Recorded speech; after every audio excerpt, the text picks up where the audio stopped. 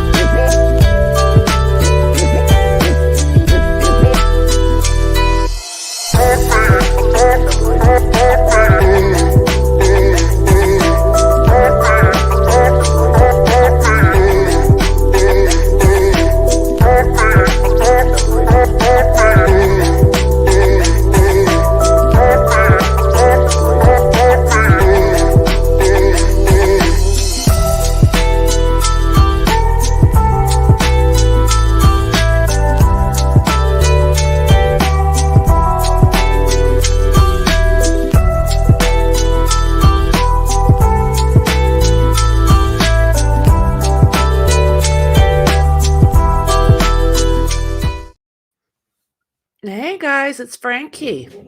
Welcome to the think tank. I hope you're all doing well this morning. Ready for another round of Letecia. I don't think it's going to take very long, and we will be into those closing statements. And then what was it you said, Dandy? Less than 2 hours? That would not surprise me at all. I am a little early. I seen you guys chit-chatting there, so I thought I'm going to pop in and visit a little bit before we stream. Do you guys hear everything okay? Are we going to be good to go?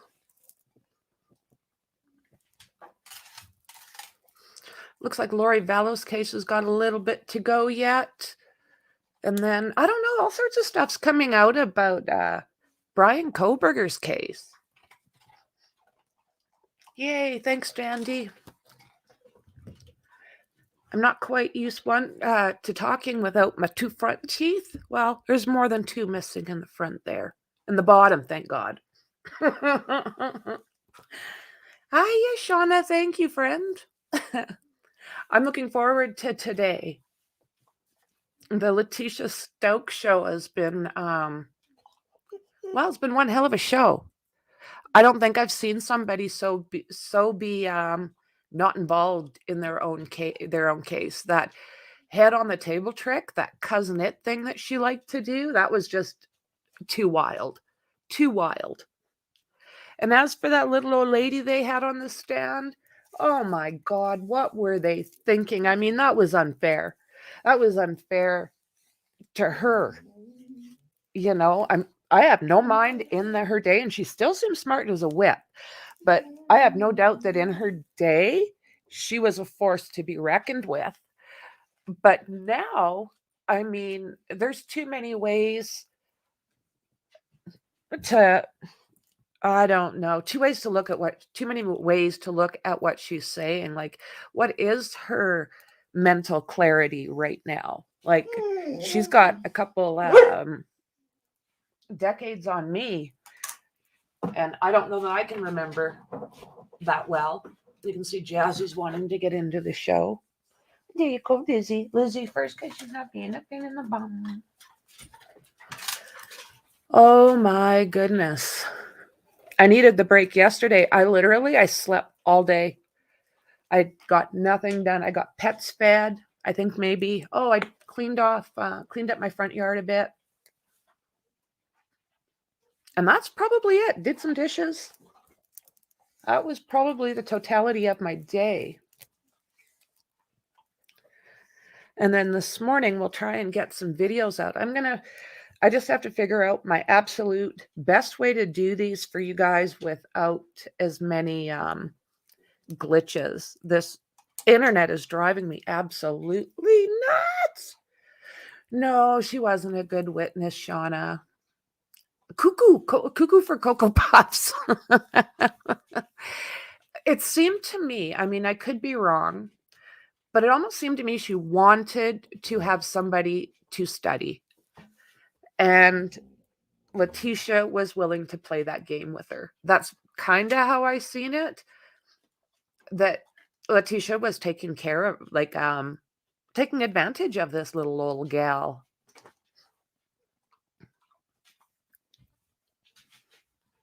And in some things, I'm sure she knows now more, like, she's probably forgotten more than I'll ever learn when it comes to certain things. But at the same time, I think she had, like, an agenda, with maybe not even without really realizing she did. So court will come in about 10 minutes. So let's see what's going on with everybody else. Oh, right. Yesterday, Lori Vallow's niece admitted she was wearing a wire. So we're going to find out now on May 25th. Brian Koberger will have a case again. And this is basically to see if they can squash that gag order. So I do not believe he'll be making a plea or anything along those lines. That's still going to be on the 26th of June. But on the 25th of May, there will be a hearing on that gag order. Everybody's complaining about it. I just think with some of these things, if I think sometimes it's best to leave things out of the view of the public. They have to look at a lot of these laws. We now have the internet. It's not like it was back in the day when all we had was newspapers, but now something gets spread across the world in minutes. Brutal. There has been a little bit floating around. It's basically just been hype around the Summer Wells case. Sounds like Candace and Dawn, they've been, Dawn's still drinking, and he gets on these panels on YouTube, and he doesn't do himself any favors. And he's not doing his daughter any favors.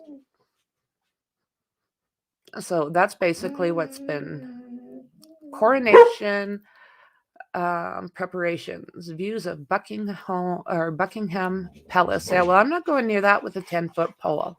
Last time I did, they struck me. No, she was not in Hawaii the whole time. No, I'm very much curious about that hair that was found on JJ. That disturbs me. If she was there, I mean, bad enough the other two, but if his mother was there, oh my God, I think they need to reevaluate them taking the death penalty cases off because they're pretty blondes. Like, what the hell is this? Same thing happened in Canada. They called them the Ken and Barbie killers. Karla Homolka, she managed to get this deal where she would be out of jail in very little time. And she was let out of jail in very little time. He's still sitting in there. Bernardo's still sitting behind bars. But she said no, she was beaten and never had anything to do with this. Well, then they found these tapes that showed how involved Karla Homolka was. So, matter of no time, she's out of jail. The truth is known, and she's free. And yeah, nothing I guess we can do about that. She's had a daughter. She has even, I think it was either in the Bahamas, or I'm not sure because she's married, kids. I can't remember the exact spot, but her daughter was in a private school, and she was working there, private girls' school. Now, we know that all the victims of those two were teenage girls. So how in God's green earth was that allowed? How was she able to get away without schools knowing that she had an extremely violent history? Because by the sounds of those tapes, they've never been let out, and I don't think they ever should be. She was very much a participant in everything. Yeah, that's one hell of a case. So they've got to learn sooner or later that they need to stop making, well, maybe not stop making these types of, oh my goodness. Take the information and use it. Yeah, give them their, what am I looking for here, guys? If they have lied, they should get the full extent of the law. That all of a sudden, that plea bargain that they made should be null and void, because that's what happened with her, null and void. And then they find out that she was very active and they weren't able to change it. So I think if they're going to do this to get somebody else arrested that was also culpable, they need to make it that the person that's on the stand, if they find that that person is lying and that that plea bargain should never have been accepted in the first place because it wasn't accurate, then they should, that death penalty should be back on the Canada. Of course, we don't have the death penalty, but she was let out and Bernardo will be there for the rest of his life.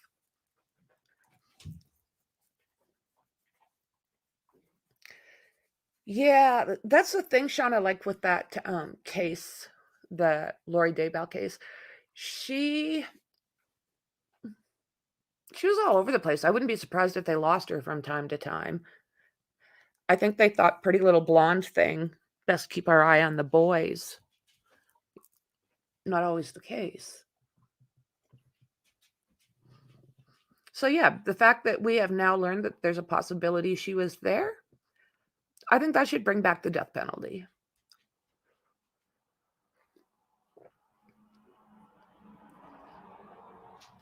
Yeah, I think so too. Ew.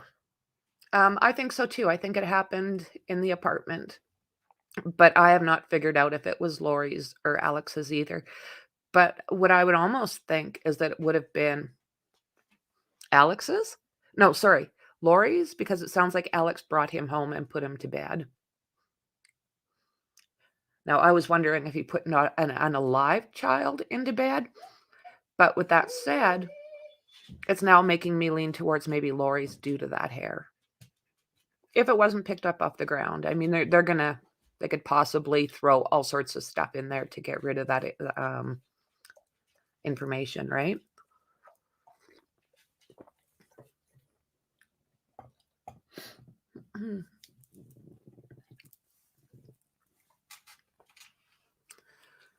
Let's check it out, see if there's any movement. I don't expect so. I'm ahead of myself here.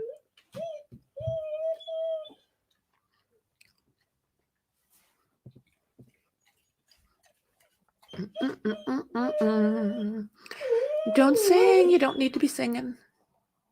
You're good. Yeah, 'cause she was doing that podcast with Melanie the night that JJ was allegedly unalived. And they say that they seen Alex bring him in, put him to bed. But yeah, I mean, there's so much, stop it. There's so much bullcrap in these cases that sometimes it's really hard to find your way through all the crap.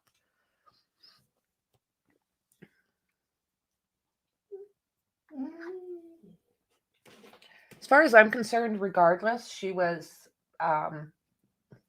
knew of it, so still that death penalty should have still been kept on the table. Keep smashing my teeth together. They could say that it was just on the tape or on JJ himself. Exactly. Yeah, there's lots of ways that they can probably eliminate it, but it sure does. It's an interesting piece.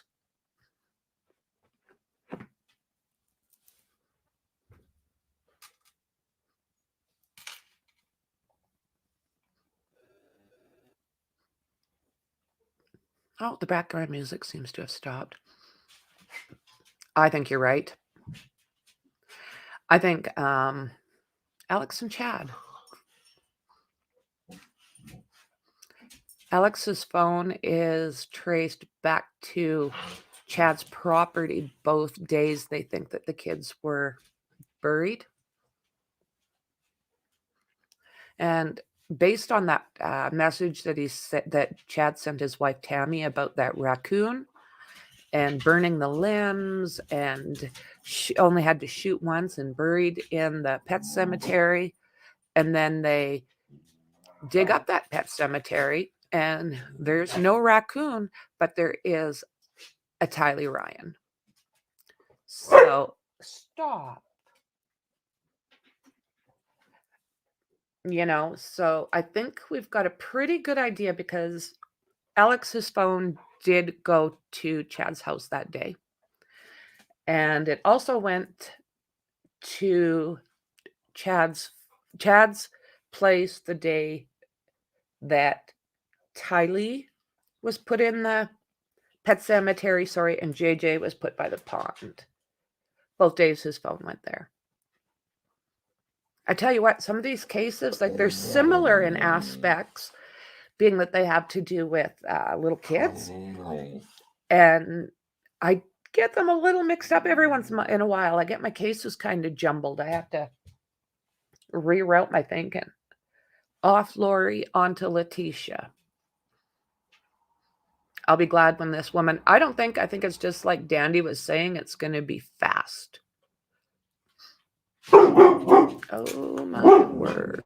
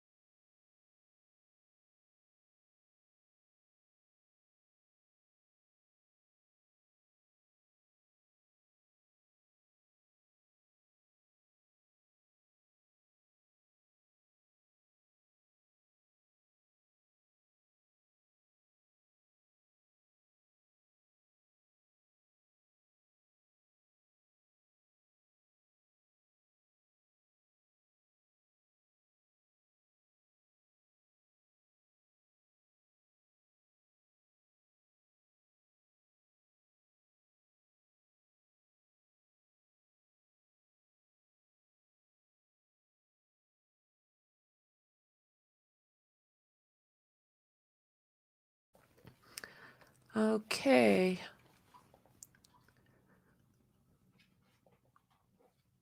And just wait for them to start up and we're good to go.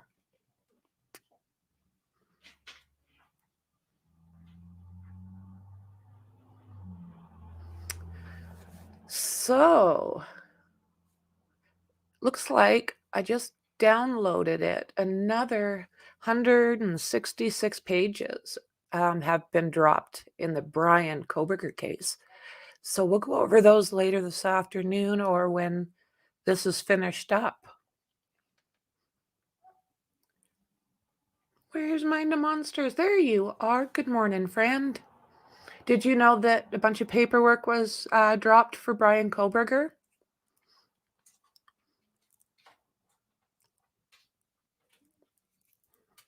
Come on, come on. I'll absolutely, I'm hoping this doesn't take too long today. Just get her done. I'm a little sick of Letecia's face, to be honest with you. So yeah, I'll go through that PDF. We'll see what time this finishes up. I hope an hour and a half each. We'll see how it goes.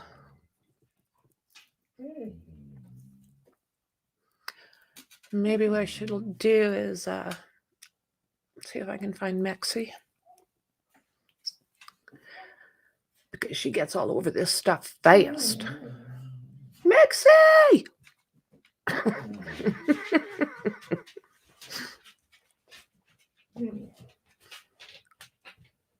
Damn. So this, I don't know if this will be to get ready for the May 25th gag order. I don't know if this paperwork's going to have anything to do with that. But there's also a storage unit being mentioned. So that's interesting.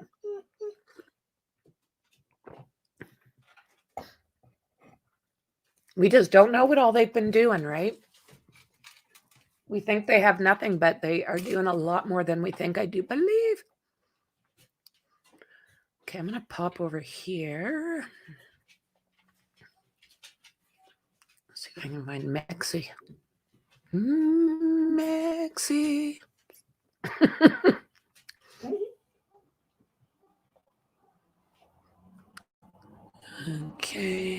Okay. They're still not.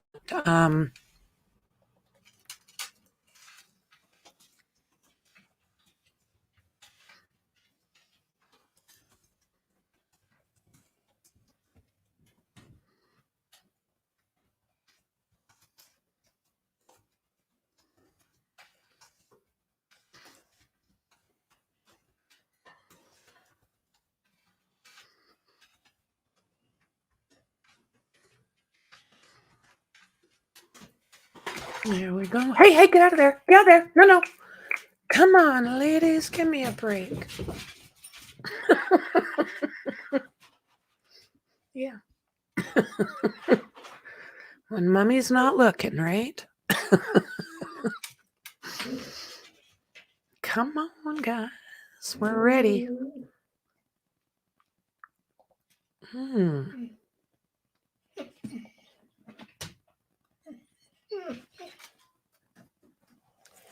I'm sure you said 8:30.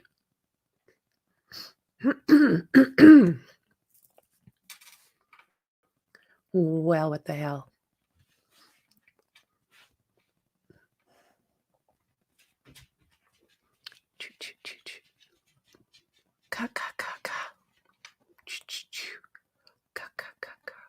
So you want to see it like someone who I think should have just been sent off to, like, I don't know, to the Indiana, no, where are they?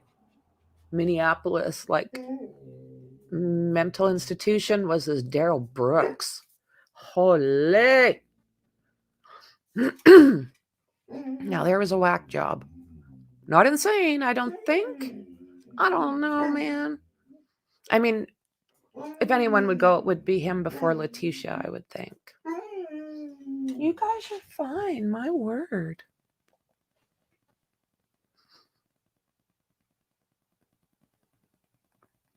Yeah, I think you're right, Dandy. Yeah. Well, we'll see what they can pull out of that. Oh, body cam. I didn't even know of a storage unit with Brian Koberger.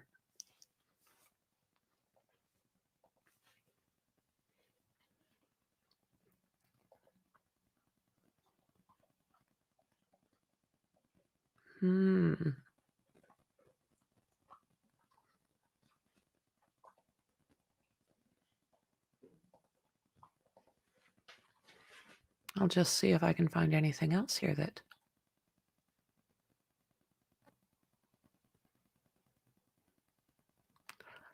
Okay, so why are they not...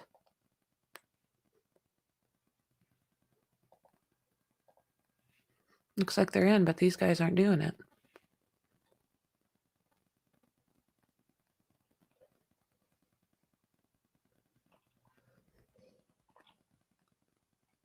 I'll see what I can find here. Brutal.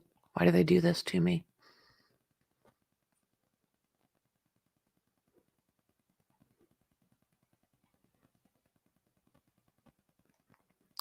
Come on.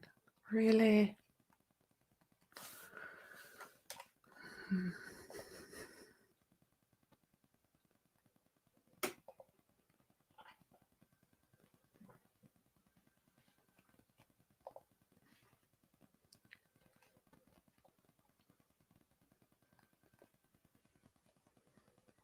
See, I'm looking.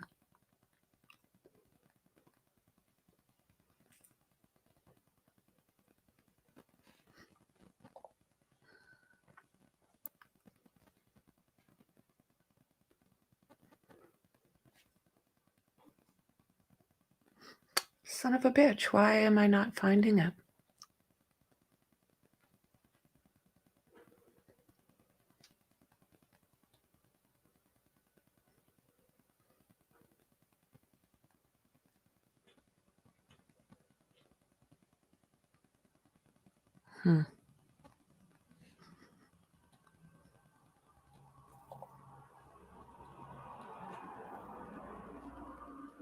Looking, guys.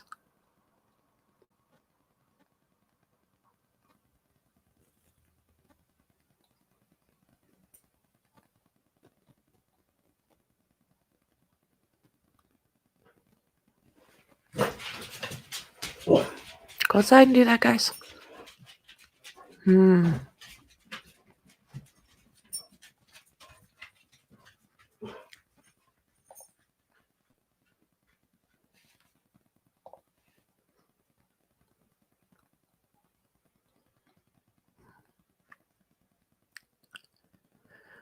Okay, what the hell is going on?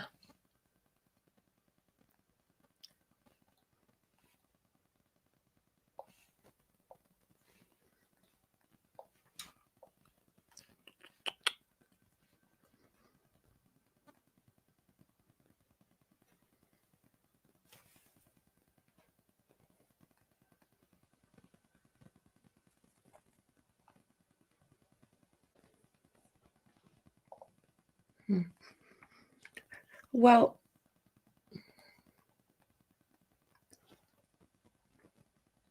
the jury's not seeing anything right now. Maybe that's why.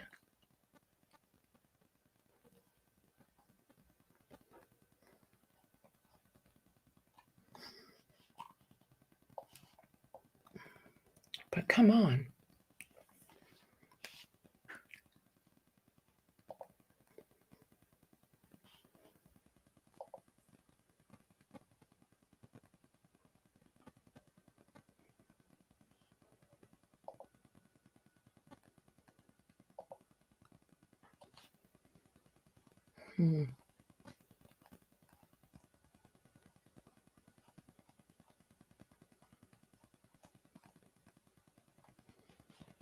Well, maybe that's why, because they're not up.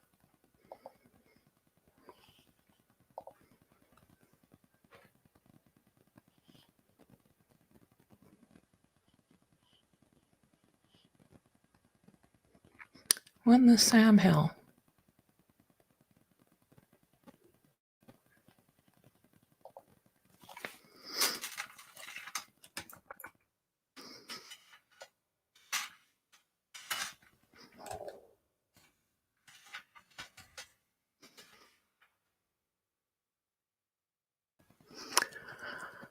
Oh my goodness here. Let's see.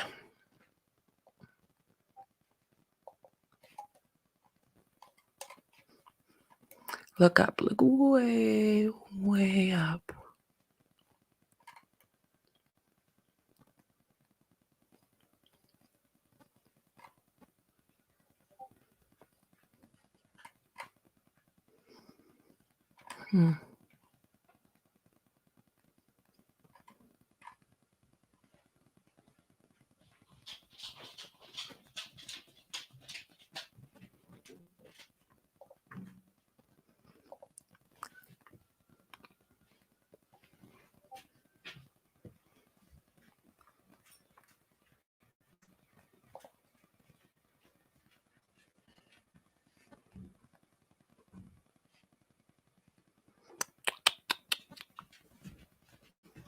Try a few different things here.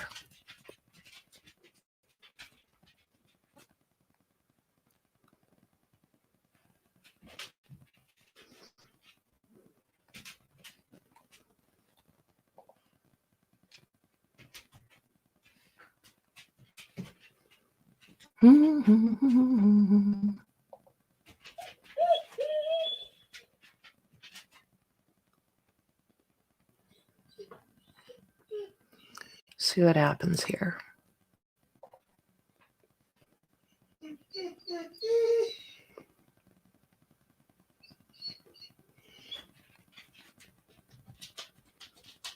Hopefully this works.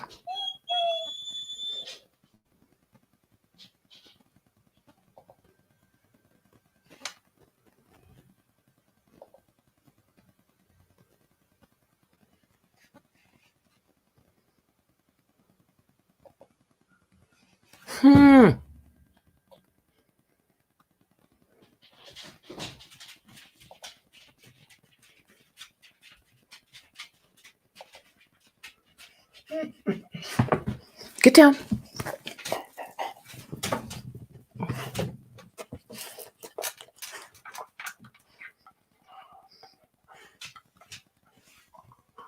Okay, yeah, I'm looking at ICKEDMEL and nothing is up, so that's a good thing. I am going to do something else though. Let's go over here.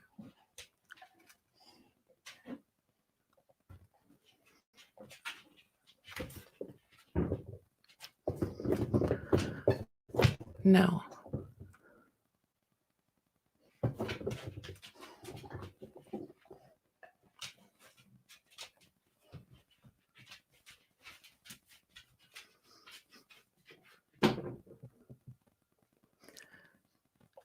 So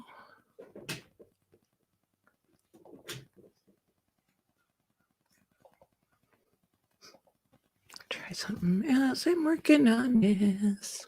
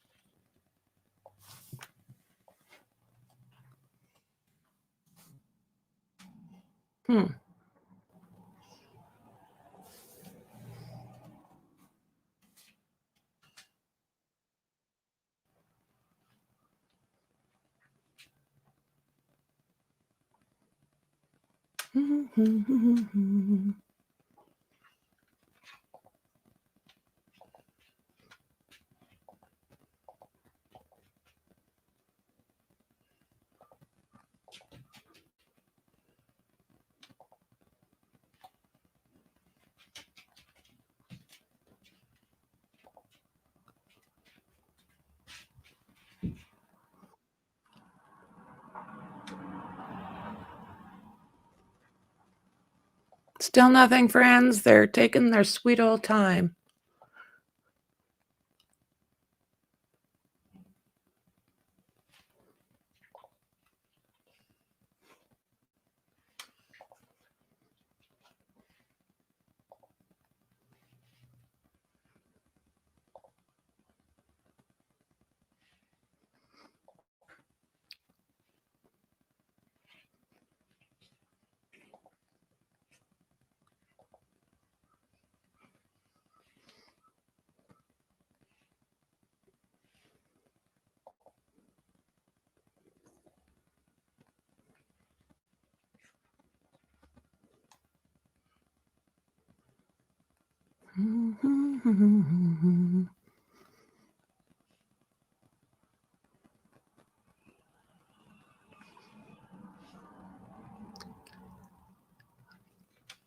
Oh, there's literally nothing happening.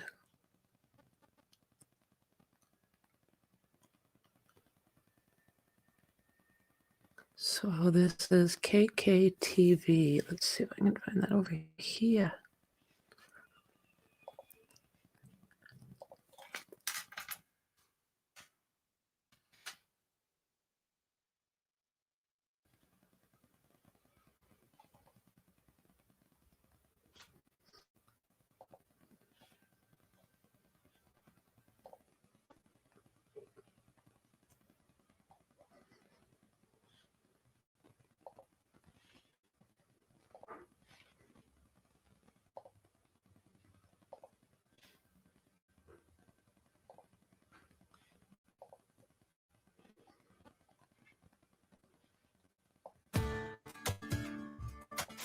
If you are pre-diabetic or diabetic and want to lose weight but just don't know how, we have specialized nutrition protocols that are safe, effective, and backed by research.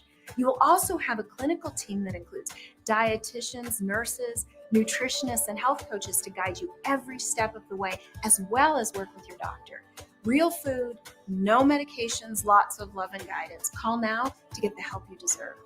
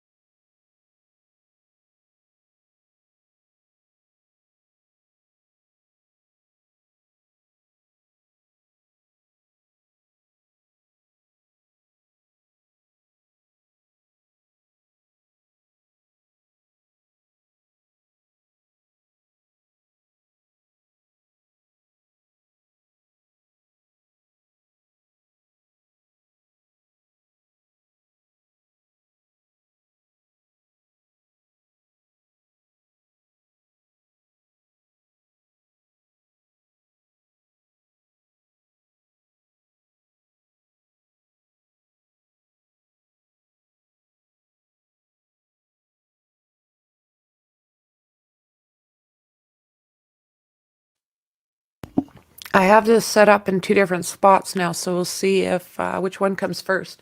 But my guess is the 8:30 time was just for the lawyers. And the judge set up, I'm going to guess, the last of the jury instructions.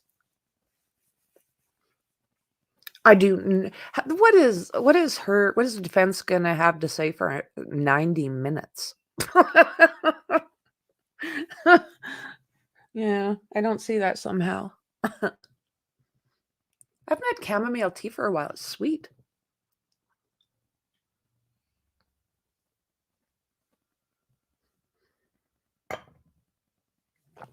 Okay. I am so ready for this. Bring it on.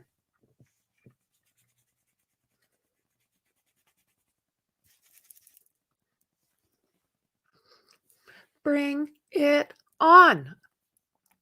We be ready. We're waiting. We have our coffee. We've got our, oh, well, I won't say pinners. We've got our breakfast burritos. We are so ready to go. I want to see how Letecia behaves today. Is she going to act all cocky, or is she going to be, I don't know. I'd be okay if they sent her to the nut houses. Oh, sorry. I'd be sorry. I'd feel bad. I apologize for that comment. That's my age showing. I could see her and have no problem with her going to like a mental facility or due to the fact that she's pretty off kilter, but I don't know if she was insane. I will not ever go that far because I believe fully she knew what she was doing between right and wrong. But let's just say that's where they decide, just because that's where they're comfortable. I wouldn't claim so much. I wouldn't complain so much if I knew that she was going to end up straight back into the Huskow as soon as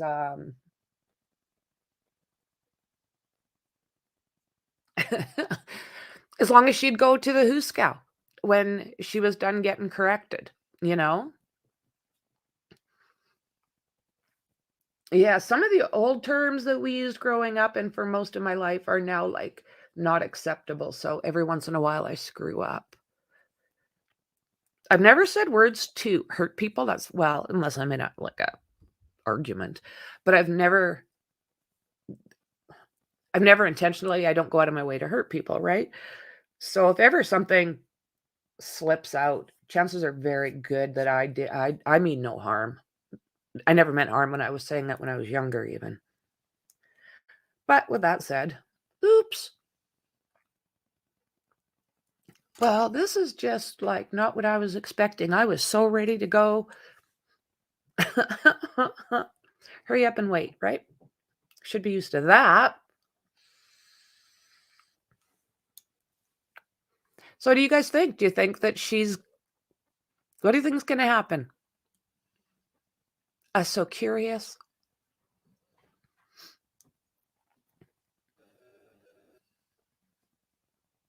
I got to straighten out my little avatar. I see. I just want him standing to make sure that everyone notices that toilet paper catching all that crap.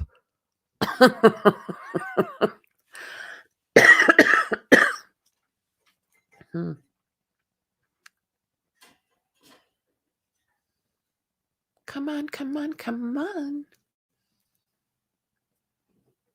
No excuse to be late now, people. She's off the stand. That was insane.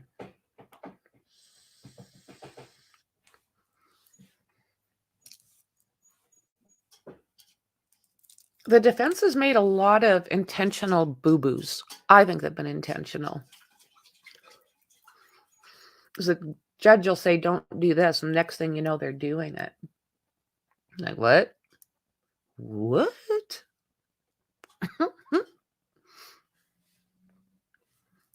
Come on. 2 more minutes. Come on, Judge Gregory Werner.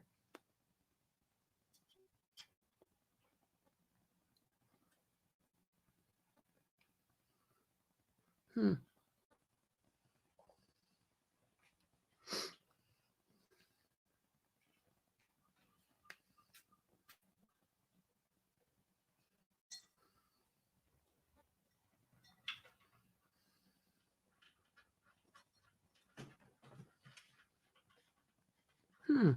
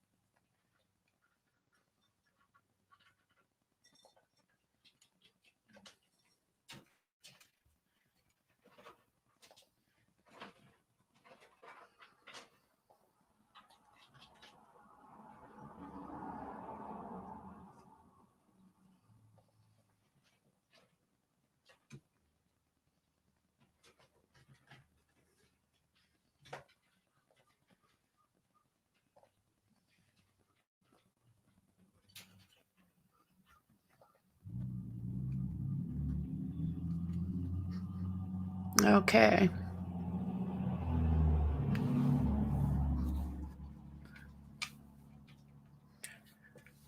think this is my better bet. I'll keep the banners off so you can see. And okay, let's do this, people. Come on, come on. You're late, Judge. What the hell? Okay, now it's not acceptable.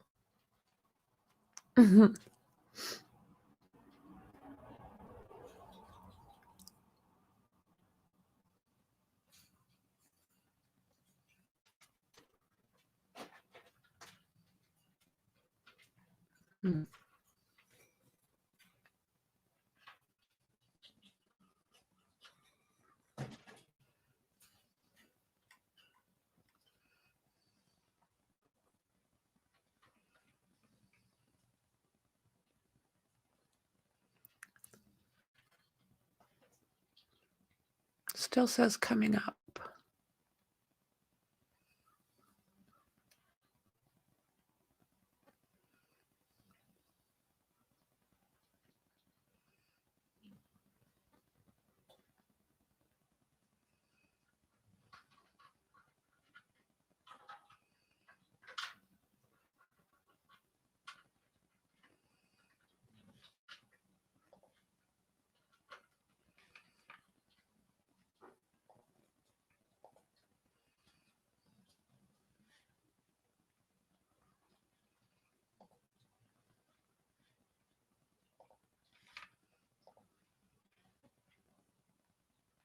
Wowzer, just nothing.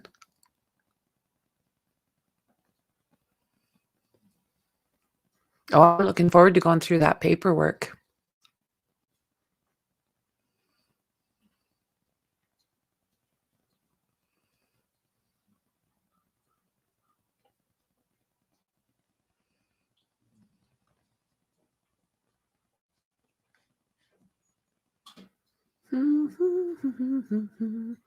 Thought we were ready to go. Lordy, lordy.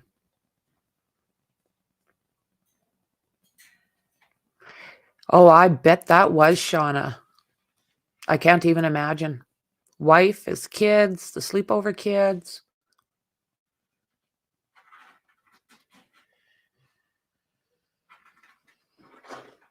I can't even imagine what it looked like inside that house. I heard something about that too, Shauna. There was staging. I don't know if that's fact, but that's what I heard for sure. Yeah, Texas.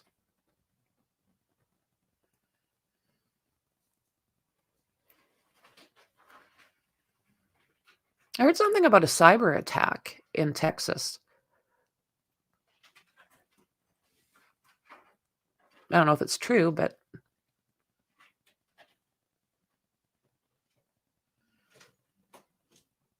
yeah. Was it Oklahoma? I thought that was...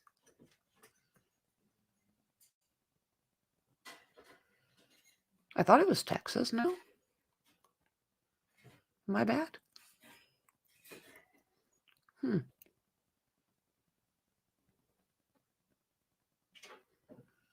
Unreal. Day before he was going to court. Seems to be a big day for these losers.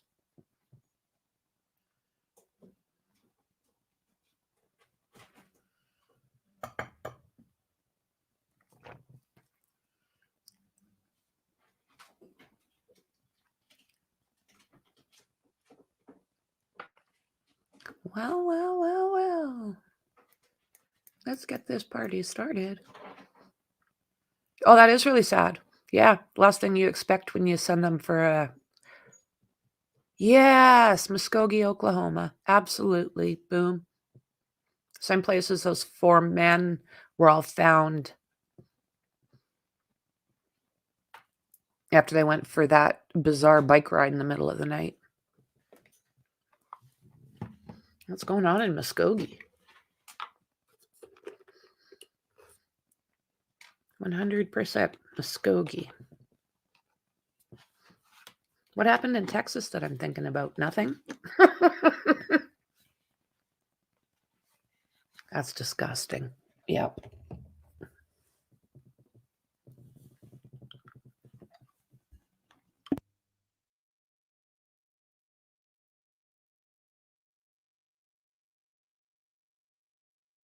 Unreal. Yeah. These cases are like, what the actual hell?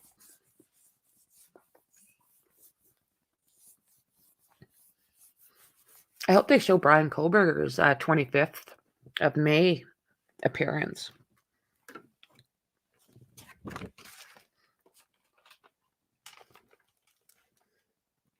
That's a Thursday.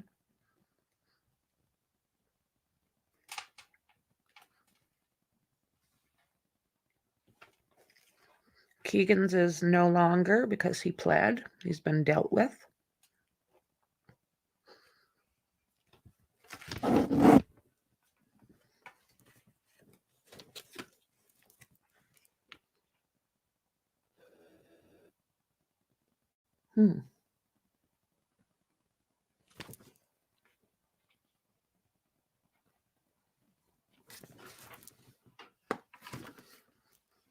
Okay.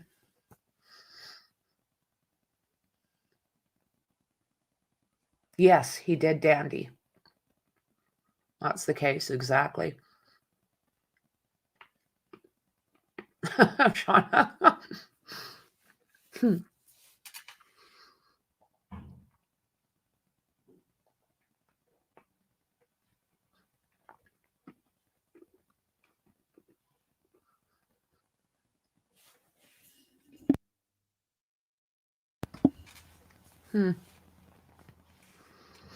No movement anywhere.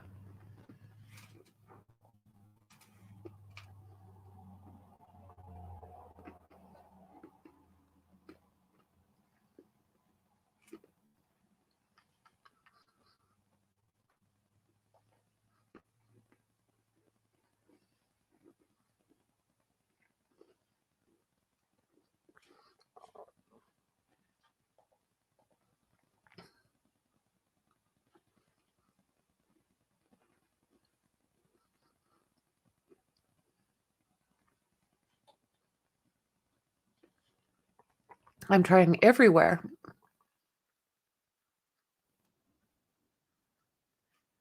Oh, we might have some success here.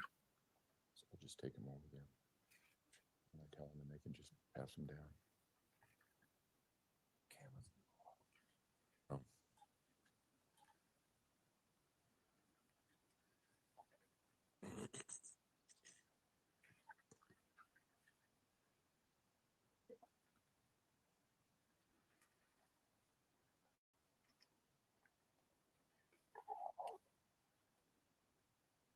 Success. Holy shite.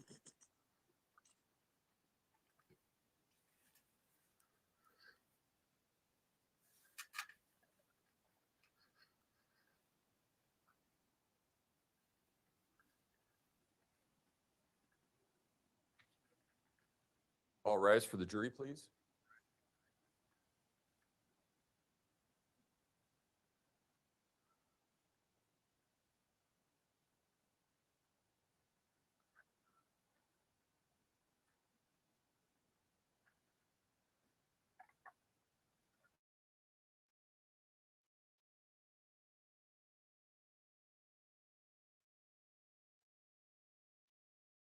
Thank you. You may all be seated.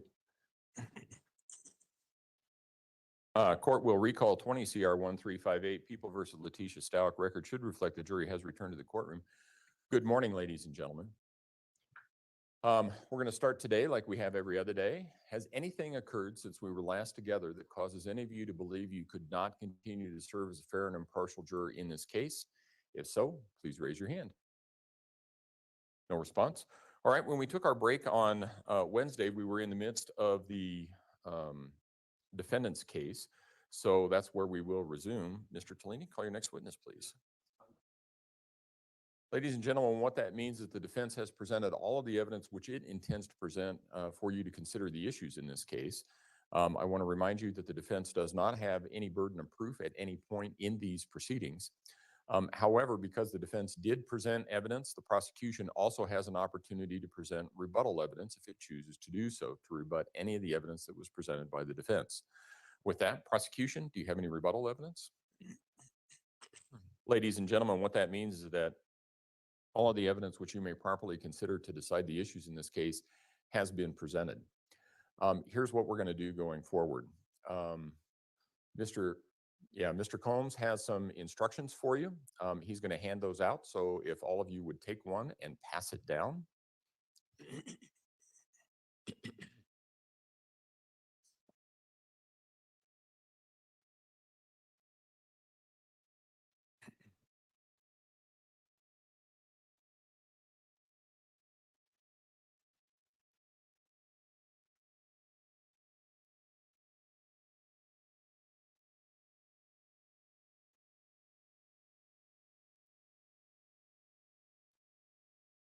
All right, the law in the state of Colorado requires that I read these instructions to you, even though you have them with you to take back into court. In addition, because you each have your own individual copy, you can write on your copy any notes that you want to have, just like you would any other notes. Those are not discoverable. Once the case is done again, those are destroyed. The original jury instructions that I'll give you at the end, those are the ones that need to be filled out. In addition, you'll also see that your instructions start with 9A. That's because we had an addition. So if you hold on to 9A, it's going to go right after instruction 9. Just hold on to it. We'll get there, I promise you. Okay. What we'll do is I will read these instructions, then we'll take about a 15-minute recess or so. Then we're going to come back. Then the prosecution has an opportunity to give you a closing argument. After that, the defense has an opportunity to give a closing argument. After that, then the prosecution has an opportunity to give rebuttal. It's much like rebuttal evidence. They get to comment on anything that the defense had to comment on in their closing argument. So that's the process. I want to tell you, we work almost always on a closing argument, from my perspective, a little bit on the fly, because I've not placed time limitations on the attorneys. However, I'm not going to have you guys sitting there for a 4-hour block of time either. So it may be that we do the prosecution closing, the defense closing, and take a break, a lunch break, and then do rebuttal. The other thing is that since we are here for closing, that means that this case has been concluded. That means that you will be here all day. Normally you have gone out to lunch, those sorts of things. That won't be happening today. We're going to order lunch in for you. When we take our break, we're going to have somebody come down and they'll tell you about the lunch process and stuff like that. But we're going to have you here today. And once we discharge you, or once we send you back for deliberations, you'll need to stay together for the deliberation period. Members of the jury, the evidence in this case has been completed. In a moment, I will read to you jury instructions that contain the rules of law you must apply to reach your verdict. You will have copies of what I read to take with you to the jury room. But first, I want to mention a few things to keep in mind when you are discussing this case in the jury room. Until you have returned a verdict, you must not do any research about this case or this kind of case using any source, including dictionaries, reference materials, the internet, or other electronic means. You must not communicate in any way with anyone else about this case or this kind of case until you have returned a verdict in court. This includes your family and friends. If you have a cell phone or other electronic device, you must keep it turned off during the jury deliberations. Actually, what happens is we collect all of those. You get them back at the end, and sometimes you even get back your own. But we collect them all at the end. We collect them all and we hold on to them during deliberations.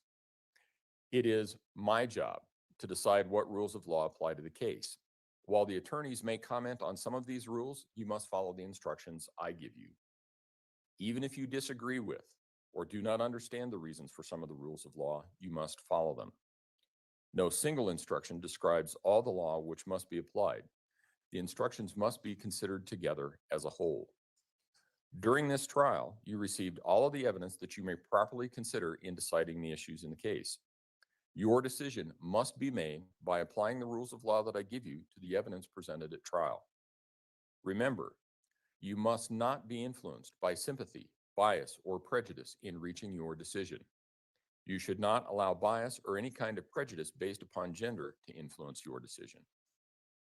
If you decide that the prosecution has proved beyond a reasonable doubt that the defendant is guilty, it will be my job to decide what the punishment will be. In making your decision, you must not consider punishment at all. At times during the trial, attorneys made objections. Do not draw any conclusions from the objections or from my rulings on the objections. These only related to legal questions I had to decide and should not influence your thinking. If I told you not to consider a particular statement that was made during the trial, you must not consider it in your deliberations. Finally, you should consider all the evidence in light of your experience in life.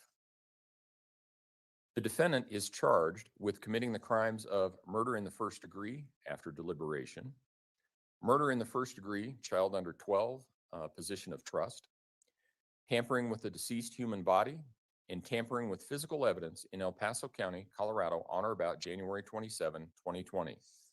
The defendant has pled not guilty by reason of insanity. The charges against the defendant are not evidence. The charges against the defendant are just accusations. The fact that the defendant has been accused is not evidence that the defendant committed any crime. Every person charged with a crime is presumed innocent. This presumption of innocence remains with the defendant throughout the trial and should be given effect by you unless, after considering all the evidence, you are then convinced that the defendant is guilty beyond a reasonable doubt. The burden of proof is upon the prosecution to prove the dissatisfaction of the jury beyond a reasonable doubt, the existence of all of the elements necessary to constitute the crime charged. Reasonable doubt means a doubt based upon reason and common sense, which arises from a fair and rational consideration of all of the evidence or lack of evidence in the case. It is a doubt which is not a vague, speculative, or imaginary doubt, but such a doubt as would cause reasonable people to hesitate to act in matters of importance to themselves. If you find from the evidence that each and every element of a crime has been proven beyond a reasonable doubt, you should find the defendant guilty of that crime.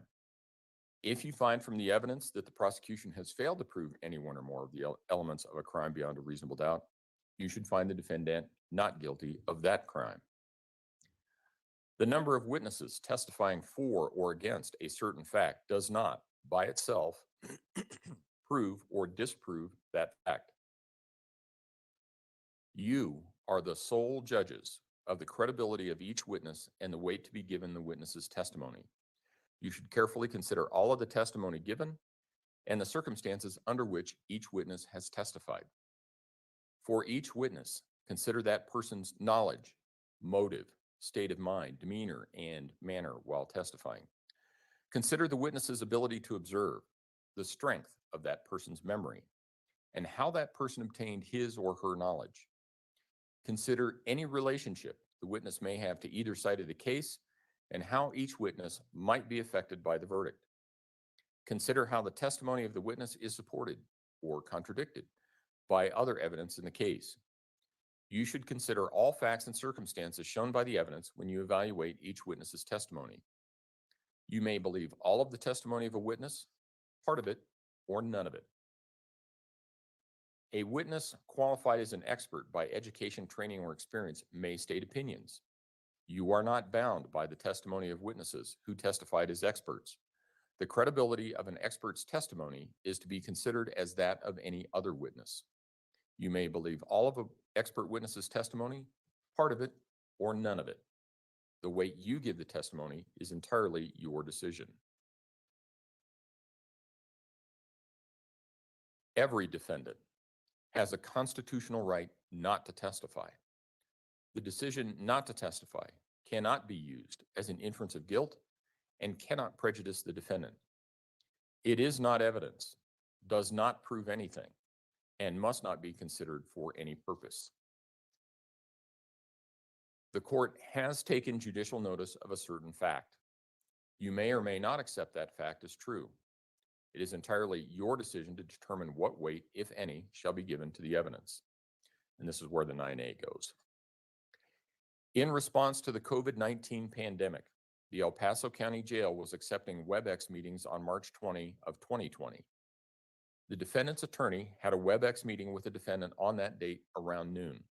Later that day, Dr. Moore had a conversation with the defendant about Gannon being found in Florida.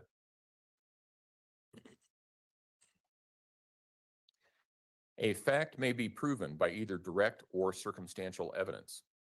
Under the law, both are acceptable ways to prove something.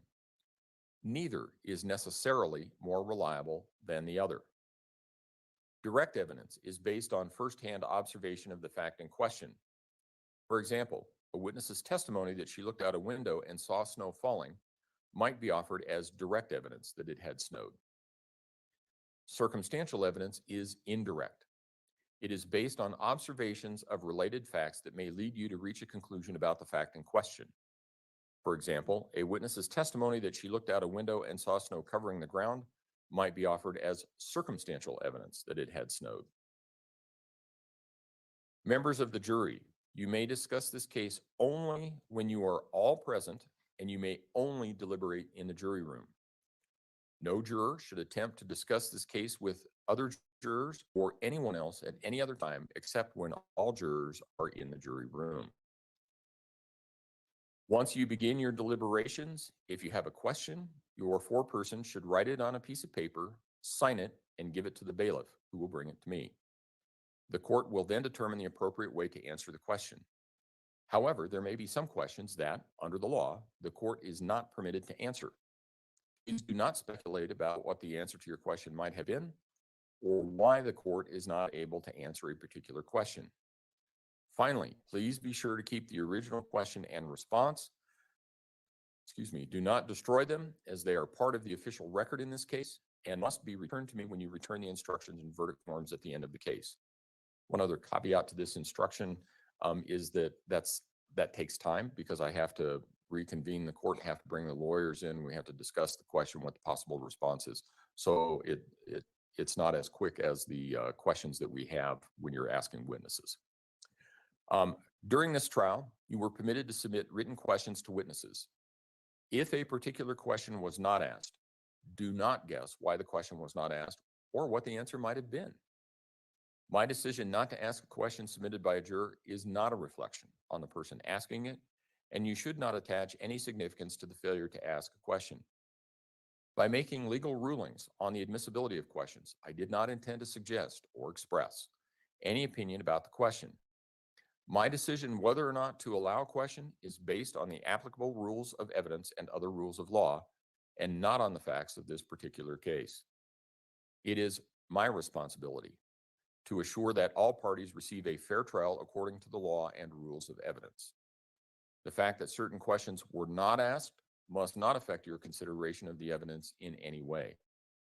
Do not give greater weight to questions or answers to questions that are submitted by yourself or your fellow jurors. In making your decision, you must consider all of the evidence that has been presented. In this case, a separate offense is charged against the defendant in each count of the information. Each count charges a separate and distinct offense, and the evidence in the law applicable to each count should be considered separately, uninfluenced by your decision as to any other count. The fact that you may find the defendant guilty or not guilty of one of the offenses charged should not control your verdict as to any other offense charged against the defendant. The defendant may be found guilty or not guilty of any one or all of the offenses charged. A crime is committed when the defendant has committed a voluntary act prohibited by law together with a culpable state of mind. A voluntary act means an act performed consciously as a result of effort or determination. Proof of the voluntary act alone is insufficient to prove that the defendant has the required state of mind. The culpable state of mind is as much an element of the crime as the act itself and must be proven beyond a reasonable doubt, either by direct or circumstantial evidence. In this case, the applicable states of mind are explained below. The term after deliberation means not only intentionally, but also that the decision to commit the act has been made after the exercise of reflection and judgment concerning the act. An act committed after deliberation is never one which has been committed in a hasty or impulsive manner. A person acts intentionally or with intent when her conscious objective is to cause the specific result prescribed by the statute defining the offense. It is immaterial whether or not the result actually occurred. A person acts knowingly or willfully with respect to conduct or to a circumstance described by a statute defining an offense when she is aware that her conduct is of such nature or that such a circumstance exists. A person acts knowingly or willfully with respect to a result of her conduct when she is aware that her conduct is practically certain to cause the result. These next instructions have to deal with the elements that must be proven for the charges, and it makes more sense once you actually have all of the instructions because it references in instruction 21. The elements of the crime of murder in the first degree after deliberation are that the defendant in the state of Colorado, at or about the date and place charged, after deliberation and with intent to cause the death of a person other than herself, caused the death of that person or of another person, and that the defendant's conduct was not legally authorized by the affirmative defense in instruction 21. After considering all the evidence, if you decide the prosecution has proven each of the elements beyond a reasonable doubt, you should find the defendant guilty of murder in the first degree after deliberation. After considering all of the evidence, if you decide the prosecution has failed to prove any one or more of the elements beyond a reasonable doubt, you should find the defendant not guilty of murder in the first degree after deliberation. The elements of the crime of murder in the first degree, child under 12, position of trust are that the defendant in the state of Colorado, at or about the date and place charged, knowingly caused the death of a child who had not yet attained 12 years of age, and the defendant was in a position of trust with respect to the child, and that the defendant's conduct was not legally authorized by the affirmative defense in instruction 21. After considering all the evidence, if you decide the prosecution has proven each of the elements beyond a reasonable doubt, you should find the defendant guilty of murder in the first degree, child under 12, position of trust. After considering all of the evidence, if you decide the prosecution has failed to prove any one or more of the elements beyond a reasonable doubt, you should find the defendant not guilty of murder in the first degree, child under 12, position of trust.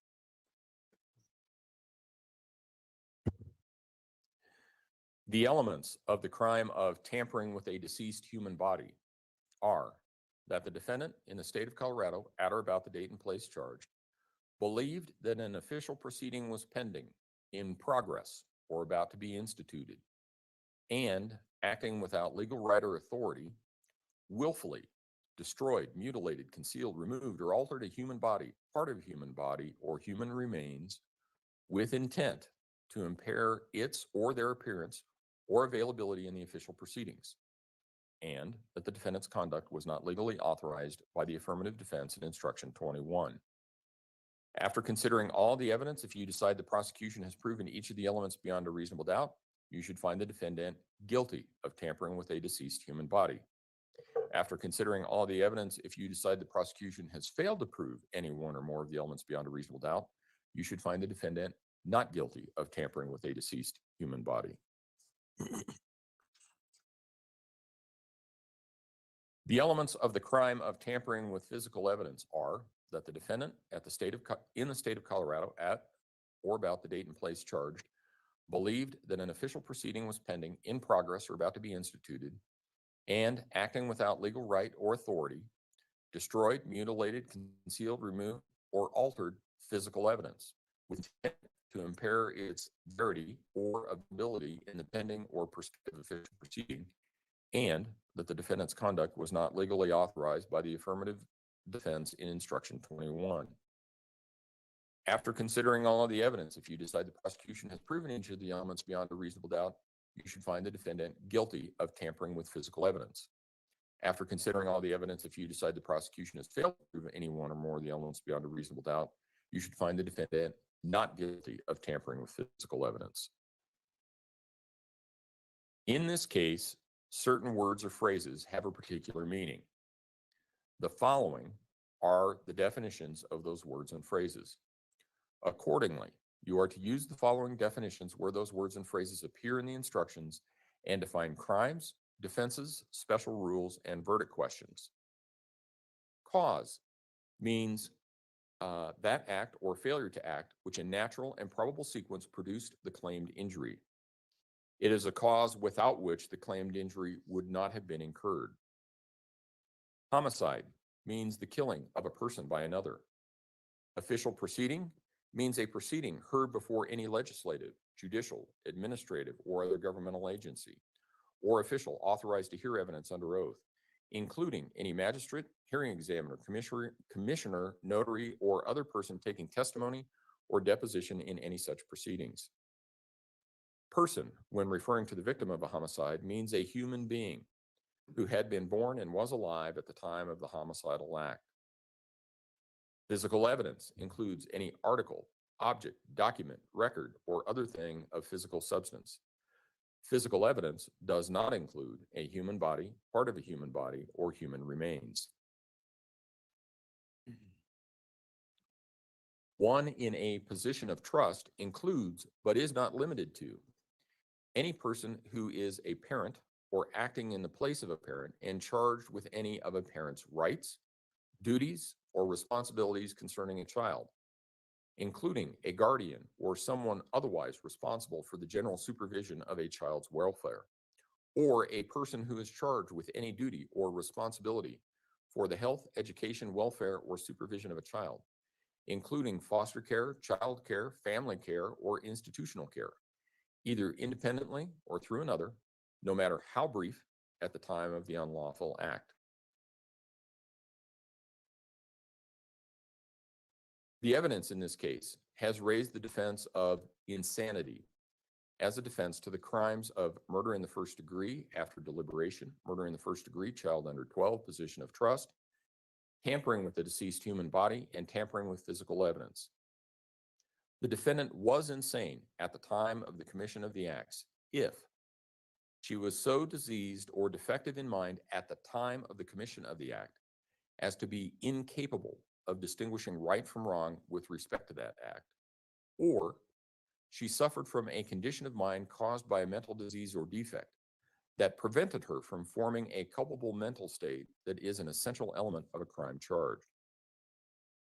But care should be taken not to confuse mental disease or defect with moral obliquity, mental depravity, or passion growing out of anger, revenge, hatred, or other motives and kindred evil conditions, because when an act is induced by any of these causes, the person is accountable to the law.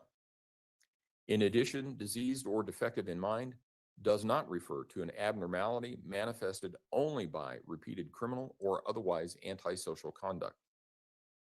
Similarly, mental disease or defect means only those severely abnormal mental conditions that grossly and demonstrably impair a person's perception or understanding of reality, and that are not attributable to the voluntary ingestion of alcohol or any other psychoactive substance.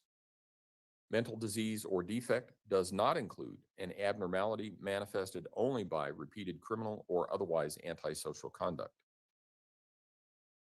The law presumes everyone to be sane. However, after some evidence of insanity is introduced, the burden of proof is upon the people to prove to the satisfaction of the jury, beyond a reasonable doubt, that the defendant was sane at the time of the commission of the crimes charged. In order to meet this burden of proof, the prosecution must disprove, beyond a reasonable doubt, both of the above-numbered conditions.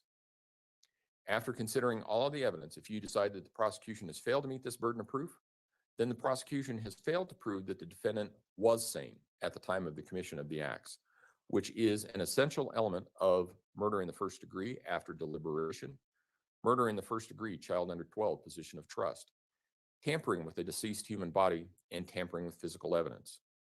In that event, you must find the defendant not guilty and have the foreperson sign the designated section of Part A of the verdict form to indicate your verdicts. After considering all of the evidence, if you decide the prosecution has met this burden of proof, then the prosecution has proved the defendant was not insane at the time of the commission of the acts. In that event, your verdicts concerning the charges of murder in the first degree after deliberation, murder in the first degree, child under 12, position of trust, tampering with a deceased human body, and tampering with physical evidence must depend upon your determination whether the prosecution has met its burden of proof with respect to the remaining elements of this offense. Instruction 22. Concerning the affirmative defense of insanity, certain words or phrases have a particular meaning. Diseased or defective mind does not refer to an abnormality manifested only by repeated criminal or otherwise antisocial conduct. Mental disease or defect means only those severely abnormal mental conditions which grossly and demonstrably impair a person's perception or understanding of reality, and which are not attributable to the voluntary ingestion of alcohol or any other psychopathic substance, except that it does not include an abnormality manifested only by repeated criminal or otherwise antisocial conduct. Moral obliquity refers to an act committed by a person who is capable of distinguishing moral right from moral wrong, but nevertheless acts out a perverse and culpable rejection of prevailing moral standards. Moral obliquity does not include an act committed by a person in a state of mental illness that renders the person incapable of distinguishing right from wrong with respect to the act. Incapable of distinguishing right from wrong refers to cognitive inability due to a mental disease or defect to distinguish right from wrong as measured by a societal standard or morality, even though the person may be aware that the conduct in question is criminal. The phrase incapable of distinguishing right from wrong does not refer to a purely personal and subjective standard of morality. If you find that the defendant, and this question will make more sense once you see the verdict forms. If you find the defendant guilty of one or more of the following charges of murder in the first degree after deliberation, murder in the first degree, child under 12, position of trust, tampering with the deceased human body, and tampering with physical evidence, you should disregard the remainder of this instruction and sign Section A of the verdict form for that charge to indicate your verdict of guilty. If, however,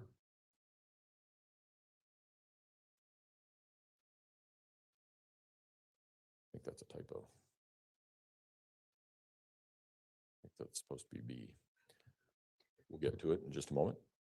If, however, you find the defendant not guilty of more of the following charges of murder in the first degree, murder in the first degree after deliberation, murder in the first degree child under 12 position of trust, tampering with the deceased human body, and tampering with physical evidence, you should sign Section A of the verdict form to indicate your verdict of not guilty, and you should also answer the following verdict question in Section B of the verdict form.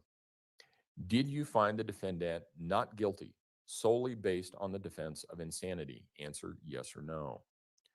The court reminds you that the prosecution has the burden to prove beyond a reasonable doubt each element of the crime charged, including that the defendant was not insane at the time of the commission of the act.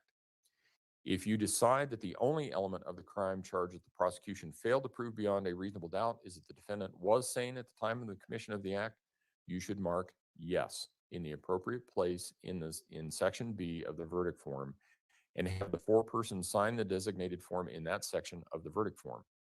If you decide that the prosecution has failed to prove any other element beyond a reasonable doubt, you should mark no in the appropriate place in Section B of the verdict form and have the foreperson sign the designated line in that section of the verdict form. In any trial or hearing in which the mental condition or of the defendant is at issue, witnesses not specially trained in psychiatry or psychology may testify as to their observation of the defendant's actions and conduct, and as to conversations which they have had with her bearing upon her mental condition, and they shall be permitted to give their opinions or conclusions concerning the mental condition of the defendant. This is an information instruction and must have no persuasive bearing on the verdicts you arrive at under the evidence. If a defendant is found not guilty by reason of insanity, it is the court's duty to commit the defendant to the Department of Human Services until such time as the court determines that the defendant no longer requires hospitalization because she no longer suffers from a mental disease or defect which is likely to cause her to be dangerous to herself, to others, or to the community in the reasonably foreseeable future. If a defendant is found not guilty by reason of insanity, she will never again be tried on the merits of the criminal charges filed against her. The question of the defendant's sanity or insanity has reference to her mental condition at the time of the alleged acts, the condition of the defendant's mind previous to the act charged, and since that time, may be considered only to aid you in determining her sanity or insanity at the time of the acts charged. In a few moments, the bailiff will escort you to the jury room, where you will select one of your members to be the foreperson. Your foreperson will preside over your deliberations and shall sign any verdict form and verdict question form that you may agree on, according to the rules that I am about to explain. The verdict for each charge must represent the considered judgment of each juror, and it must be unanimous.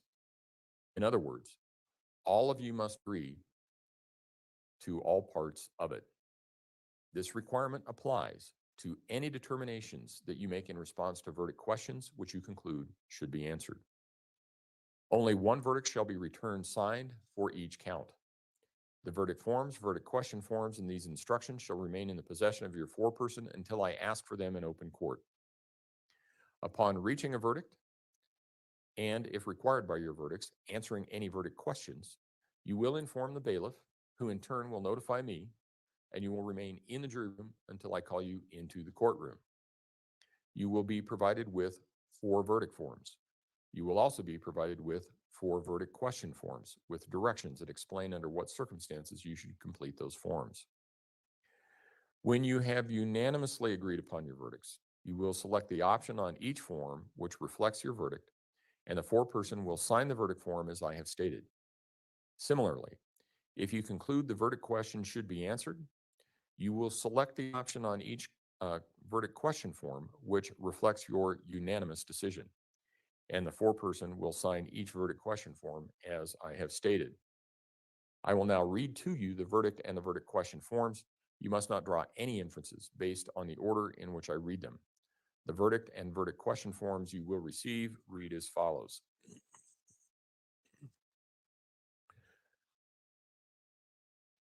Jury verdict count number 1, charge of murder in the first degree after deliberation. Section Roman, Part A, Section Roman numeral 1. We, the jury, find the defendant, Letecia Stauch, not guilty of count number 1, murder in the first degree after deliberation. Part A, Section Roman numeral 2. We, the jury, find the defendant, Letecia Stauch, guilty of count number 1, murder in the first degree after deliberation. If you fill out Part A, Roman numeral 1, you are finding the defendant not guilty, and you are finding the issues in favor of the defendant. If you do that, you need to fill out Part B, which asks you the question, if you find the defendant not guilty of murder in the first degree, you should answer the following question.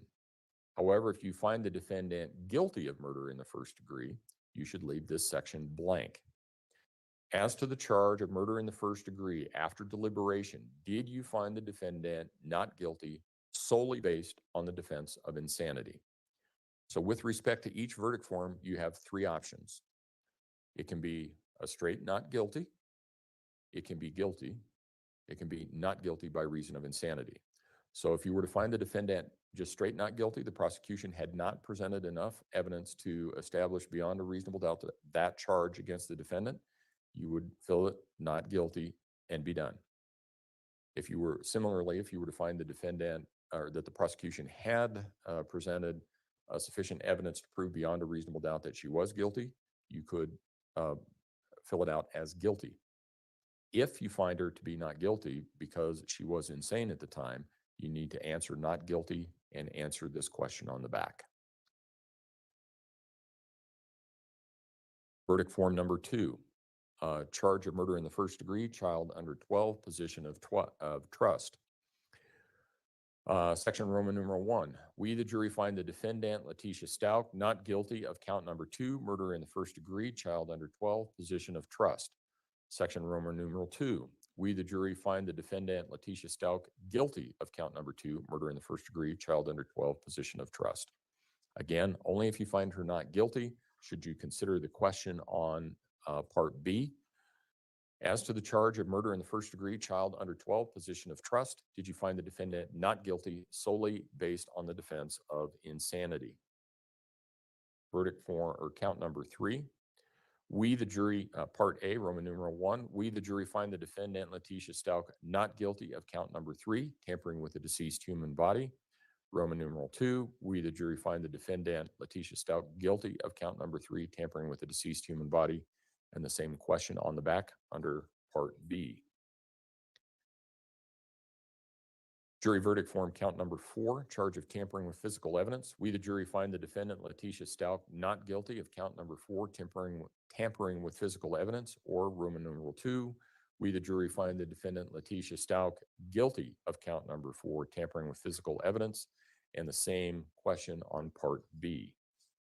So let me go back for a moment. Double check this.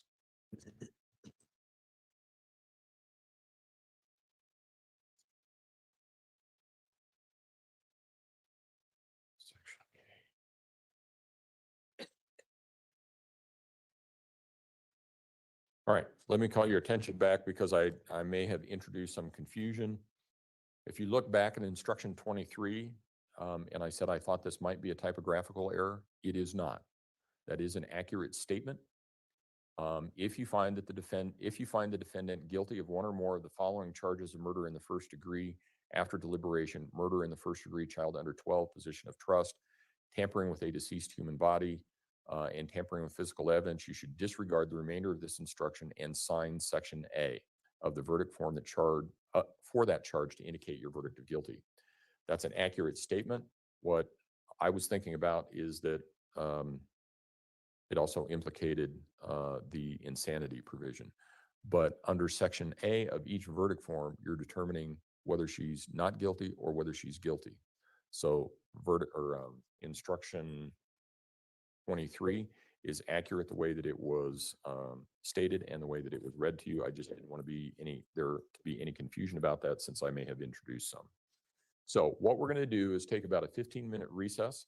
So if I can have everyone back in the jury room at, say, 5 after 10, we should be able to start on time. Again, even though you've gotten the instructions, still can't start deliberating yet. You have to wait. So don't talk to each other about it. Don't talk to anyone else about it. Don't do your own independent research about any aspect of the case. We'll see you at 10 after 5 when we come back. My hope is that we will probably go until noon. We might go a little bit longer. So 10 after 5? To have all of the arguments together. But again, as I said, I don't want you guys to be sitting there for a really long time either. So I'm just going to have to work that out on the fly. So with that, all rise for the jury, please. See what they do while the jury's out. Oh, I guess they do that. So let's see here. Actually, I know what I'll do. I'll go back where I was.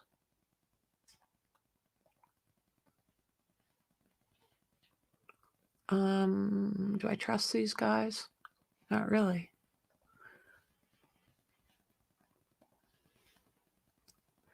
Then I'll do this. So we don't have to look at that. And hopefully they come back. Here. You just never know with these guys. So 10 after 5. So 5 after 10, I think, is what he was trying to say.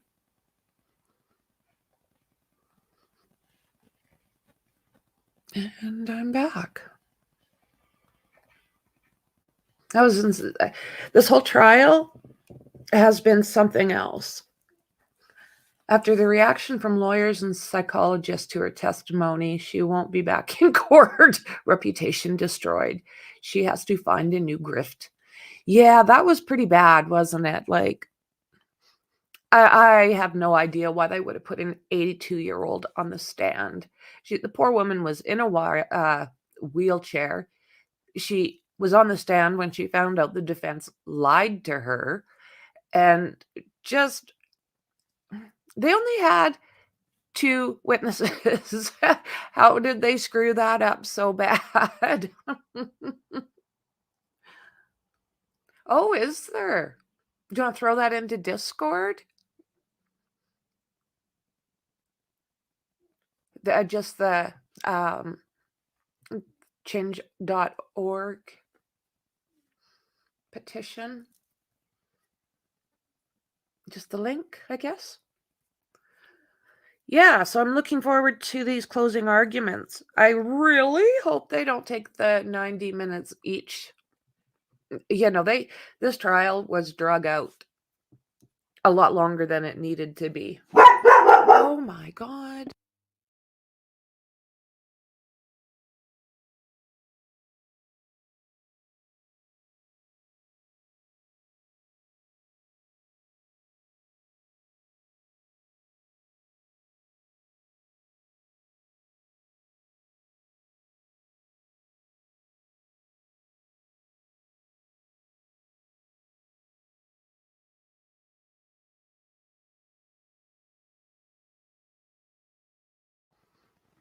Hey, thank you, Dandy. That's awesome.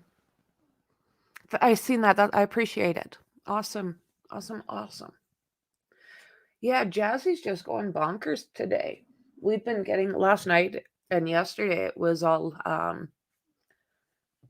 we had a lot of light shows, a lot of lightning, and you always worry about that in the mountains because we get a lot of dry strikes. I know a couple places on the. She gets so many biscuits. That's why she's so bad. So yeah, there are scattered fires. I think kind of in the central area of a few provinces where the trees start to get a little thicker. They've had some dry strikes. So just stay away from our forests. But yeah, where that was starting is it looks like more rain again today, which explains a lot as far as my fibro goes. Does it not? Are you a delinquent, Jazzy? Is it either like give me a bucket or I bark? My true crime partner. You keep me safe. Aw, yeah, that's so sad. That is so sad.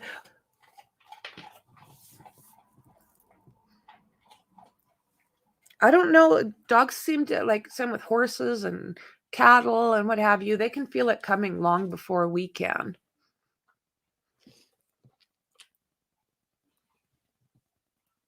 Some of my past friends definitely were afraid of noises and bright lights and flashing lights. My little dogs were afraid of everything.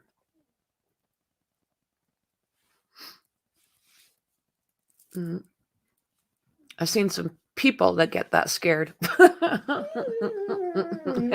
Oh, yeah. That's awesome. Jazzy's running a protection racket, biscuits or barks. Yeah. Is he a smart girl? Are you smarty pants? As you sit here and stare. So your sister's going to come over here and she'll jump on me. Yeah. She's got a biscuit booty. She's bringing booty back. Right? There you go, big girl. There. Both my girls are bringing booty back. Mind you, so am I, so I can't really say much.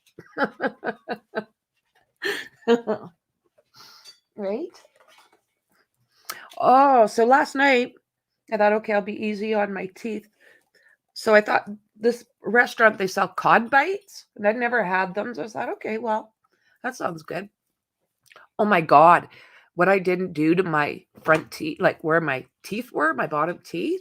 Oh, it was like I took little razors or something to them. I tried not to eat on them, but yeah, this morning when I was kind of doing my teeth and what have you, there's like all these little wounds where my teeth are gone. It's like, oh my God, Frankie. Oh, they really are, James. Yeah, they really are.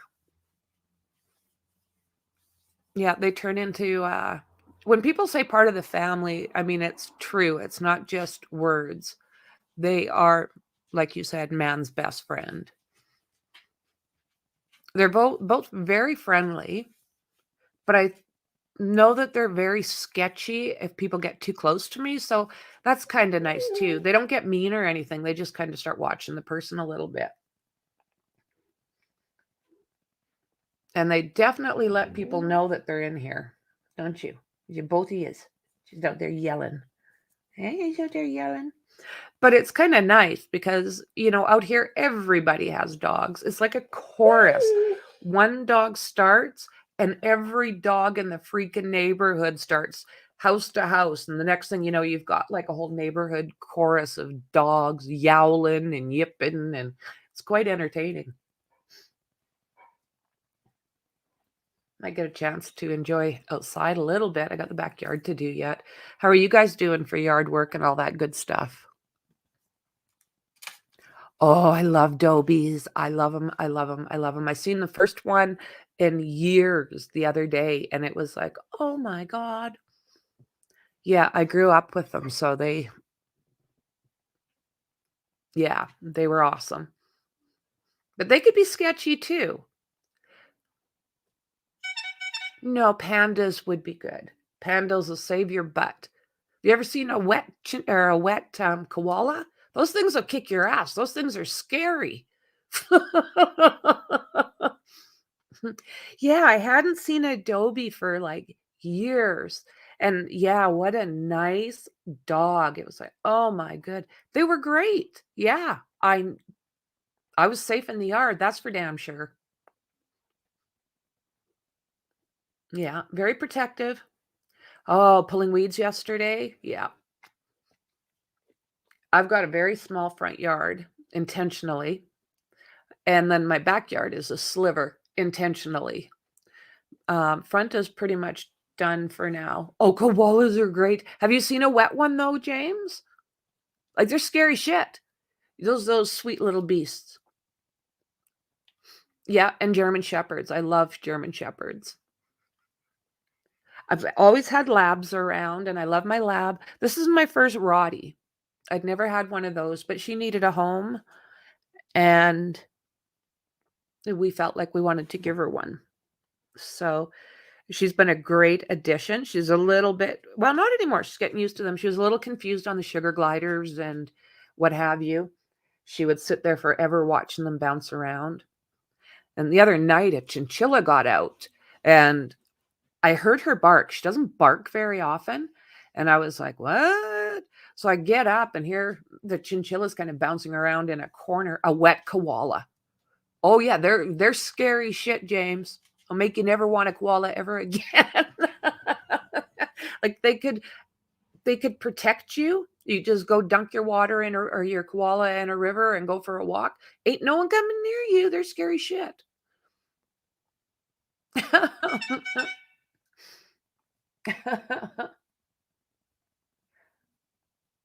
Oh my goodness. Anybody watch Russell Brand? I find him entertaining. Oh, I didn't see thirsty koalas. I don't want to see thirsty koalas. That's heartbreaking. Oh, no, no, no. You just send your koala to Franky. I'll take them all.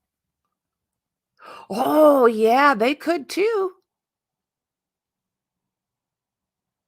Are you talking about the scary koala? I seen that. That was scary shit. Like no sweet and cuddly looking little thing. Yeah. Mexi's great for finding like, yeah. I think it's in the conversation. That main conversation tab, I think. Check it out, guys. It's like, seriously, that's the scariest thing. I wouldn't want to run into that at night. That would freak me right the hell out. It looked like a demon. And here it was, a sweet little cuddly koala.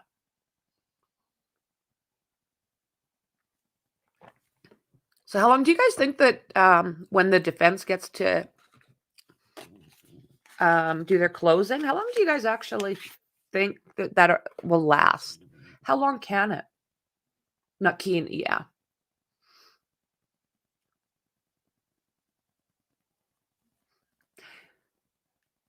Oh, is that right, James? I had it on mine somewhere too, Shauna. I'll see if I can find it. I'll put another one up. What koala? It's like scary.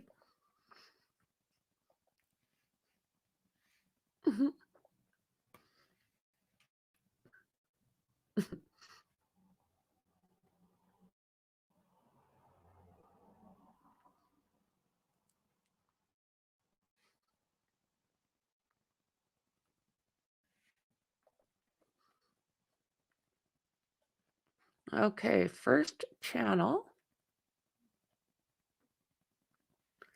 Other conversations. What koala? Okay. It's in Discord now.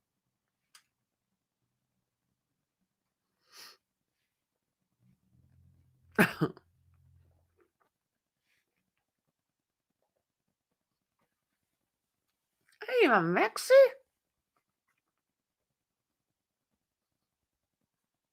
No, I haven't seen that case, Dandy. Karen Reed. Let me get a...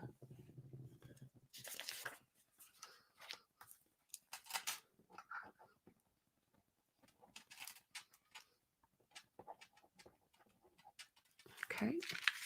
I wrote it down, Dandy. And I've put that scary koala bear in Discord. I've never seen it, like not a real Tasmanian devil, but I've seen one years ago.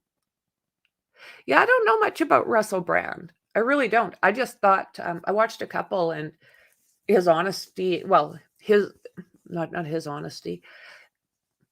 His phrasing was interesting to me. But yeah. Yeah, other conversations. But I definitely trust your opinion, James.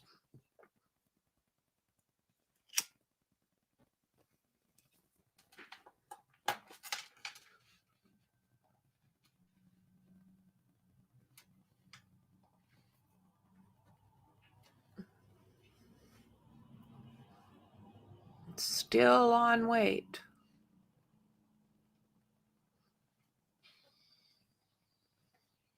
$10:05.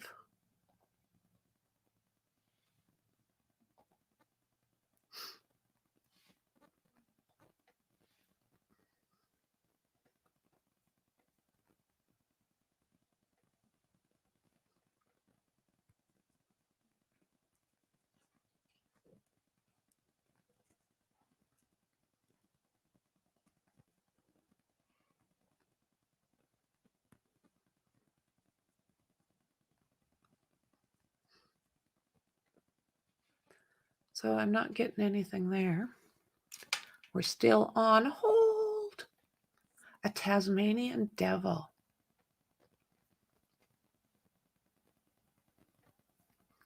Mexi, did you get that message I sent you earlier about Brian Koberger?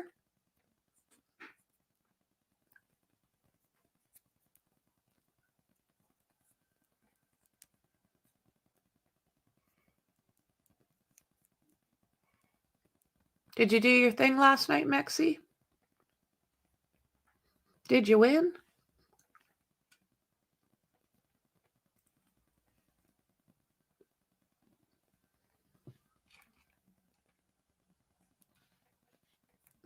Oh, I've got it. Do you want them?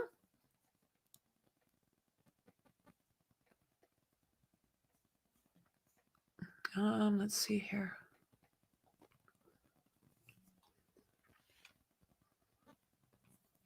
Maybe we can come in.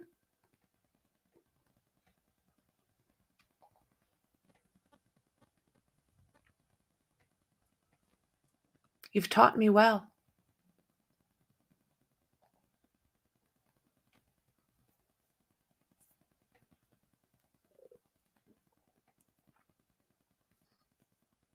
Oh, record high today. Well, there you go.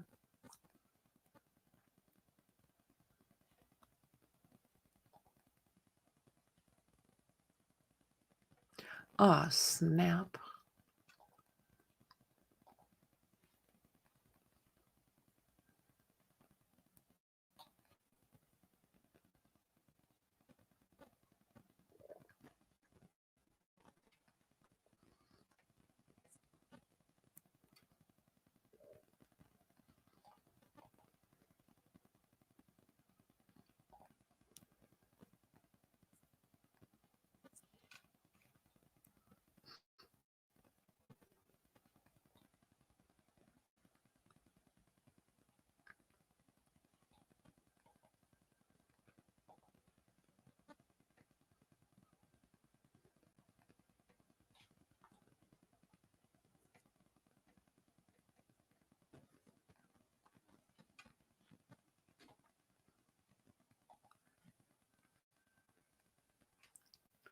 Looking, friend. I'm looking. I'm looking.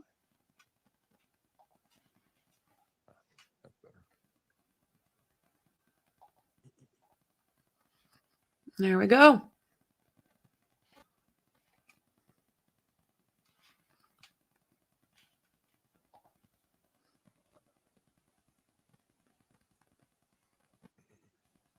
Oh, okay.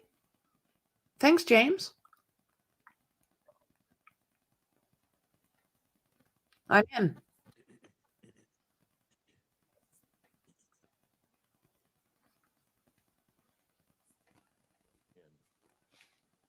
if you're going to use the TVs, it's up to you as to whether you turn the perimeter lights on or off. All rise for the jury, please.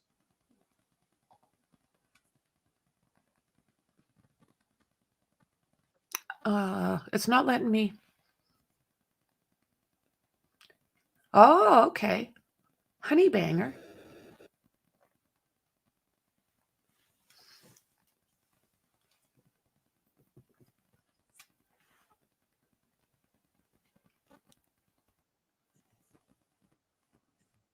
Thank you. May all be seated. Court will recall 20 CR 1358, People versus Letecia Stauch. Record should reflect the jury has returned to the courtroom. At this point in time, we will start with the prosecution's closing argument. Prosecution? Thanks, Judge. Yeah, that would be awesome, James. Morning. Been a long trial.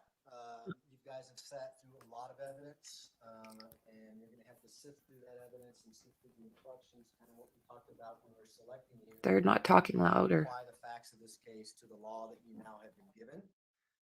Before I start my closing, I want to just say thank you for that. You guys have been very attentive. I can see that every day. You've asked some very good questions that I'm actually going to use in my closing argument as I go forward here. One of the things about a homicide case that is true and to form in pretty much every homicide case I've done in my career is the case kind of evolves to talk about the defendant. We spend a lot of time talking about the defendant. And then when you add that the defense is insanity, you even spend more time talking about the defendant. I want to come back to Gannon in a little bit. Gannon's been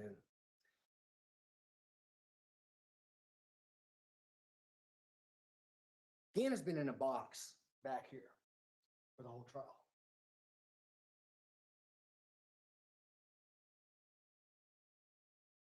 This is what the trial should be about. And I'm not doing this to get sympathy from you. I'm doing this to tell you that what Gannon had to tell you in this trial through the autopsy, all you need to know. And when the defendant did what she did to him, saying at the time she did it.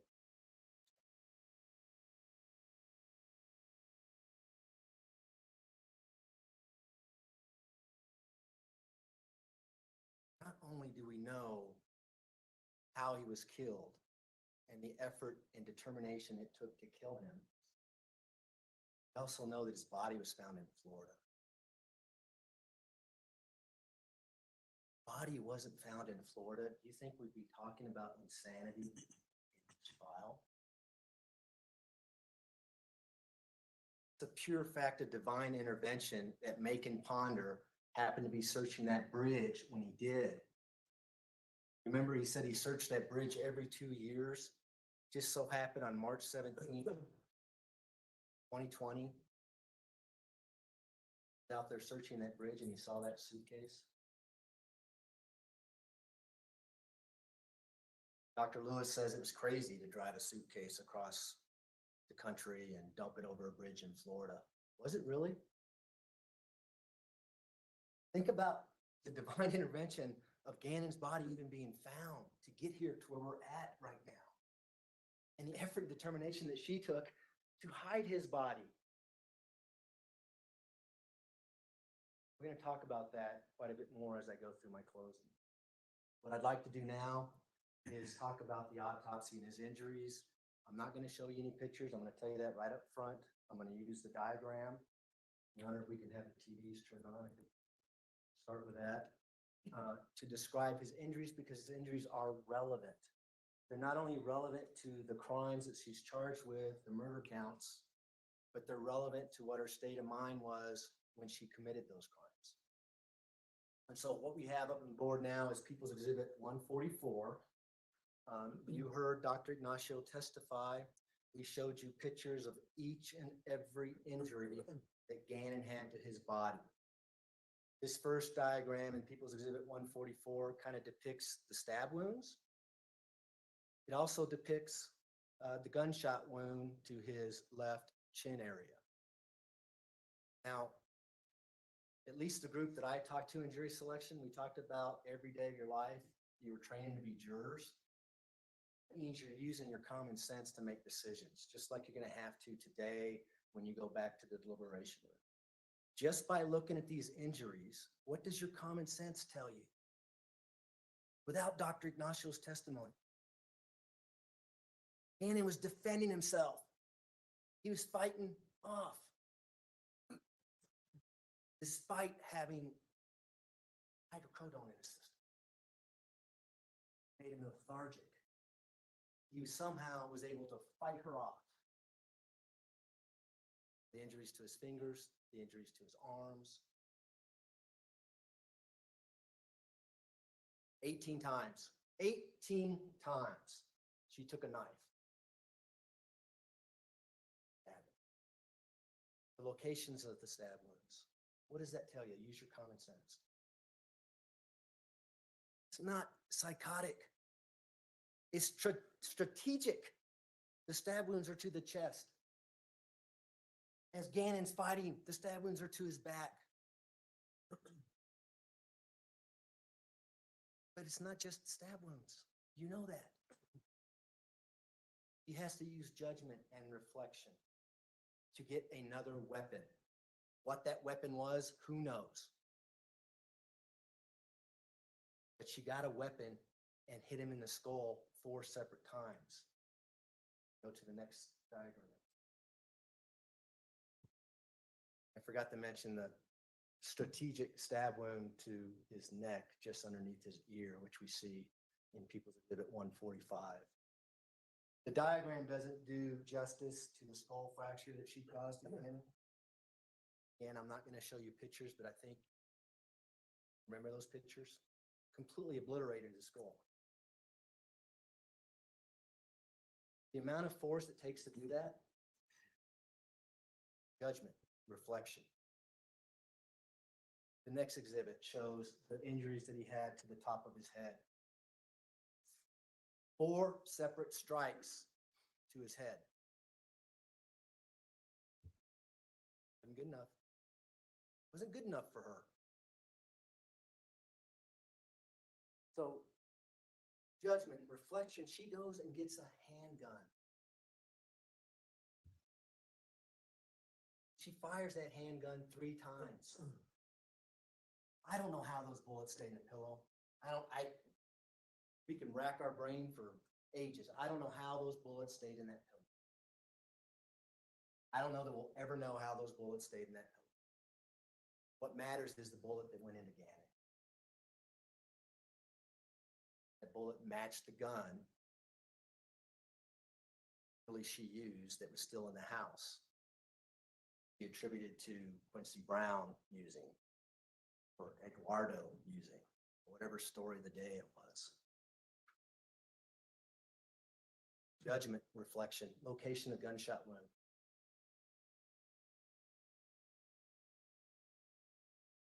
Talk about make and ponder a little bit.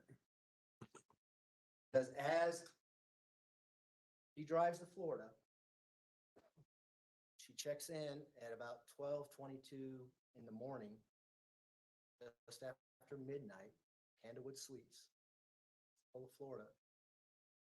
Why do they drive all the way from Decatur in one night to get to Florida? Why does she want to get rid of Gannon's body in Florida? Gulf of Mexico. You drive this bridge at night, as Make and Ponder testified to, there's no lights on it.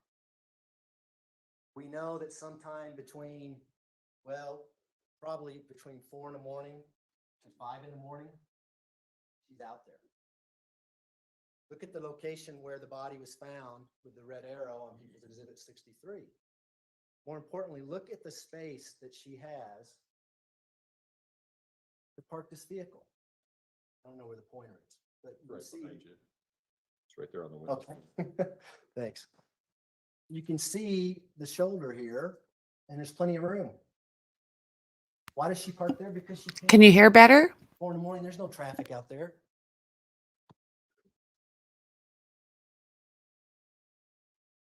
Does she think there's water underneath the bridge? Is that illogical thinking as you're crossing a bridge and you can't see anything? You cross a main waterway, the Escambia River, and you continue going until you find a place to stop. She probably had to wait that there was no traffic. It's with the body. Did you ever think the body was going to be found again?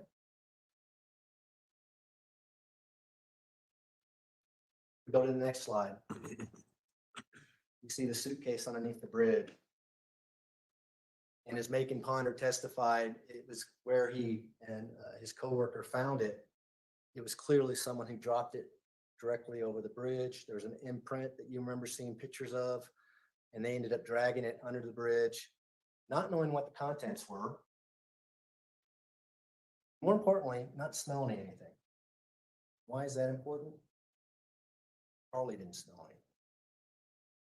Body had been out here since February 4th. This is now March 17th in Florida heat. They didn't smell anything until the suitcase was open. That lends some credibility to Harley when she says she never smelled or never knew the suitcase was back in the back of the van. Anyway, they dump it out and they see probably the most horrific thing anybody can ever see in their life: scan his body in a fetal position, decomposed, wearing the same clothes that he was wearing January 7th, 2020. She killed him. Pants in a white stripe. Watch the video when they leave. See him wearing sweatpants with a white stripe. Talk about that more later. Let's talk about the law, okay? And as I go through the law, I'm going to later kind of go through the timeline of events. And I would like you to think about the mental states and sanity as I talk about those. So I want to talk about the law first. The first instruction I have up here is the elements of the crime of murder in the first degree after deliberation. You will see that most of these elements are not in dispute. That the defendant, not in dispute. In the state of Colorado, at or about the date and place charged, not in dispute. After deliberation and with intent, those are highlighted because those are the culpable mental states that are attached to that crime. Those are the culpable mental states in the insanity definition that we're talking about. So I want to highlight those in a second. To cause the death of a person other than herself, cause the death of a person again. Those are not in dispute either. Number 7 is the issue in the case. That's the insanity defense. I'm going to talk about in a minute. We can go to the next elements. After deliberation, not only intentionally, but also that the decision to commit the act has been made after the exercise of reflection and judgment concerning the act. An act committed after deliberation is never one which has been committed in a hasty or impulsive manner. Now, some of you, before you came into court, if you never seen this definition, you're probably thinking about premeditation, where people are planning something out and it takes days to plan out the murder and then they finally do the murder. That's not what that definition says. It's just enough time to have judgment and reflection, to make decisions, to go from grabbing a knife, to go to grabbing some blunt force object, to go to grabbing. Is she exercising judgment and reflection? And it doesn't have to be good judgment. It doesn't have to be bad judgment. It just has to be judgment. Is she making a decision? A person acts intentionally or with intent when her conscious objective is to cause a specific result prescribed by the statute defining the offense. It is immaterial whether or not the result actually occurred. I don't want to bet money on it, but I bet you a lawyer wrote that definition. It just means with intent. What was their intent? Did she intend to kill Gannon when she did what she did to Gannon? I would suggest that that's not in dispute either. We can now go to the next crime, which is murder in the first degree, a child under the age of 12, and the defendant was in a position of trust. Now, the reason why there's 2 counts of murder, there's only one victim, is because this is just another theory of first degree murder. There's several theories of first degree murder in the law. These are the 2 that are in front of you now, okay? And as you can see, the mental state is what's different, and the age of the victim.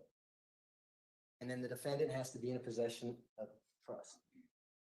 That's not disputed. She's stepmom. She's obviously acting as Gannon's parent at the time that she. But let's talk about what knowingly is, because that's the culpable mental state with this crime. Person acts knowingly or willfully with respect to conduct or to circumstance described by statute defining an offense when she is aware that her conduct is of such a nature or that such a circumstance exists. A person acts knowingly or willfully with respect to a result of her conduct when she is aware that her conduct is practically certain to cause the result. Stab someone 18 times, hit him over the head 4 times. When you shoot at him 3 times, striking him once, I think he might have an idea of what the result might be. I would suggest that that's not in dispute in this case. Let's go to insanity. These words mean a lot. This is not something that you're going to find in the DSM-5. This is not a mental illness. This is a legal definition. These are just like the elements of the crime that we just went through. The reason I say that is because, first of all, I'm going to start at the bottom. It says the law presumes everyone to be sane. There's a presumption of sanity. However, after some evidence of insanity has been presented, the burden of proof shifts to us, and we gladly accept it. Gladly accept it. Now, what does insanity mean? The defendant was insane at the time of the commission of the acts if he was so diseased or defective in mind at the time of the commission of the act as to be incapable of distinguishing right from wrong with respect to the act. That's why you heard me ask that question so many times. Or she suffered from a condition of mind caused by a mental disease or defect that prevented her from forming a culpable mental state, the ones we just talked about, that is an essential element of a crime charged. And then the next paragraph means something, because it says, but care should be taken not to confuse mental disease or defect with moral obliquity, mental depravity, or passion growing out of anger. Passion growing out of anger. If you lose your temper, you don't get to claim insanity. Revenge, hatred, or other motives and kindred evil conditions, because when an act is induced by any of these causes, the person is accountable to the law. So you can't lose your temper and come in and say, I lost my temper, I wasn't myself. We're humans. We have emotions. The next part is what's critical. It says, in addition, disease or defective in mind is not referred to an abnormality manifested by only repeated criminal or otherwise antisocial conduct. We heard a little bit about antisocial personality disorder. Who hasn't been diagnosed with that? But that's the reason why someone who has antisocial personality disorder, they have fun killing people. They lie all the time. They manipulate all the time. They have no empathy. They have no sympathy. Those people don't get to come in and say, I was legally insane. Now, what does mental disease or defect mean? This is what the legal definition of mental disease or defect is. And I'm going to leave this up here for quite a while because I'm going to go through all the doctor's testimony here in a second. And I want you to look at that instruction as we talk about what they had to say. But first of all, it has to be a severe word means something. It has to be a severely abnormal mental condition that grossly and demonstrably impairs a person's perception of understanding of reality and that are not attributable to the voluntary ingestion of alcohol or drugs. Mental disease or defect does not include an abnormality manifested only by repeated criminal or other antisocial behavior. So let's talk about that. The word grossly and demonstrably. You think Harley might notice if she had a grossly and demonstrably mental condition? You think she might have shared that with you? You think Al Stauch might have noticed when it says it has to be grossly and demonstrably? He's got to demonstrate it, right? It's not something you snap your fingers and then all of a sudden Going to a different personality. What about her brother? Howard. Think he might have noticed it? Let's talk about the doctors. I'm actually going to talk about Dr. Niederhauser first. Dr. Niederhauser was really the first doctor and all the doctors you heard from to see her. If you recall, she saw her on December 5th, December 13th, 30 minutes each time. Came in and remember the difference between a clinical evaluation and a forensic evaluation? Clinical evaluation. I rely on what the patient says. I rely, just like if they came in and said, I've got a fever, I'm going to take that at their word and I'm going to treat them for what they're telling me. She comes in and says, I've got anxiety. Treats her for anxiety. She diagnoses her with general anxiety. And she told you on the stand that she had general anxiety at the time she's testimony. A lot of people did that came in and testified. That's not a severe and abnormal mental condition that grossly and demonstrably impairs a person's perception or understanding of reality. We all experience that. In fact, you got to experience her experiencing it on video. In January 29th, 2020, when she's being interviewed, remember at the end of the interview, she had to call the paramedics and she said she was suffering from panic attacks. The paramedics came in and said, your vital signs are not only good, they're exceptionally good. You're breathing fine. Your heart rate's fine. I don't know what the problem is. I think she might have been faking that to get out of the setting.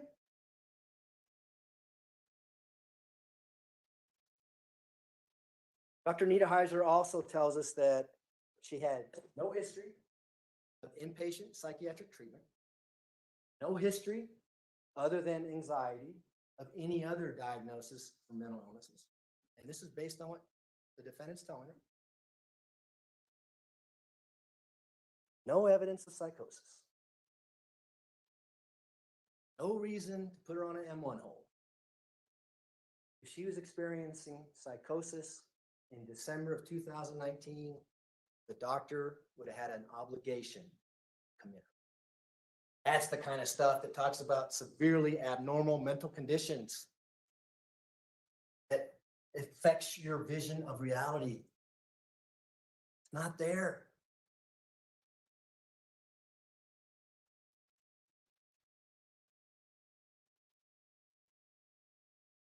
The other thing about that visit, the timing of that visit, December of 2019. Remember, the whole purpose of that visit is so that she can get a letter to go to her employment if she didn't want to work anymore. The ironic part about it is at the second interview, the defendant tells her, I don't want to work there anymore, but I got a contract, so I need a letter to get out of it. But what else happens right before Gannon is murdered? Goes on a cruise. Goes on a cruise in January. You think that might have something to do with not wanting to go to work based on what you know about her and the statements she's made?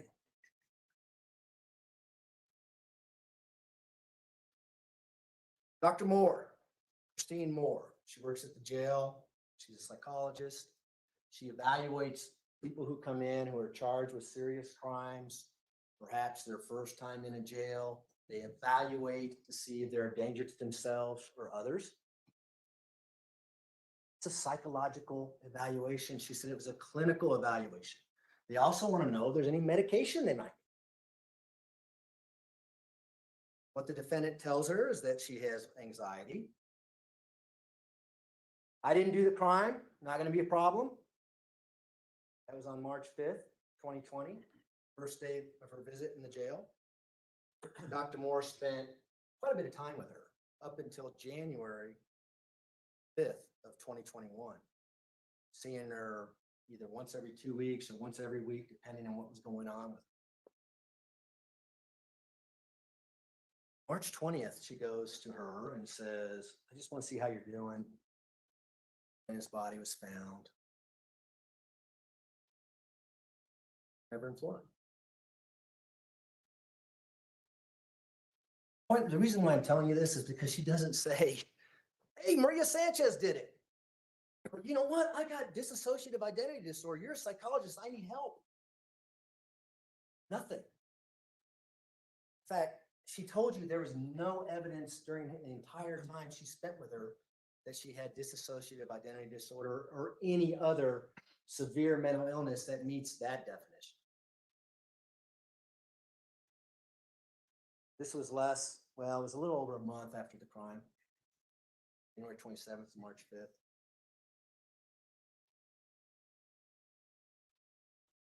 And then what happens on June 5th, 2020 in the jail? You recall Dr. Moore's testimony. She reviews all the deputies' notes to see what's going on with the defendant at the time, to see how she's doing. And she reviews notes from deputies that say, I'm going to start acting crazy. That's what the defendant says. And then on that very day, June 5th, 2020, she enters a competency issue into the court. That's how we get to the competency evaluations that I'm going to talk about here in a second. The timing of that. Okay, Gannon's body was found on March 17th. She finds out about it on March 20th. You know that she's read the discovery of the police reports in this case, and there's nothing wrong with that. She's entitled to read that. Point is, she's read it. And then all of a sudden, I'm going to start acting crazy. For another defense,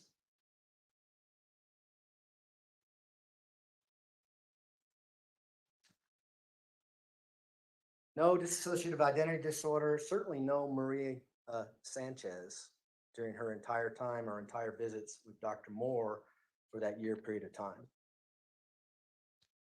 The first competency evaluation was done down at the state hospital. We don't pick where she goes. The prosecution, when I say we don't pick what doctors do the evaluation. Court orders it, goes to the state hospital. Doctors are chosen, they do an evaluation.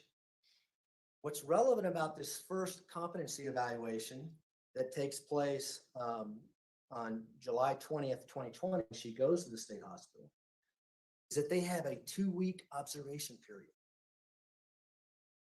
for nurses. Employees are watching her. He actually goes to a nurse and says, can you tell when someone's faking it?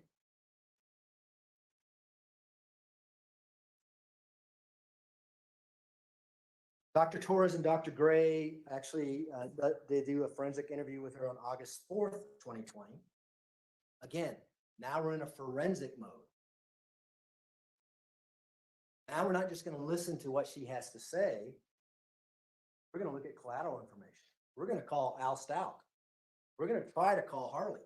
We're going to try to call family members to see if we can corroborate what she's telling us. So what does she tell them? I've got bipolar disorder. I'm a manic depressant. I ramble. I'm a manic depression. That's my mental illness. Nothing about dissociative identity disorder, which according to Dr. Lewis, she's had it since a very young age. Nothing about Maria Sanchez. Remember Dr. Torres' testimony when she was talking about the competency evaluation? One of the psychological tests that she took had a question about multi-personalities. And the answer led Dr. Torres to ask her, hey, do you have multiple personalities?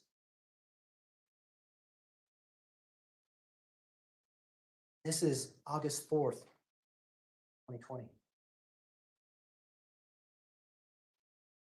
Dr. Gray and Dr. Torres diagnosed her with specified personality disorder with borderline and narcissistic features.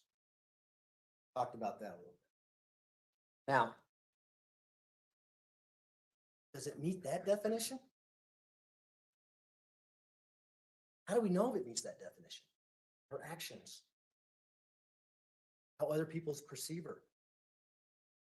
Also, Dr. Torres said you, no, it's not a severe mental disease or weakness. It's not something that affects her everyday life, that affects her ability to make decisions.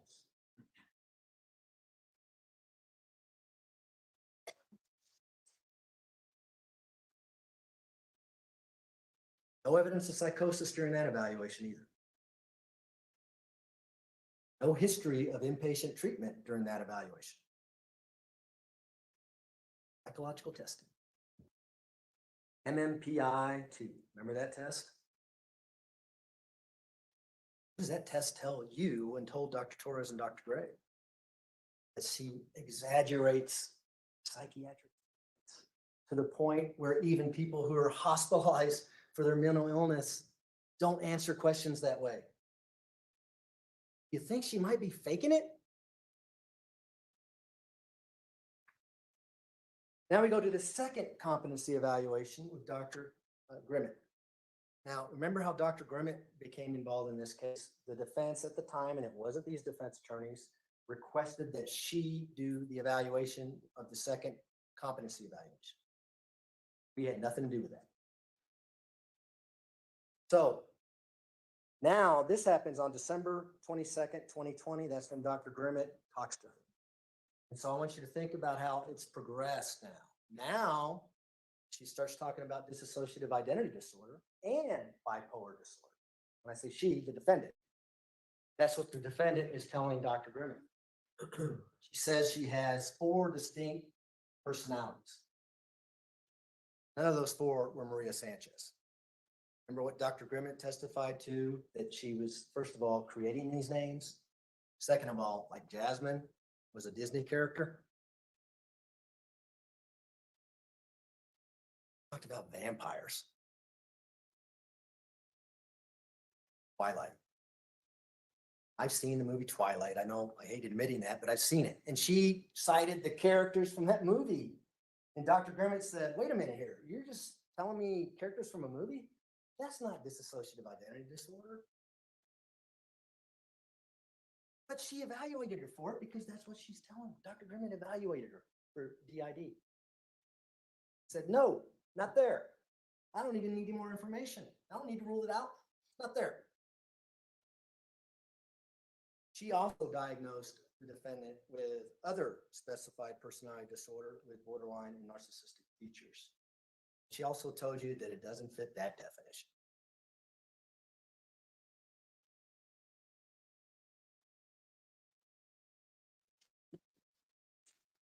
Jump forward to February of 2022. I don't know when the conversation took place, but at some point before the defendant pled not guilty by reason of insanity on February 11th, 2022, they had a conversation, the counsel had a conversation with Dr. Lewis.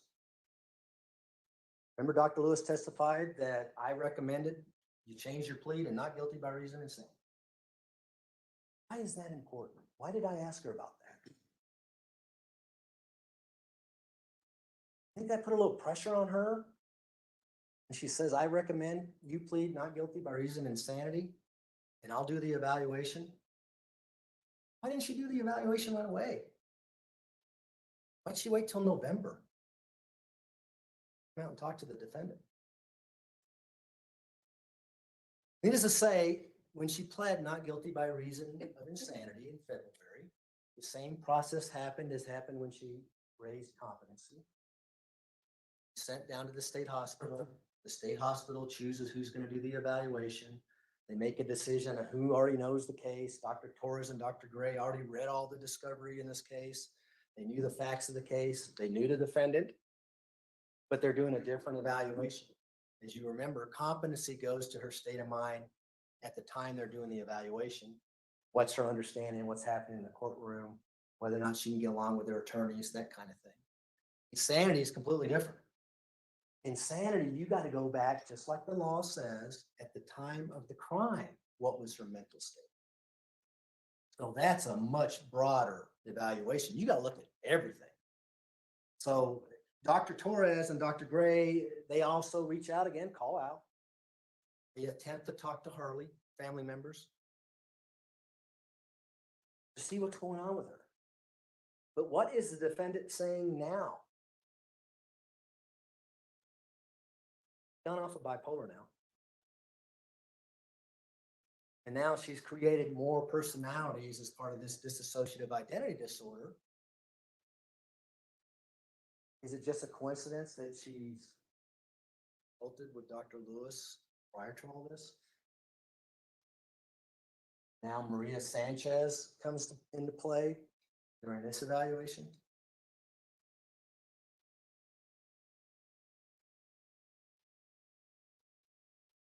Dr. Torres testified, and it's in a report, that she said,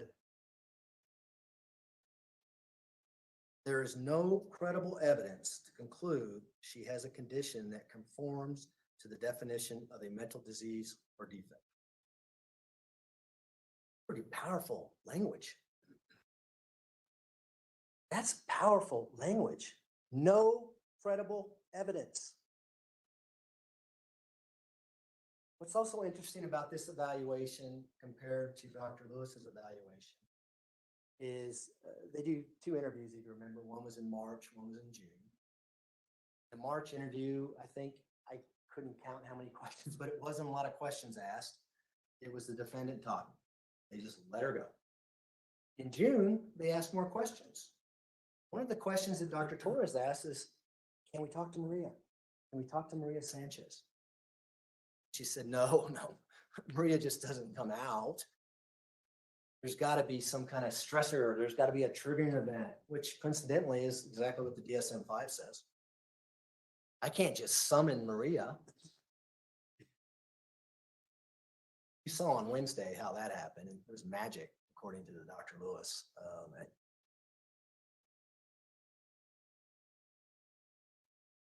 No severe abnormal mental conditions that grossly and demonstrably impair a person's perception of understanding of reality. No psychosis, no bipolar. Because remember the first competency evaluation, they said they had to rule it out.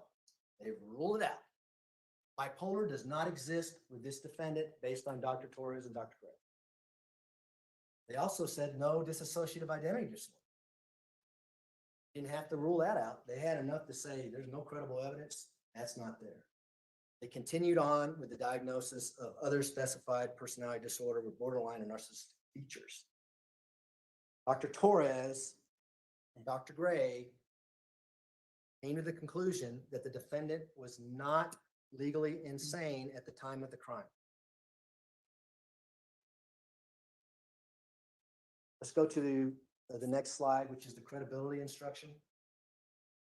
This instruction applies to experts as well. You may believe all the testimony of a witness, part of it, or none of it. This instruction applies to every witness who testifies, including Dr. Lewis. I've got highlighted certain words there. Motive. You didn't see motive in the elements of first-degree murder, but you see it here. Money is a strong motivator. Having shows on HBO, strong motivator. Having your son videotape evaluations on a first-degree murder case that's gotten quite a bit of publicity for perhaps another documentary, is motive. You're gonna do a documentary, she says, she's sane, sorry, did what I could. Acting. Not as good as, well, not as bad as Robert De Niro, I guess she would say, but she's acting. You also have to look at her demeanor and manner while testing. She wouldn't answer any of my questions. She wouldn't answer my questions because she didn't want you to know the answers. She wanted you to know what she wanted to say. She shows up to court late. Talk about narcissistic tendencies. Manner while testifying. I think it speaks for itself, how she testified. Especially when you compare Dr. Torres. Obviously she would disagree with my questions, Remember how many times she says it depends to me? She's not our expert. This happens to be the expert that the state hospital chose to come in to do a neutral evaluation. The truth. Dr. Lewis. She didn't know the legal definition of insanity in the state of Colorado, ladies and gentlemen. The whole reason she came in to testify.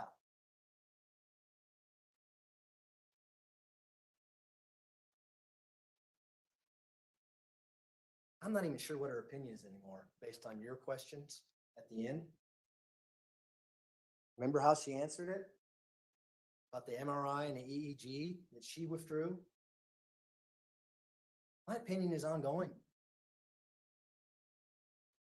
What does that mean? Does that tell you that her opinion that she was legally insane at the time counts for anything? Because when you think about her report, she does this preliminary report, which was supposed to be an insanity report 35 days before trial, that says, hey, I need more information. I need an EEG and an MRI done if I'm going to make a decision on insanity. Well, that doesn't happen. MRIs, take someone to the hospital for 2 hours, you do an MRI, you come back. Never happened. But yet, a few days before trial, she hands over a report saying, I find her legally insane, and that's literally all she says. Don't know what standard of insanity she's using. What I do know is she didn't get the information that she needed. But you know what information she had? She had a third MMPI-2 test that Dr. Torres told you about, that a Dr. Leach took, that was hired by the defense to do psychological testing based on what Dr. Lewis requested. Guess what the results of that showed? It was the same, exaggerating psychiatric symptoms to the point where people who are hospitalized for mental illnesses would not answer those questions that way. That didn't seem to matter.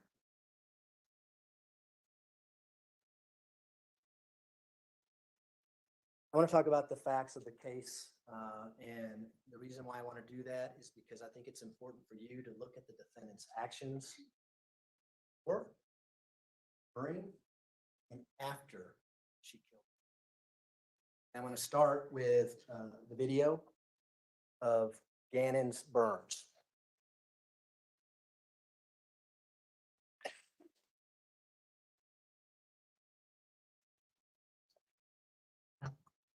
Just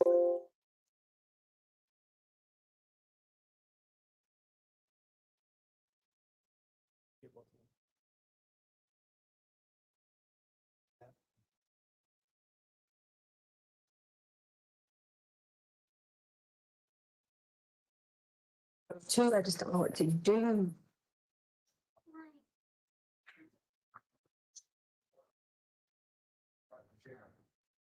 Well, devastating. Initially, Scott, I can't lie, when the TMZ information. Bannon, I promise this is the last time I'm gonna ask you. I'm just freaked out, okay? Are you sure you didn't do it on purpose? Okay, you promise. You promise. Pinky promise. Okay, all right, so listen. We're, all right, we're gonna have to sell stuff to fix it, okay? So we figure out what we gotta sell. We can sell the sofa. We can sell whatever, because we gotta get it fixed. So lady, don't be mad at us and kick us out of the house, okay? You got it? You got it? I'm just worried about my. Okay, listen. So tomorrow, why is that important? Why is she videotaping an 11-year-old boy who has burns? More importantly, why did she stop videotaping a little boy?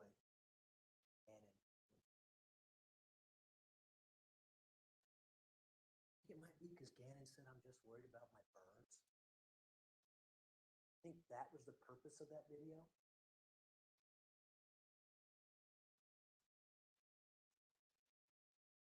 I think that's using judgment and reflection.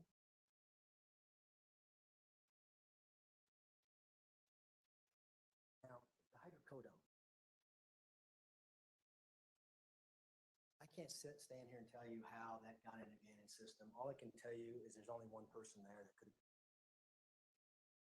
Did she give it to him because of the burns? I don't know.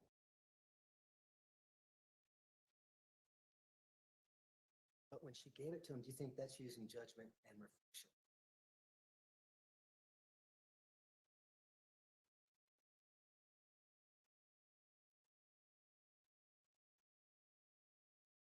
January 27th. This is actually at 9:46 is when this video was recorded, Monday night. The next morning, January 27th, 2020, at 4:36 in the morning, decision was made for her, or she made the decision to text Nick Hicks saying, my stepfather had just been killed in a car accident, or words to that effect. Ms. Hicks responds here on saying, I'm sorry, please let me know. And I'm paraphrasing, I don't have it memorized. But she says, words to the effect, please let me know if there's anything we can do and when you can come in. She responds back, the defendant does, by saying, why are you being so insensitive? This is a family member that just died on the East Coast. Why is that important? Because that's the theory that Dr. Lewis wants you to believe. The fact that she makes this text about the stepfather is somehow tied to the killing of Gannon. Some years later. It just means she didn't want to go to work that day. Could it possibly mean that she knew what she was going to do when she said, and tomorrow? And shortly after that, she calls Gannon school, says, he's not coming in today. And she texts Al Stauch and says, hey, I'm going to make up an excuse, not go to work, which she does. And Gannon's not going to go to school because of his stomach issues. Judgment, reflection.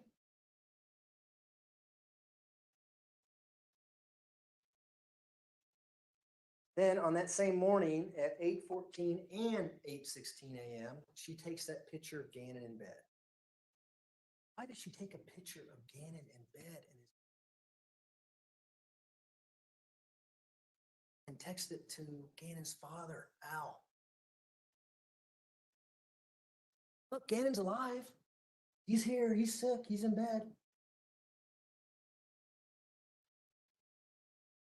You heard Al Stauch testify a little bit about Gannon. He has ADH hyper. It's still at 8:14. I think he might be lethargic from hydrocodone. Why he's still in bed? I think she wants to prove that he's still alive because she knew how much hydrocodone she gave him. Is that a rational reason to do it? Does that make sense?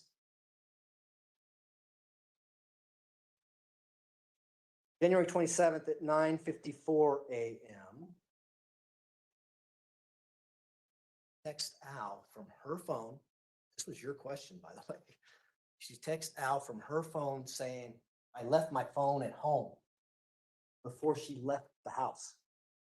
You think that's an indication that she knew what was going to happen?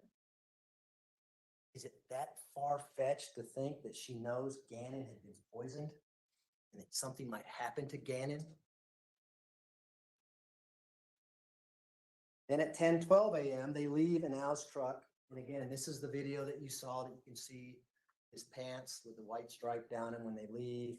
You see him get into the back seat of the pickup truck, and Stauch gets into the driver's seat. They drive away. What the heck is she doing taking a sick kid out to go shopping for dog clothes? Narcissistic tendencies. Not me. Dogs. They're gone until 2:20 p.m. when they come back.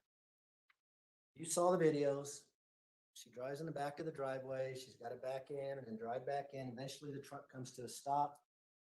They're stopped in that driveway for 39 seconds. What are they talking about in that truck?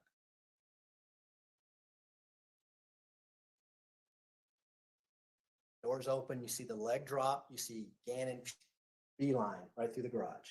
You see the defendant going after.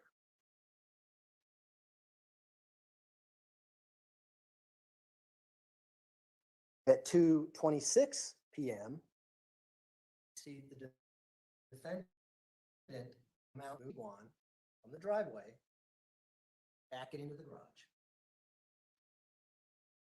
Man, what was the need at that moment to back that Tiguan into the garage? Then you see her come out in the front of the garage, out in front, below the garage door, and look around, back in the house. This is when the murder happens, ladies and gentlemen.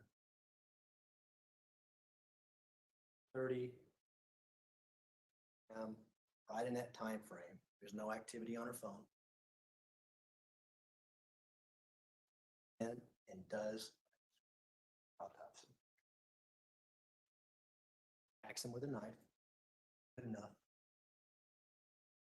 And he fought when he was born. He's fighting now. On 1 pound, 6 ounces. Get it through that. Coming after him. Goes to get a blunt force object, crush his skull.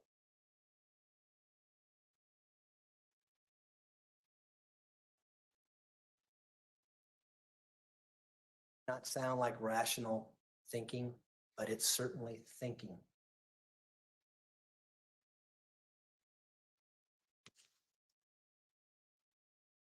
That's the before and during. A lot to talk about. There's so much to talk about after. She stuffs him in a suitcase.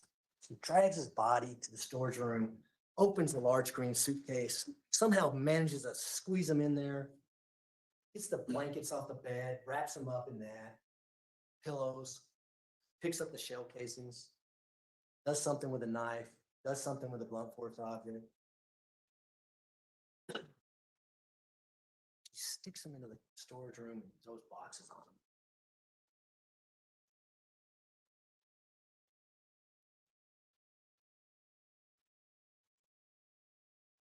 (3:11 p.m.)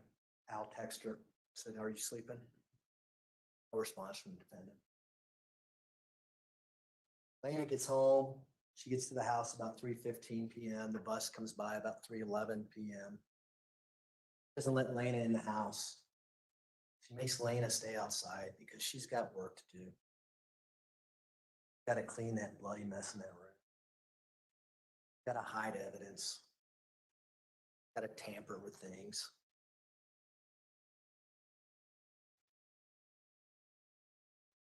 Gannon's dad texted him at 3:35. Said, "Hey, buddy." Having no clue what she did to him. No response to that. No one read that text until 7:40 that evening. That was the defendant reading it.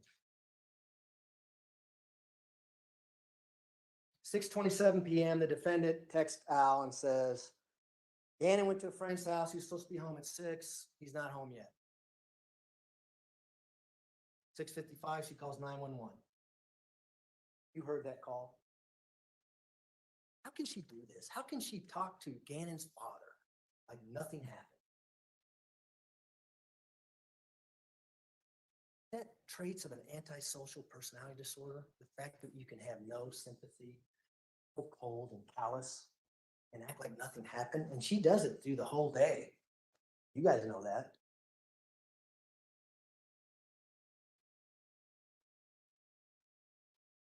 She calls Landon on Gannon's phone a couple times that night.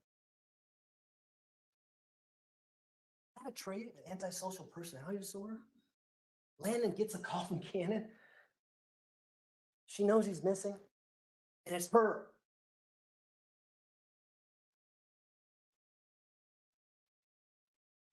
Next morning, January 28, 2020, at 6:22 a.m., you see the Tiguan leave. It's gone for 10 minutes. What is she doing? Is it beyond the realm of possibility that she's doing a practice run to see if anybody's watching her? She's about to move the body. Is that beyond the realm of common sense? She again comes back, backs into the garage. Heard evidence that she'd never backed that Tiguan in the back of the garage until that day. They leave. When I say they, Bandit and Gannon's body. Go to the airport. Leave the house at 8:13 a.m. They get to the airport about 8:30 a.m. She's made the decision to rent another car. She even left the house. Is that evidence of psychosis? Or is that evidence of thinking things through? I'm going to leave Gannon's body in the back of that Tiguan at the airport. We're going to pick up a car. Al's didn't care because we don't want to put mileage on my leased vehicle. Al gets off the airplane. He's just worried about Gannon. Where's my son? You think at that moment he cared that she rented a car? But she made a big deal about, hey, I don't want to put miles on my Tiguan. She never searched for Gannon. They go to the interview at Starbucks at approximately 1:30 that afternoon. They have that interview, you heard it. After that interview, she disappears. Takes the rental car and it's gone that afternoon. No one knows where she's at. We do. Is that Life 360 at? We got her going back to the airport at 4:41 p.m. We have a parking ticket that was found inside the white Kia rental car that says she went into the airport at 4:41 p.m. Now, she must have got out of there quickly because she never had to get another ticket when she left. But we know from Life 360, and we know from the telegraph on the Tiguan that the Tiguan didn't leave, that she leaves the airport shortly after that. What is she doing at the airport? Is it that crazy to think that she's checking on Gannon's body in the back of the Tiguan? Does that sound like someone doesn't know right from wrong? Does that sound like someone who's trying to get away with something?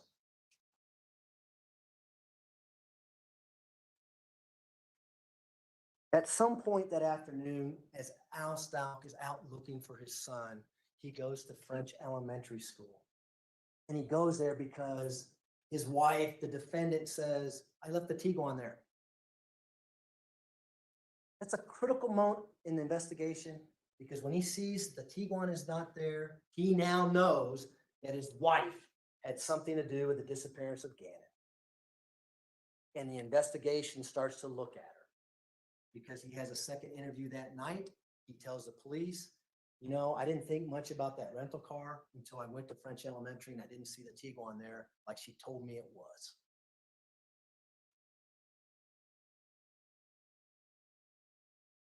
At 5:25 p.m.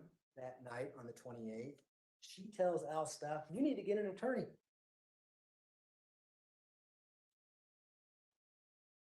At 7 p.m. she returns back to the airport. She parks that white Kia in short-term parking, keeps the keys, and drives off in the Tiguan and exits the airport at 7:03 p.m., very close to that time. Got the ticket. You've got the ticket. We got the telematics and know exactly where she goes. Got the text messages between her and Harley. Just clearly show that she's manipulating Harley, her own daughter. Don't let the police in. Don't talk to the police. The pizza guy? All right, you can let the pizza guy in. If she's manipulating Harley, do you think she's manipulating Gannon? Do you think she's manipulating Lena? Do you think that's manipulation, the video you just saw? We're gonna have to sell stuff because the lady's gonna be upset with us, the owner of the house.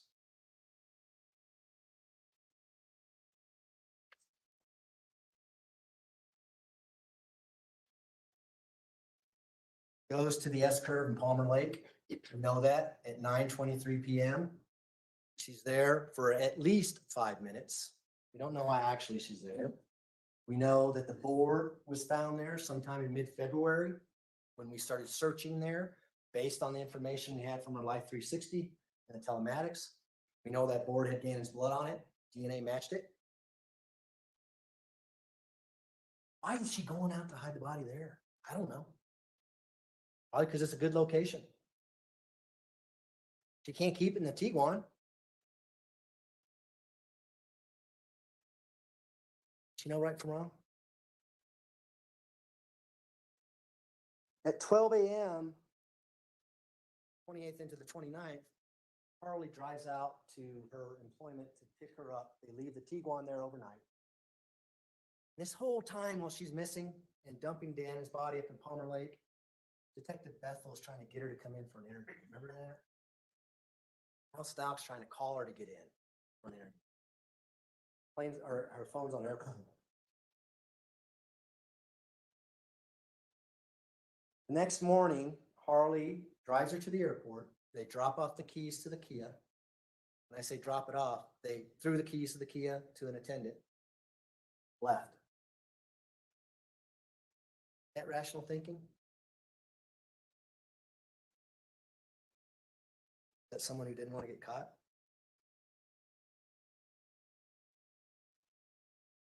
Text at 10:25 a.m. on the 29th. She's assumed my the way. position again. I wonder if she'll perk up when it's the defense's time. An hour and a half to get there. We know that the car is washed on the way. You saw photos of the water dripping off of it when she gets there. The interview she gives, you watched it. I'm not going to get into all the details. I just want to emphasize that she plants seeds. The suitcase is critical. Who says that? I think it was Eduardo at this time. Eduardo also took a suitcase when he took Gannon. She knows where the suitcase is at up in Palmer Lake.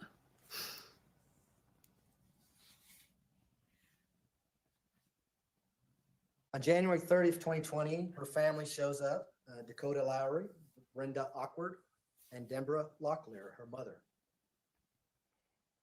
Flying to Denver, they rent that Nissan Altima and drive down to Colorado Springs. They pick them up, take them to the Extended Stay Suites Hotel. The next morning, they rent that van, Brenda Awkward does, to collect their stuff at the house. They get her suitcase, including that red or pink suitcase that we recover in South Carolina that has blood on it that happens to match Gannon, with a blanket inside it that happens to match Gannon. Pretty strong evidence. You got blood of the victim that you just killed with you when you're arrested on March 2nd. But what happens after they load things up? We know the suitcase was not there because the police were checking everything that came out of that house. We also know what Dakota said about when they exchanged vans, that he saw that very same green suitcase that was under the bridge that day, and she says she had softball equipment in it. But when she gives the interview with the KKTV reporter at 12:10 p.m., well, let's just look at her words. What are her words? We can play this video.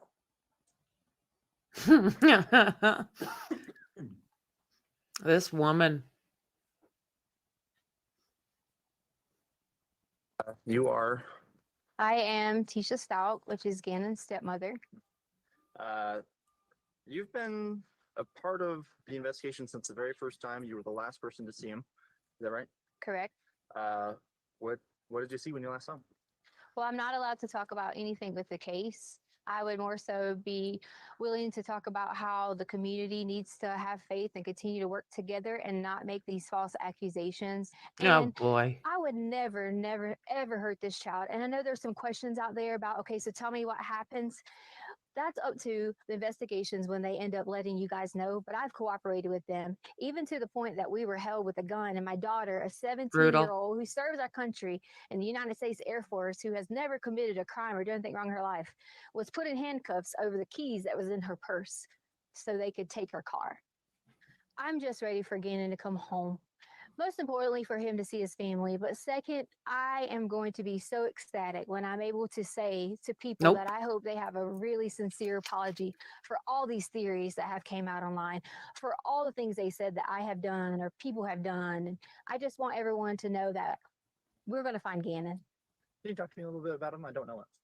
Gannon is so kind and he loves to play video games. That's one of his favorite things. He loves Sonic and Mario. And, you know, he's always helpful. And he was always so helpful with the dogs around the house. And we have 2 little cute dogs. And he was always like a person I could say, Gannon, can you go do this? And he would do it right away. You know, sometimes with kids, we have to remind them and things like that. And that's okay. But he was so sweet and able to help anyone. He could notice when you're sick and say, are you okay? And such a kind heart.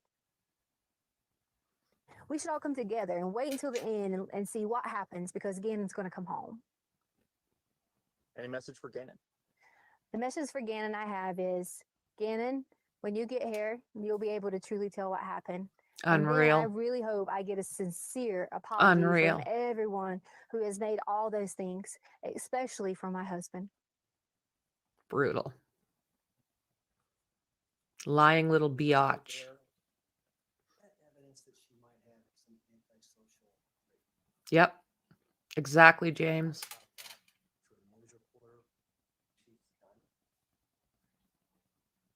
I hope that helped Cousin Ed. I failed to mention Amanda Van Est, who was the same nurse who examined her. You belong behind bars.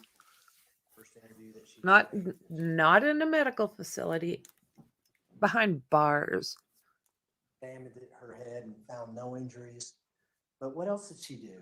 She also told you about M1 holes, and if she would have noticed anything that would require her to have a doctor examine her for an M1 hold, she would have done. No evidence of mental disease, no evidence of psychosis. And this is the 29th, 2 days after she killed him.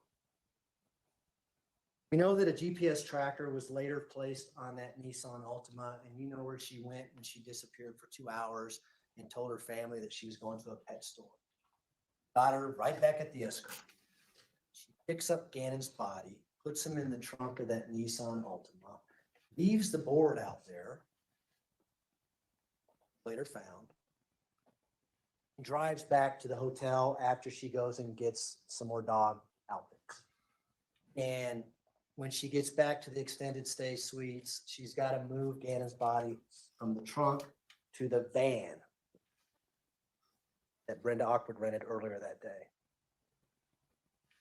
We know that had to happen because of Dakota Lowry's testimony. Her and Dakota go to the budget rental van place the next morning. Mexi, I sent you Move all the suitcases from the documents. I sent you actually the article, and the documents are in there for Koberger. We saw his reaction. Had to get on a witness stand. He got subpoenaed here to come here. I think he felt manipulated by this defendant.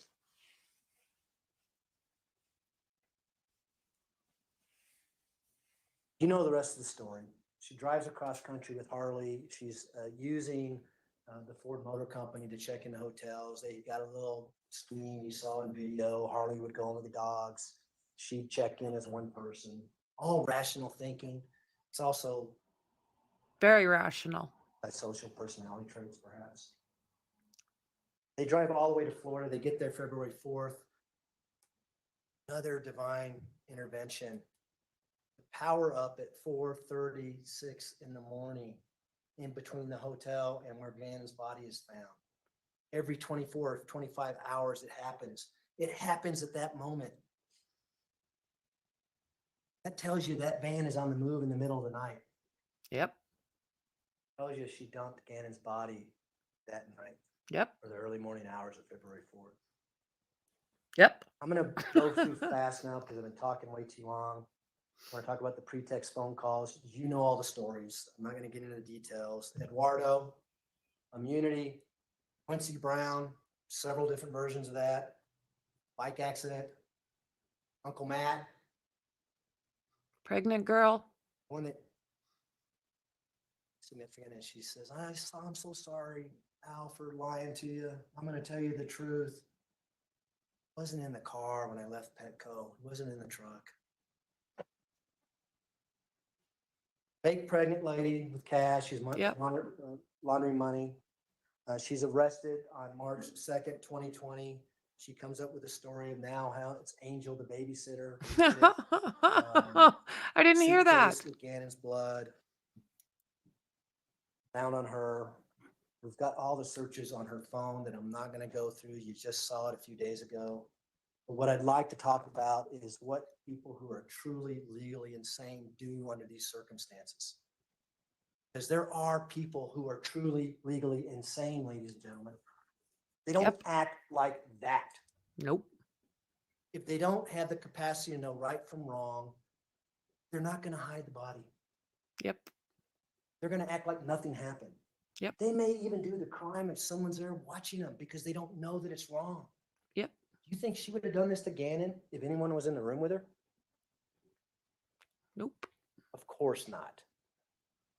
They also don't lie. There's no reason to lie because they don't think it's wrong. Mm-hmm.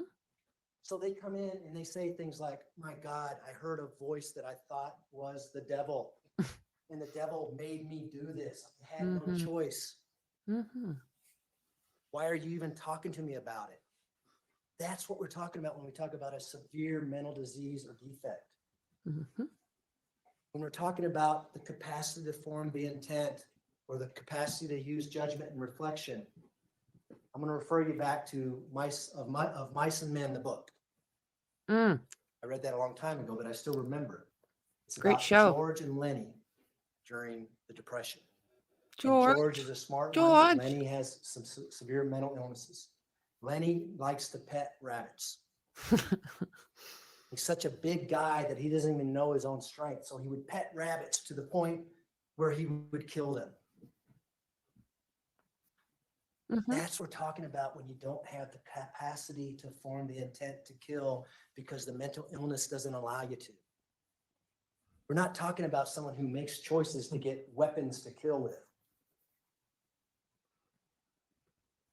I appreciate your patience. I know I've talked a long time here, much longer than I thought, and I apologize for that. There's only one right verdict in this case. Boom. That's guilty to each and every charge that she's charged with. Boom. First degree murder after deliberation, first degree murder, child under the age of 12, tampering with the deceased body, and tampering with physical evidence. Mm-hmm. Boom.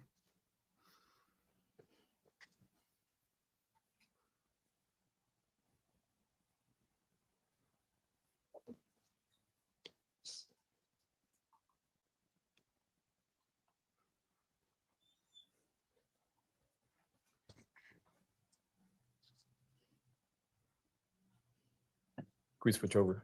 Yeah, I did.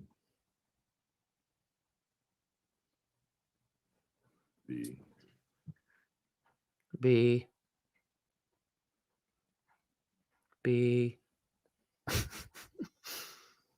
Oh, whoops, wrong one. Sorry, my bad. There you go. He has been one so thing good, this lawyer. They cannot answer, Or this that judge, there I'm is sorry. no answer, is motive. Motive for why this happened. Motive how we can go from this picture. She on a didn't hike like out him. regarding the gods, loving, kind, to less than 24 hours later, Mm-hmm. brutal rage, 18 stab wounds, 4 blunt force trauma, shot. This wasn't a pre-planned, calculated killing for some gain. This was a psychotic break fueled by rage, attacking a demon from the past. Whatever. They cannot come up with a motive because there is no motive that makes sense. She was jealous. They have Didn't like tried. anyone They getting have spent attention hundreds, but if not thousands Letecia. of hours trying to come up with one. They've gone through phones. They have gone through iCloud accounts. They have gone through Facebook messages. They've interviewed everybody who they could possibly think of to try to find some motive. None of what they have done in this, the biggest investigation in the history of El Paso County, has come up with a motive. No one who they have ever interviewed has ever said that she ever had a problem with Gannon. No one who they have ever interviewed has ever said she was ever mean to Gannon. No one who they've ever interviewed or come across anything has said she's ever done anything wrong to Gannon. Then how Held come that you only horrible had 2 name when witnesses, this buddy? happens. How come you is only the had two evidence and the witnesses? most strong evidence to know this was not premeditated murder. Because This was she's a so psychotic popular. break. That is the only thing that makes sense. And when you can pull yourself back and peel back the layers of the anger over the act, at the anger over the deceit in which it happened, at the anger over Gannon's body being driven all the way to Florida, when we take those emotions back and we try to look at this rationally, the only thing that possibly makes sense is a psychotic break. There is no other rational explanation to understand why this happened other than that. She's evil. He was a special needs teacher. That's scary. Teacher. That's what very she's been her scary. entire life. Yep. Working with Scary. kids with special needs. She was a mother to Harley. Did everything she possibly could for Harley. She was a wife to Al. Don't know about that. She was tried to be the best stepmother she could be. I don't think so. So much so that she was left with the kids for very long periods of time. Wow, wow, In the wow. months preceding this, when Al had gone up to Alaska, he had left his two kids in her care. He was gone. We were about as far across the country as you could possibly get. And based upon his relationship with her, based upon him seeing her as a loving stepmom, felt comfortable leaving his children with her alone in South Carolina. And he did that because he knew her and he saw her and he saw that relationship she had with Gannon and he felt comfortable based upon what he had seen with her. Based on what he had Felt comfortable seen. enough that when this was going on, he felt comfortable enough to leave to go to Oklahoma. Because what he had seen and what this photo shows is they had a loving relationship together until the evidence shows that she had a psychotic break. Psychotic break.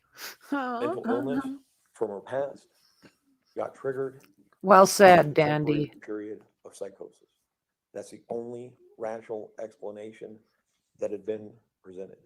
And there's nothing else they can come up with as far as She behaves like she was the only step parent ever. Google search, maybe moving to Florida. Ever. Yeah. People have problems in marriages. Do people fantasize some about getting out by Googling stuff?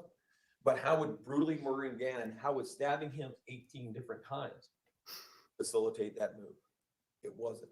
There's no rational basis behind the murder other than psychosis. You're just making yourself look silly, mister. At some point in time, done one Google search out of 1,000 saying I don't like my stepson. That's not what I see there in that picture. That's not what I see there going on in the days. I've seen stuff on him, to this James. horrible tragedy. What it does seem to indicate, ladies and gentlemen, if we start looking at this time frame, looking at the reliable evidence that we have in front of us, is that somehow that fire We should add him in our UK thing and set up Discord. some type of trigger. Maybe some type of trigger that had been disassociated long ago. We have her starting meltdown right after this fire. Ladies and gentlemen,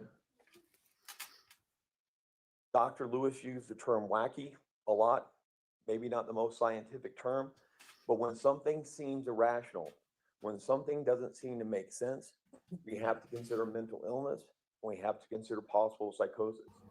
I would say that video that you heard up there, listen to the tenor of her voice, listen to what she is saying.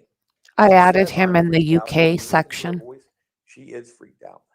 And she's saying irrational stuff like we're going to have to sell the sofa. Stuff like that to Gannon. That makes no sense there whatsoever. And then importantly, ladies and gentlemen, we also see mania starting to settle in when we start looking at these timelines specifically. The up there, they're texting back and forth, 10:15, Harley comes home, 10:24, 11:30, she's still talking to Al.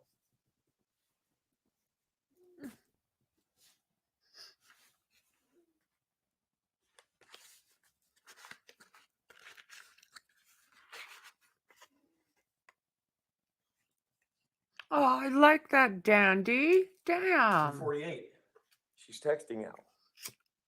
4:36, texting the school saying that her I stepfather love passed away. that. Her stepfather who had abused her was not, and you heard it from Dr. Torres at the state hospital, they are not doubting or disputing the abuse that she suffered growing up. And that's from Dr. Torres, who had investigated this, who had medical records provided, who had family members provided, who interviewed other family members, and she says the state hospital is not disputing the horrible trauma that she grew up with.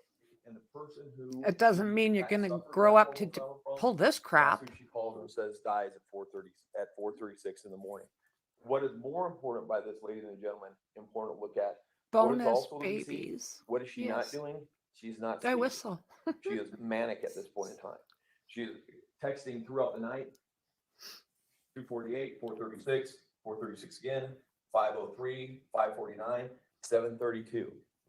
She is up the entire night and not sleeping. There is something going on with her head that is not seeming right. Mm-hmm. There's stuff You that's going think? on through the day, text messages back and forth. She's Harley such leaves a for loser. work. Other conversations going on, and then they leave. They go up to Petco. Yeah, and what the, gentlemen, Mr. Young let's has talk tried to about that, insinuate mister. That all of this was some type of big preconceived I'm plan, not mad. that she had made some decision earlier on at that point in time that she was going to kill Gannon. Ladies and gentlemen, does that make any sense? If she had decided at that point, early in the day, when everybody else leaves, others left for work, she's just there alone with Gannon by herself. If there was a decision that was made that for some reason they cannot explain that she was going to brutally murder him, why is she taking him in the car and going up to Petco to buy Valentine's Day outfits for the dogs? That Good makes question. absolutely no sense why she would push back a timeline to just an hour or so before Lena got home. For some reason, unbeknownst to anybody, commit this brutally horrific act. Mr. Young, Did you not pay attention to the evidence? Be very careful when they try to put facts in their opinion or what they would like them to be that was not provided by any of the witness testimony. Dr. Ignacio testified that there was hydroquinone in the system. Dr. Ignacio. Look Look at the whether it was a spelling. dangerous level, whether it was inappropriate, whether it would have been affecting him whatsoever that way. All she said is this was a tox screen. This came back. That's Mr. Young's opinion that somehow this was an overdose of hydrocodone, but there was no evidence of that by their expert. And there is Good no Lord. basis that would be for a brutal, horrible attack on a young 11-year-old boy that she'd just been hiking with up there 24 hours earlier. Something is going on in her mind. Something is there losing it, and something horrible occurs in the basement where there is a brutal, brutal attack. The brutality of the attack, ladies and gentlemen, I would say is the strongest evidence in this entire case Hmm? of a psychotic break. That type of Whatever. violence wouldn't be needed to kill an 11-year-old boy. Gannon weighed 80, 85 pounds. An 11-year-old kid, not the biggest 11-year-old kid, not the strongest 11-year-old kid. Fun, nice kid. What do we know about him? He likes to play a lot of video games, but not needing this type of brutal, horrific rage to kill him. Mm-hmm. And there is no other, again, explanation other than the psychotic break. Or she's evil. Lena then comes home, and ladies and gentlemen, look on that video. Lena wasn't pushed outside. Lena wasn't allowed. Lena came in the house. She's in that house for about 10, 15 minutes. And then she goes out and gets on her bike and leaves. The idea that Lena was never allowed in the house is a fantasy that is not supported by the evidence, that is not supported by any of the videos. Okay, that is Mr. Young's opinion. But look at that Where video. was You see her your going in the house. witnesses? You then see about an hour later, Harley Yep, coming in the yep, house. yep. And we know that Harley came in the house, and Harley actually went down in the basement. Why do we know that? Because she changes out of her uniform before going to the dollar store. He was So in the there's storage nothing in room. there that these kids were kept out of this house, and there is nothing to indicate that this was pre-planned that would keep this type of information away from them. What is going on in her head? We don't know. But here's the important thing, and here's what Mr. Young is trying to do. He is trying to introduce antisocial personality disorder into this. Because I would state to you, ladies and gentlemen, there are only two things that account for her actions at this point in time for the remainder of this day and the days preceding is either disassociation, where she has put that memory of this brutal attack of what she did to Gannon someplace that she doesn't have access to, and she doesn't understand what's going on or where Gannon is. Oh my Or God. what she had done to him, or antisocial personality, or that she's some type of psychopath. Mr. Young, remember back to Dr. Torres, tried to interject many times with Dr. Torres the possibility of antisocial personality disorder, and Dr. Torres was firm. No, she does not meet the criteria for antisocial personality disorder. One, there's no past criminality with her. That's an element that you need for antisocial personality disorder. Get down. Other Get down. antisocial personality, Busy. people with antisocial personality are unempathetic to people and don't care about people. Again, for her entire career, she was a special needs teacher. Yeah, that's just kids, scary. Helping kids who have disabilities. Through her whole life, Scary. that had been her career. That is not a psychopath with antisocial personality. Hello, That Bruja. could be somebody with a dissociative disorder, either DID or borderline personality disorder. With The defense is up. who was kept horrible trauma. in her Prosecution past did behind pretty her good. And is trying to make the lives of kids with special needs better for them. That is And somebody now that it's can just do verbal just that one diarrhea thing. from the defense. Ladies and gentlemen, I would put before you the strongest evidence of disassociation going on here. Look at the body-worn camera of the sheriffs when they come in that night looking for Gannon. The most horrible, brutal attack has happened before there. Gannon is in the house in the suitcase. It's Yep. all been recently covered up. She's there with her daughter. She's there with Lena. And she's acting and presenting herself to these police, laughing, joking, being incredibly friendly just after this has happened. Because Mhm. at that point in time, she has disassociated the horrible act that she has committed. Yep. There's no other Is he sweating, logical buddy? explanation for how that she is doing that. No, And when she you go didn't take back the stand. And look at these timelines, ladies and gentlemen. Look and go through them. What is really important during this whole time, she is not sleeping at all. For the whole time here that this is all going on, you see activity going on her phone or things that she's doing all through the night. She is in a manic situation, and her mind His is not voice working. squeaked. Again, we heard Dr. Lewis talk about irrational things that she is doing that doesn't make any sense.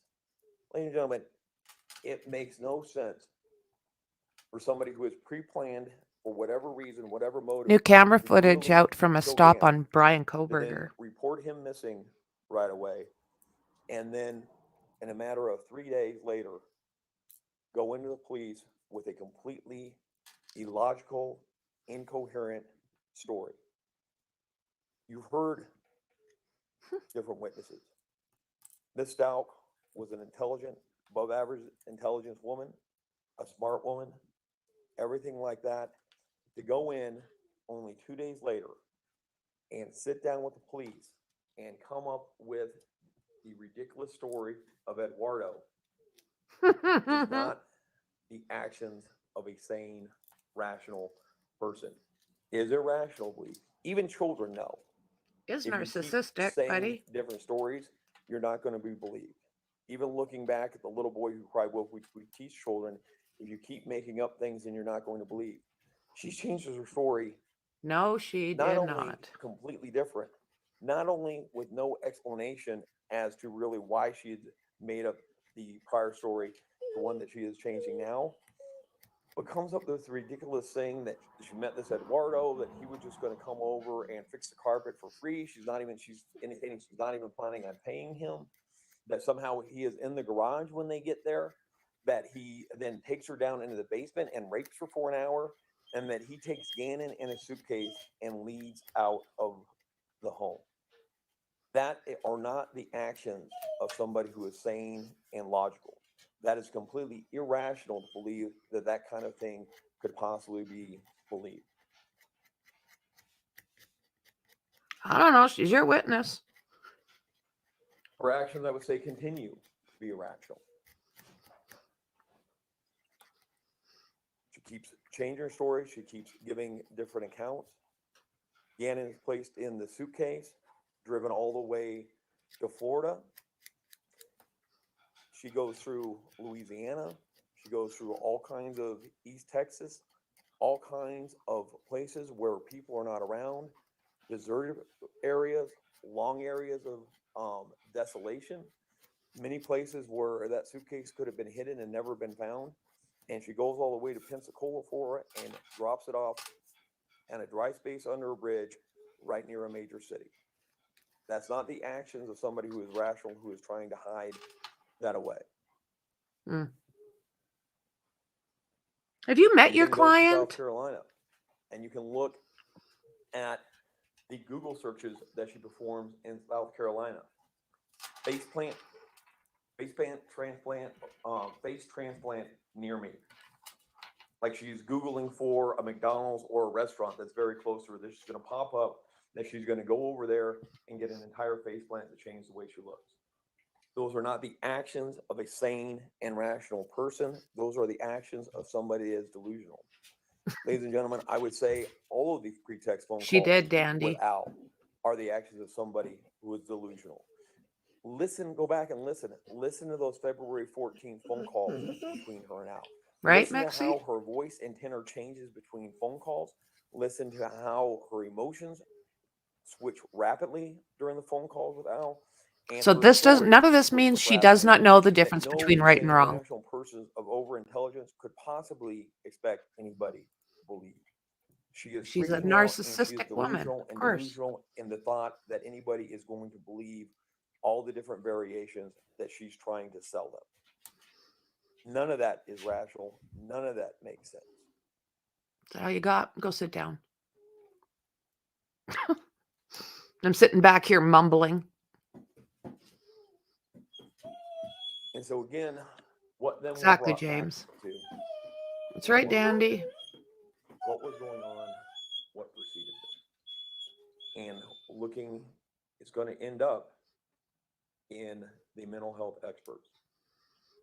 And I want to talk a little bit about Dr. Lewis. Do you? You're She brave. is 85 years old. 85. She's been doing Get down, research, Lizzie. Get down. treating, evaluating people with serious mental illness for over 60 years. She's one of the foremost experts in the country on dissociative identity disorder. She has been published in peer-reviewed journals well over 100 times. Things that educates other psychiatrists and things that educates other doctors, she has authored and produced. She has done, she has the HBO documentary. They don't go just to quacks to do an HBO documentary. They went and they did a documentary on her because she was groundbreaking in her field. Has she consulted on other stuff with Robert De Niro and so forth? Yes. Not because she's a quack, because she has explored and she knows more about this subject than almost anybody else in the country. Has she, in her age, some of the details, the minute things in the discovery get lost a little bit in her memory? They do. And you saw that up on the stand when she was testifying. I'm not disputing that. But what she has is the decades and decades of experience with this, the decades and decades of dealing with people with severe mental illness who commit heinous acts. She has that experience to rely upon, and she had 14 hours of interviews with Ms. Stauch to talk with her, to base her opinion. She had notes from family members, other types of things to show this, and in her expert opinion, is legally insane. She wanted the EEG and the MRI to possibly know if there was also organic brain damage going on here. There's some type of brain trauma that was contributing to the mental illness of Ms. Stauch. But what you heard at the end is she did not need those type of things to make the diagnosis of dissociative identity disorder, which she was confident on and she believes upon. Ladies and gentlemen, I would ask you, do not discount her decades of experience. Do not discount her expertise. Okay?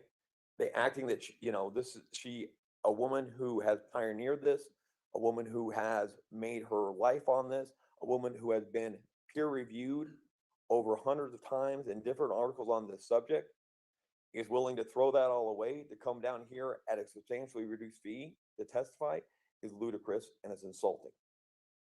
They pay their experts just the same as we do, okay? Then that's why I asked their blood spatter expert, you know, his fees. It wasn't acting like there was anything wrong with that. It's just to show both sides hire experts, both sides pay experts. Just because the expert isn't getting paid doesn't mean that they are money grubbing liars, okay? Experts in this type of thing, to come and testify, they charge money, they charge a fee. She actually reduced her normal fee to come down and help with Miss Stauch and to do this evaluation. And what did she tell you, ladies and gentlemen? Miss Stauch, of all the hundreds and hundreds of different mentally ill people that she has ever dealt with, is one of the most mentally ill persons that she's ever dealt with. And what else does she say? And I think this is key. Pay very close attention. She's not endorsing that it was definitely Maria that did this. She's not endorsing how Maria is saying this happened. What is she saying? Ms. Stauch has, in her opinion, more than likely disassociated the memory of the homicide because she can't bear to deal with it. That was actually a very good question by Mr. Young on it. And I think there's a lot of validity to that. Ms. Stauch accepting the idea that she committed this brutal, horrible homicide in the manner that was done, smashing that 11-year-old's head in and not deal with it. To accept that fact in her mind would crush her, would crush her soul, would crush her identity. And so she has come up with all of these delusional fantasies, trying to come up with some other thing that may have happened. And listen to her voice, listen to the tenor when she's describing that. When she's hoping, when she's talking to Dr. Lewis, I can't remember if it's Dr. Lewis or Dr. Torres, about the different versions she's given, that she was coming up into her mind, hoping and believing it was somebody other than her who did this. The facts, ladies, and we're not disputing that, ladies and gentlemen, it was her. But she was not in her right mind when she did it. And you heard Dr. Lewis state that. And you can look at the evidence and you can look at the other things that go around to realize that is the only reasonable, rational conclusion as to how this horrible thing happened, was a psychotic break. Was a psychotic break. Dakota Lowry, who, when he finally realized that his older half-sister actually did this, the first thing that came into his mind, based upon what he knew of his half-sister, was there had to be some type of psychotic break that had happened. That there could be no other explanation as to why it did it, and those are people that knew her and that have grown up with her. I also want to talk a lot, or some, about Dr. Torres. And it is what is important, ladies and gentlemen, to know with both Dr. Torres, Dr. Gray, and Dr. Grimmett, is none of the experts that you have heard from that did any type of evaluation think that there's no mental illness going on here. Okay? They all agree there's some type of mental illness. They just disagree over what to call that mental illness. We have Grimmett and Torres and Gray diagnosing her with borderline personality disorder, which is a significant mental illness, which, as you said, comes from right on the border between full-blown psychosis and a neurosis. Okay, it's the most serious of all the personality disorder, and it's so serious because there are such prominent features of psychosis that go along with it. Psychosis where people hallucinate, psychosis where people become delusional, psychosis where people stop becoming irrational. All of that stuff can come and go in people with borderline personality disorder. And it comes and goes according to DSM-5, according to Dr. Torres, according to Dr. Grimmett, when people with borderline personality disorder start to experience high stress. That is why Dr. Niederhauser was important. It was not because Dr. Niederhauser made any type of diagnosis or anything with that, but she came to Dr. Niederhauser because he was experiencing high stress and high anxiety that was causing her to be unable to perform at work. The stress and all of that was mounting. You can look at her Google searches, the Google searches leading up to this. For whatever reason, her stress in life was becoming overwhelming. She felt underappreciated. She felt like running away. She felt like leaving. She felt like this was all too much on her plate, that there was nobody there to help her. And you heard from Dr. Torres about how people with borderline personality disorder feel stress much different than everybody else. Things that would not be normal stressors for all of us can become extremely stressful for somebody with borderline personality disorder. And the other thing that was important that Dr. Torres, we talked about quite a bit, is it is a lot of the same things, the same type of horrible childhood trauma, the type of trauma where you have one parent who is molesting you and another parent who won't do a damn thing about it, that can cause either dissociative identity disorder or borderline personality disorder. They both come from the exact same of environment that Dr. Torres said Ms. Stauch grew up in.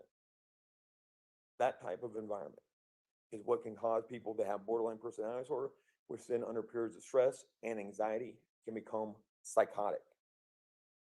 And I think one of the other things, and I think is something to look in, and something I want you guys to think about when you go back in that jury room, is something that Dakota Lowry said at the end. We don't know exactly all the intricacies of the trauma, of the abuse that Ms. Stauch suffered. We don't. Some of that she knows about, some of that she's come to remember, some of that is locked away, some of that is hidden by other family members who don't want to admit it. But what did Dakota talk about when he was a kid, and after his stepdad has died and his mom had moved on to another abusive alcoholic in the home, and Ms. Stauch would come visit him? What would she do? She would leave him with knives to protect himself from something or someone. And the fact you can draw that Ms. Stauch sometimes as a kid going through that trauma, either had to protect herself with knives or fantasized about having a knife to protect her. And then you have the connection between Gannon being stabbed 18 times with a knife. Some of these things are hidden. Some of these things are hard to look at, but there is that association there between what we can assume was some of the childhood trauma that Ms. Stauch suffered, how she dealt with it, and how this horrible thing happened to Gannon. And I understand that Dr. Torres didn't think she was insane, but you can't discount the fact that Dr. Torres readily admitted borderline personality disorder can be a serious mental illness. People with borderline personality disorder can suffer psychosis. People with borderline personality can become irrational. People with borderline personality disorder can disassociate things that the whole person cannot deal with. And that disassociation explains all of these crazy cockamamie lies. It is a fantasy on Ms. Stauch to try to explain this horrible action that she cannot rectify in her home with. And whether you call it borderline, whether you call it DID, I think Dr. Lewis is correct. That is not necessarily the important thing. What the important thing is look at the facts overall and realize this must have been some type of psychotic action going on, because normal people, mentally healthy normal people, don't one day go on a hike, take smiling photos, and the next day stab a kid 18 times for no apparent reason. And no matter how much Mr. Young would like her to be antisocial personality disorder, and he would like that because that takes insanity off the table, none of the evaluators ever have diagnosed her with antisocial personality disorder. None of the diagnoses ever have even had the rule out antisocial personality disorder. Antisocial personality disorder is something that is always considered at the state hospital, but there are criteria, and she did not meet it. No matter how many times in different ways Mr. Young tried to ask Dr. Torres about it, she was firm and said, no, that is not the diagnosis that we have given her. That's not the diagnosis that Dr. Gray gave her. It's not the diagnosis that Dr. Grimmett gave her, and it's really not the diagnosis that Dr. Lewis gave her. So all the antisocial personality disorder talk is a smokescreen. And when you take the antisocial personality off, the only thing that explains her conduct afterwards is disassociation, is disassociating from the horrible thing that she has done, and she's trying somehow to fix this or to get out of it.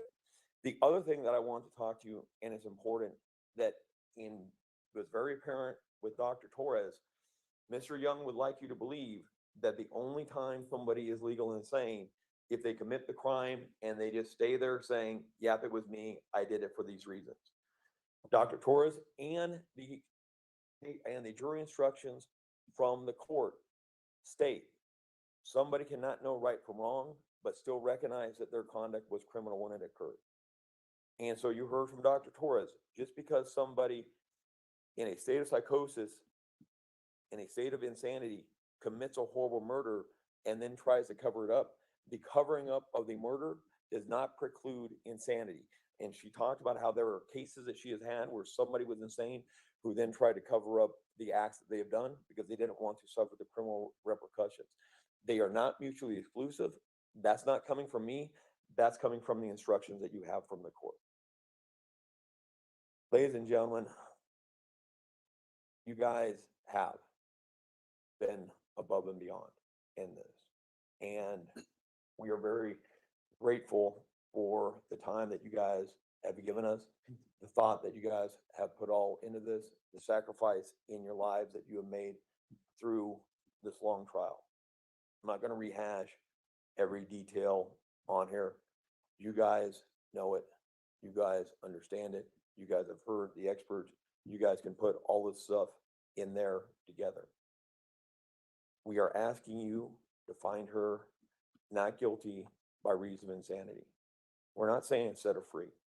We're not saying let her go. We're not saying don't hold her responsible.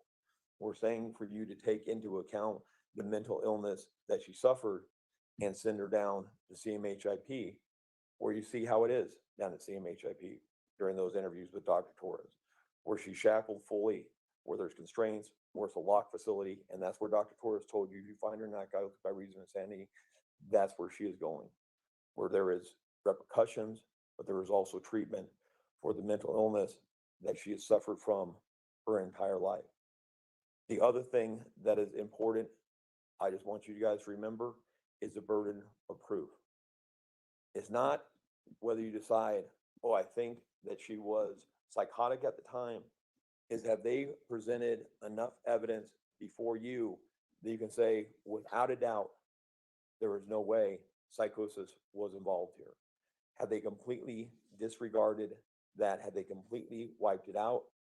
And I, ladies and gentlemen, I would put before you with all the different doctors diagnosing with some serious mental health illness, with their witnesses they called diagnosing with a mental illness that has transient periods of psychosis, when psychosis appearing to be the only rational explanation, when no other motive for this horrible thing, with the overkill that was involved here, with the irrational behavior afterwards, even up and through some of these interviews, even up through some of the trial, all of that points to mental illness.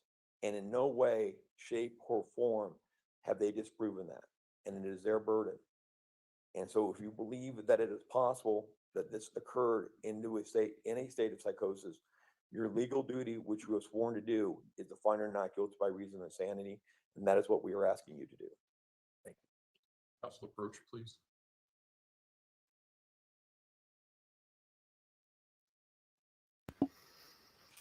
Oh boy, oh boy. So there's going to be like redirect from the prosecution and then deliberations.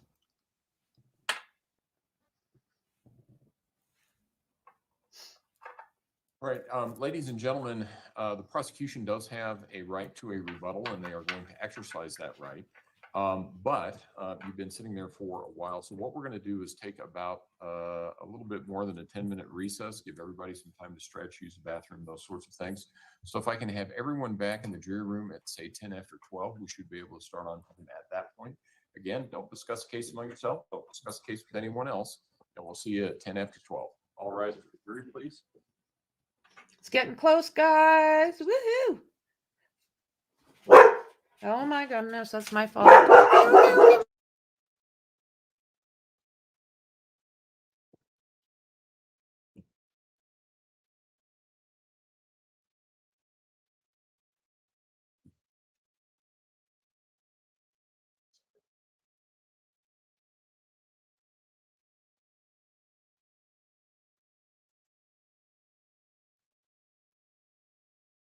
now be seated. The record should reflect the jury has left the courtroom. Reset. We just turn the screen back to. Yes, absolutely. Okay, All rise. they went outside. You want Oh, okay. So they are taking a break. I thought maybe that they would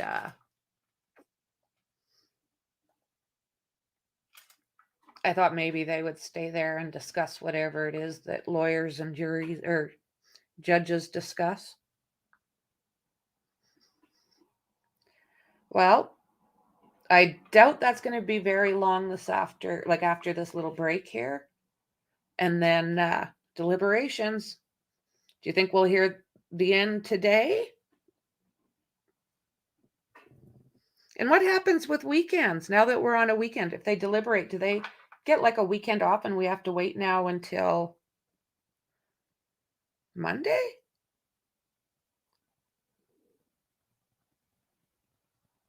I'm going to look into Brian Koberger a little bit. I'm going to go over those documents while we're waiting here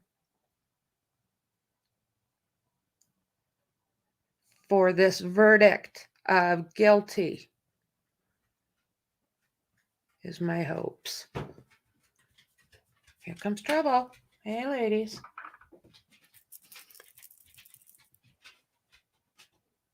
I wouldn't be surprised if they came back with a verdict today. That wouldn't surprise me at all.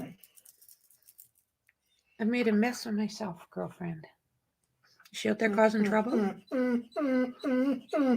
Oh my. Okay. Oh, no. Get down. Get down, Lizzie. Oh, you big horse. Get down. Give me a second. Oh my God. Oh my word.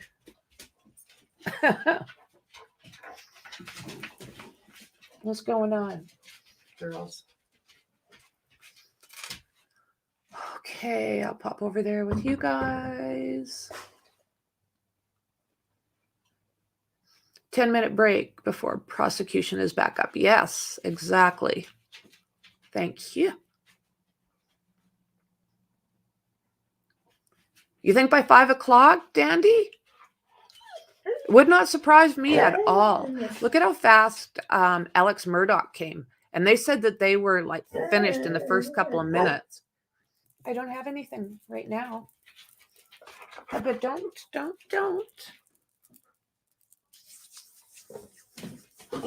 No. Okay.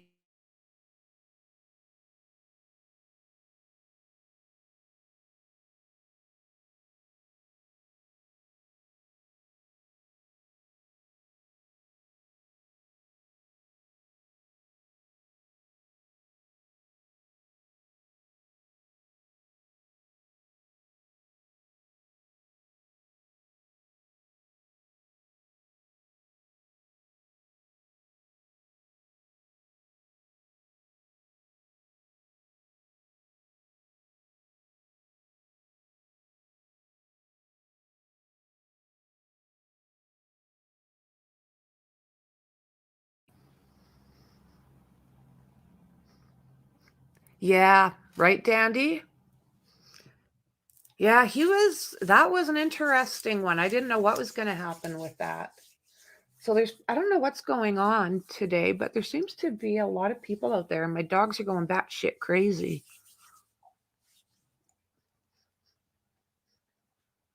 They need to have a snooze. My goodness.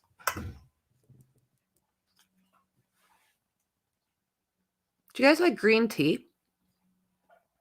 Something totally random out there. I decided this time not to bring up the panda bears just because it's so quick. And I expect this part, and then we're on watch. Whoop. I get all excited. Can you imagine what the lawyers feel like or what she would feel like? Yeah, what Al Stauch feels like.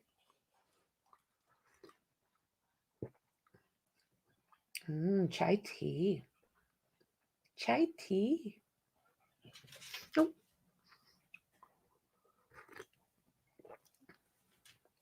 Yeah, so do I, Dandy.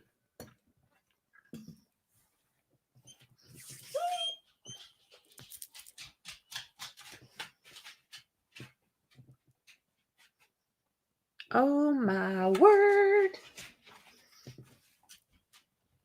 Come on. Let's get back at it.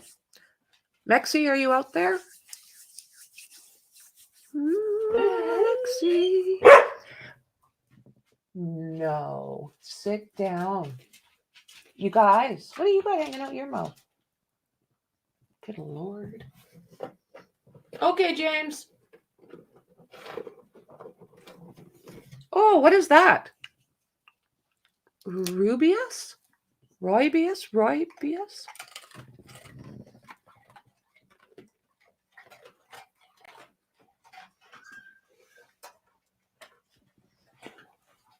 Okay.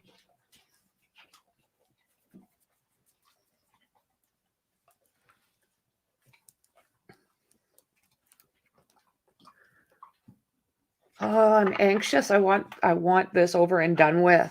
I want her like locked up. Back to the Hooskow with your sorry ass. Instant population.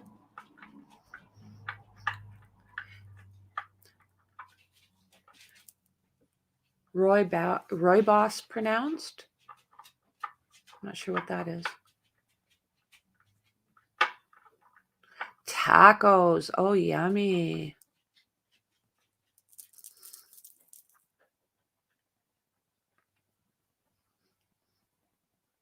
Rooibos pronounced. What am I missing?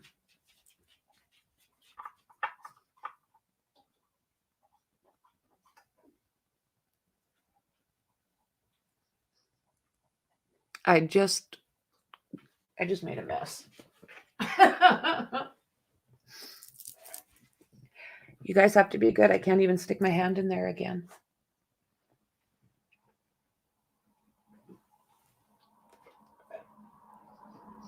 Grab some more tequila. Yeah, that stuff used to be yummy. Drinking is now a spectator sport for me.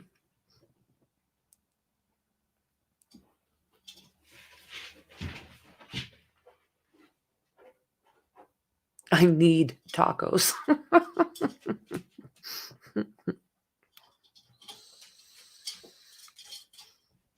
Dandy, did you see the coffee cup when I put it up there?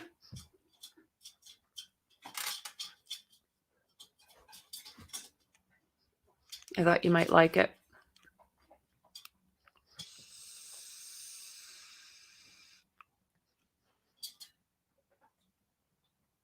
It's my new favorite coffee mug.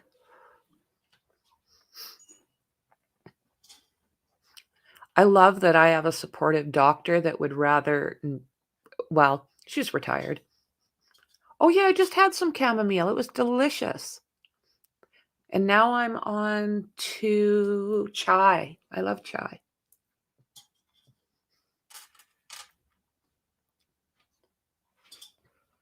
Yeah.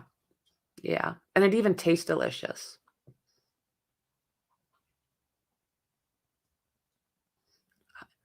I'll put it up again. Check my little corner out.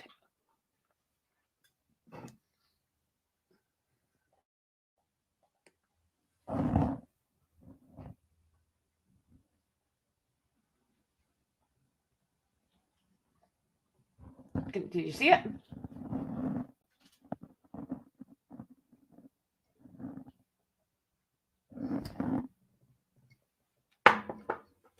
It's a bong.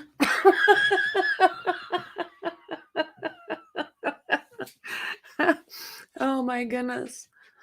I got one for my hubby's birthday. And yeah, you just put your tea in there and take your medicine and make sure tea or whatever tastes freaking delicious. Everyone out here is kind of, they will go natural. Oh, I'll close it again. Look at my little corner. Can you see me?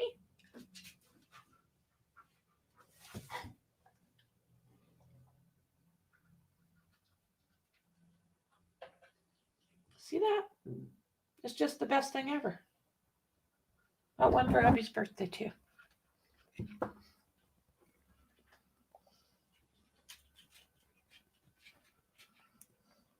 Did I show up in the little corner there? It does on my screen, but I don't know if it does on yours. Oh, I love that, Mixie. Oh, my. That is wonderful. So, okay. Can you see me now?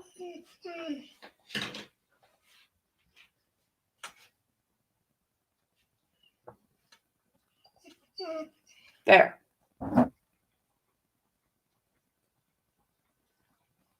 Is that better?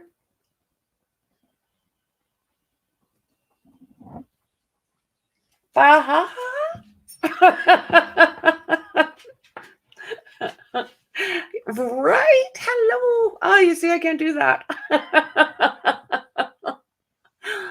Ah.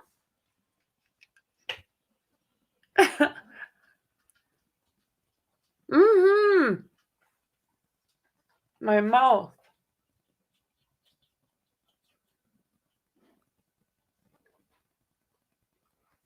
Then you just use the little blowhole and the little plug. Way better than any pills they want to give you, let me tell you that. Oh, sorry, that's just gross. Okay, I got to get out of here. Okay, yeah. That's not for public consumption. I'll wait until that's fixed.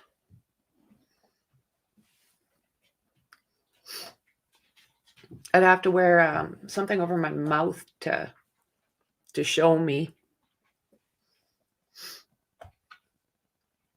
Chamomile is good. Green chai. Yeah, I like my teas.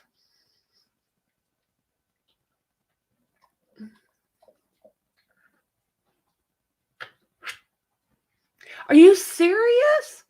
Oh, you see, this is the first time I've ever seen these things. Mexie's seen them before too. And me, I'm like, oh my God, I got to show everybody.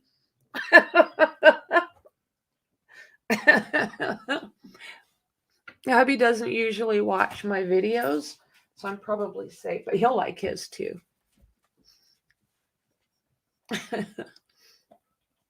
He's going to be 56 soon and still hot. Like, nice.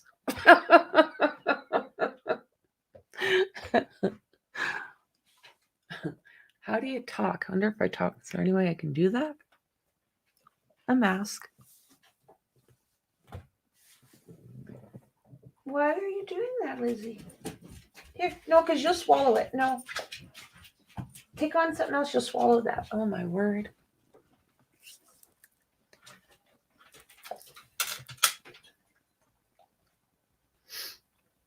I used to. Yep.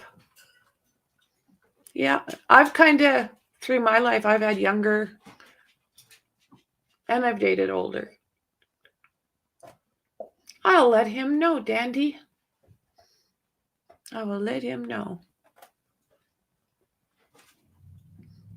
I was mistaken that cabin that he rented, I guess there are other ones around this part of the lake. But, oh, it's going to be so good for the dogs. I'm looking forward to it. And I think I was telling you, Dandy, there are a couple areas out there that they've got. Oh, shit. Let me check over here.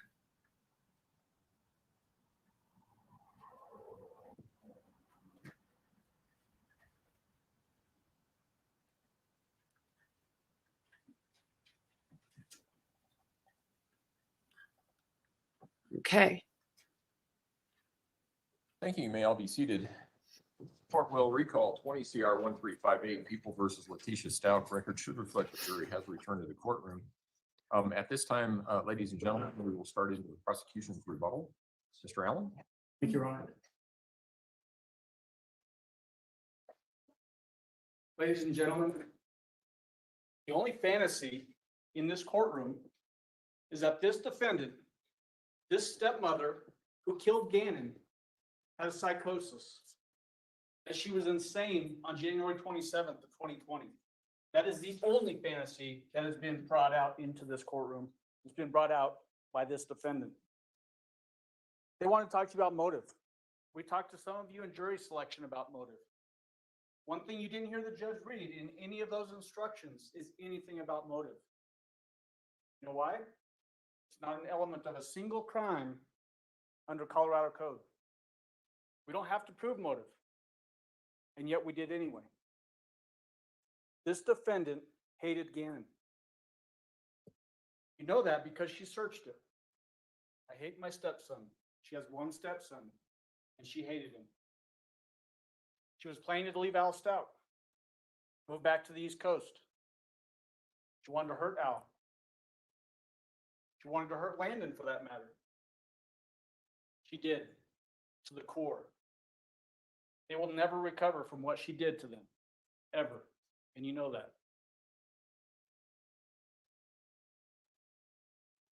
Think about the time frame that we're talking about. This was no snap in time. This was not an instantaneous thing. This occurred over days. She was planning to leave a week prior to Gannon's death when she killed him. Look at the searches that we talked about on Monday when Kevin Clark took the stand. We know when she was looking to leave. We know she hated Gannon. She knows she wanted out of a marriage with Al. We know that she didn't like what Landon was up to because she would manipulate Gannon about Landon. We know these things because of the evidence that we brought you. And in fact, it does prove motive. I want to ask you about why did Al leave Gannon with the defendant on that weekend? He left on January 25th, Saturday. Remember that? Why would he leave and go to Oklahoma for 2 weeks of training if he knew there was a problem with the defendant? Some psychosis. Al told you the answer to that question. He would not have gone. If he had seen some problem with the defendant, he said he would not have gone. And he did anyway, because she doesn't have psychosis. He never saw a single sign from her. What he didn't know, unfortunately, he couldn't see into her heart. He couldn't see the hatred that she had for Gannon, the motive that she had to leave and to hurt him to the core. He didn't know that it was all about her, even though he lived with her for some number of years. Pence wants you to speculate that the fire set off some sort of a trigger. You read those instructions while the judge was reading them to you? It says speculation. Can't do it. And yet they're inviting you to speculate. Why is that? Why would they invite you to speculate when we're talking about an 11-year-old boy who was brutally murdered? Why would they invite you to speculate? Because they want you to ignore the evidence that was brought into this courtroom. They want you to ignore this evidence and speculate on the other hand. You can't do it. Saying she's freaked out in that phone call. Acting she's freaked out. We all get freaked out sometimes. As Mr. Young said, we're human. Go drive down the highway and you see an accident, you might freak out, you might have some rush of adrenaline, and it kind of messes you up a little bit. That's human, not psychosis. And further, that freaking out that she's supposedly doing is her acting. It's not psychosis. It's all about Letecia. Boom. All about this woman who murdered Gannon throughout the whole thing.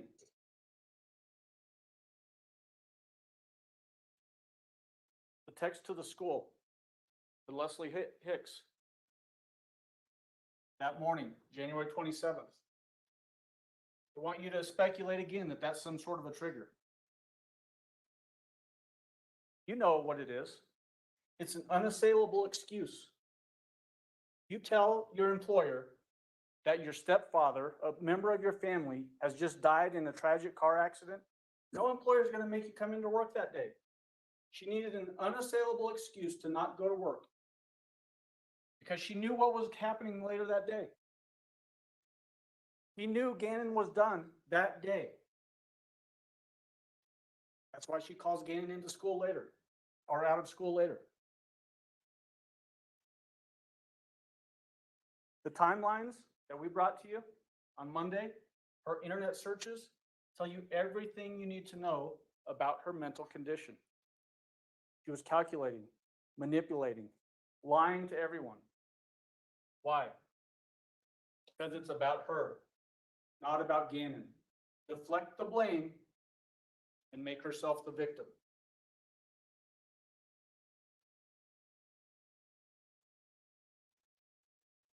Does it ever make sense when somebody kills another person?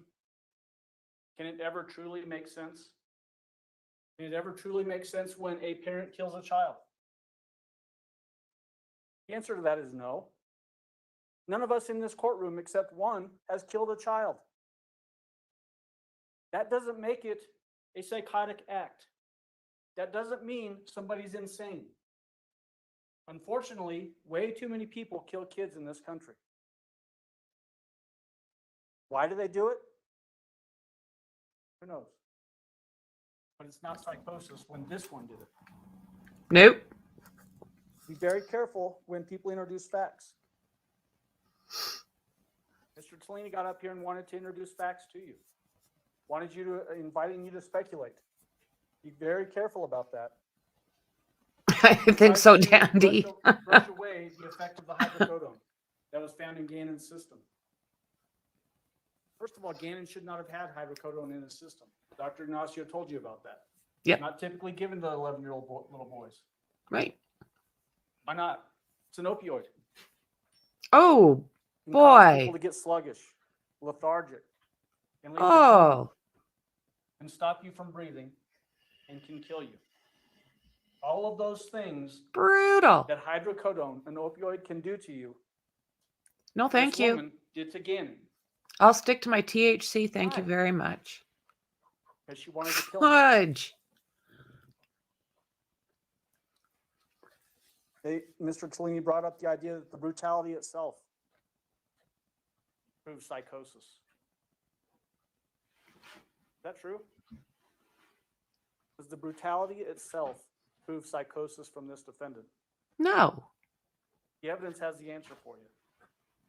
The defendant's own actions has the answer for you. The brutality of it speaks to the abject hatred she had for Gannon. Yep. And the pure determination she had to kill Gannon. Yep. This didn't start in one snap moment. When did this start? And her head's back down. Sunday night with the candle. Unreal. A candle incident that makes no sense, according to the way that she describes it to people, because she wants to make it Gannon's fault. Does that make sense? Mr. Stauch told you the answer to that question. Harley told you the answer to that question. Gannon didn't play with fire. He would never go downstairs and just light candles randomly. He had a long history of having stomach issues, where he'd get backed up and then have issues with it. And yet this day, he poops himself, and so he's got to go burn a candle to mask the smell, Give even me a though he'd break. never done it any other time in his entire life. Does that make sense? Or does it make more sense that this defendant burnt him? That's the start of the attack, ladies and gentlemen. Sunday night. And it continues with the hydrocodone. A prescription for a full-grown man Brutal. is given to Gannon. No, thank you. And why the hell? Why would you even have that in the house? That goes into the morning Unless time. you're using That's why it. he's lethargic. He can't get out of bed early like he normally would. Brutal. He's walking slowly to the pickup truck at about 10:15 in the morning when they leave the house. I've had doctors try and put me on Because that he's under shit, the and there influence is of no hydrocodone. way. And then she drives him around, Not gonna happen. leaving him in the car. He's probably passed out in the car. I'm sure it's good for some Doesn't make people. any I'm sense not to me saying for an that 11-year-old boy in a car the addiction scares versus the something shit out wrong, of me. something that she did to him. And I think it's one of those things you take the meds for pain or what have you, and all of a This sudden you're picture addicted, from Garden which of is God. scary. These two pictures that she sends Al Stauch that morning of Gannon in bed. No, Any thank ideas you. inviting you to speculate as to the reason for those pictures, saying she's just a loving stepmother. Mm-hmm. What are those pictures? Think about that picture from Garden of the Gods in relation to the pictures that she sends Al Stauch. They're proof of life pictures. Mm-hmm. They're pictures that she is sending out That is so to weird. the world that she had nothing to do with what she's about to do. Yep. Why would she send pictures of Gannon in bed to Al Stauch, except Yep. for a proof of life picture? Mm-hmm. A way to cover her tracks, and it starts early, right? Yep.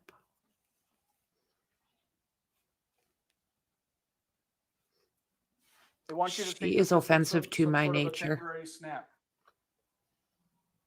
Said it on opening statements when Mr. Cook dramatically walks out of the courtroom, says this is way too worse. We can't handle this. It's a crack in her psychosis. And then we hear it again today from Mr. Tolini. First of all, temporary insanity is not what our insanity statute is in the state of Colorado. Look at it. That does not apply here. Second Nope. of all, there's I not mean, a what do I temporary know? But insanity no. moment in this case. It starts from Sunday night and goes all the way through Monday evening. Holy There are crap. almost 24 hours of horror that Gannon had to suffer at the hands of this defendant. His poor family. What should His have poor been dad. the safest place in the world for Gannon to be.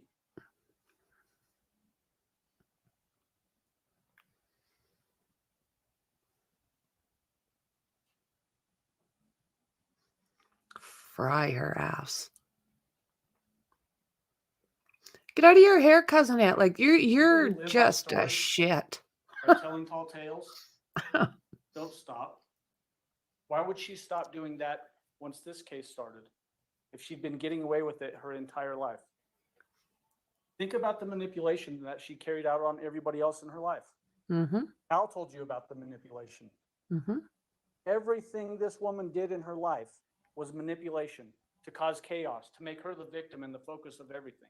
Brutal. Every single thing. Harley. She didn't know how her own father died Brutal. because she was lied to by this defendant. Why would she stop lying when the biggest thing that she's ever caused in her life is being drilled into by an investigation that is the biggest El Paso County has ever seen? That involves the FBI. That's who she is. She's a storyteller. Telling fantastic stories is not psychosis. It's who she is.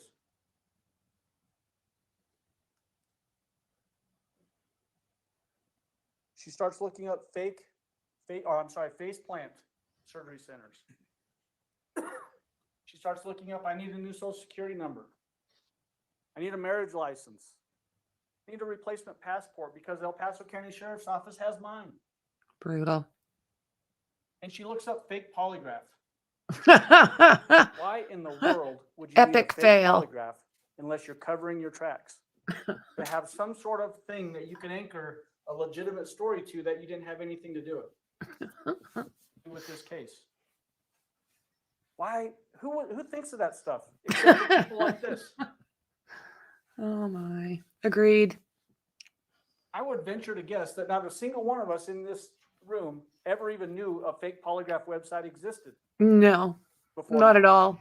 I know I didn't. Nope. Let's talk a little bit about Dr. Lewis. Oh my. Here we go. She might be a world-renowned expert. She's the only expert that they could find to bring in here to tell you that this defendant I was had thinking this. dissociative identity disorder. 85-year-old Not a lady. single other doctor that testified here in this courtroom saw I a thought the single same shred thing. of evidence that she had dissociative identity disorder, not a single one. And yet this doctor comes in and says she does have it. This doctor comes in and says she does have it, and yet she doesn't even know what the definition of insanity in Colorado is. She starts throwing around words like McNaughton and other things that might apply in other states. And she said sanity could depend on where you are, what state you're in, that kind of thing. Don't you think if she's going to come in and tell you as an expert, this defendant is insane, according to Colorado law, should know what Colorado law is, and she couldn't do it? There were a lot Head of your I head. assumes, I Tom, don't know, do me. deflections, stories about other cases. Anytime she was pressed to justify her opinion, she couldn't do it. You saw Dr. Torres in contrast to that. She could point to specific things about her evaluation of the defendant. Compare the two.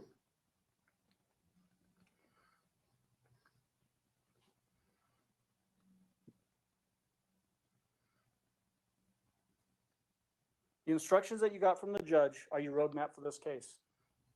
They help you determine what the law is, and you're expected to follow the law, and you apply that law to the facts in the case, to the evidence that's been piling up over the last several weeks.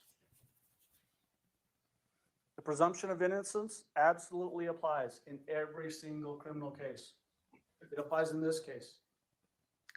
Until you are determined that the charges have been proven beyond a reasonable doubt, she has the presumption of innocence. We have the burden of proof.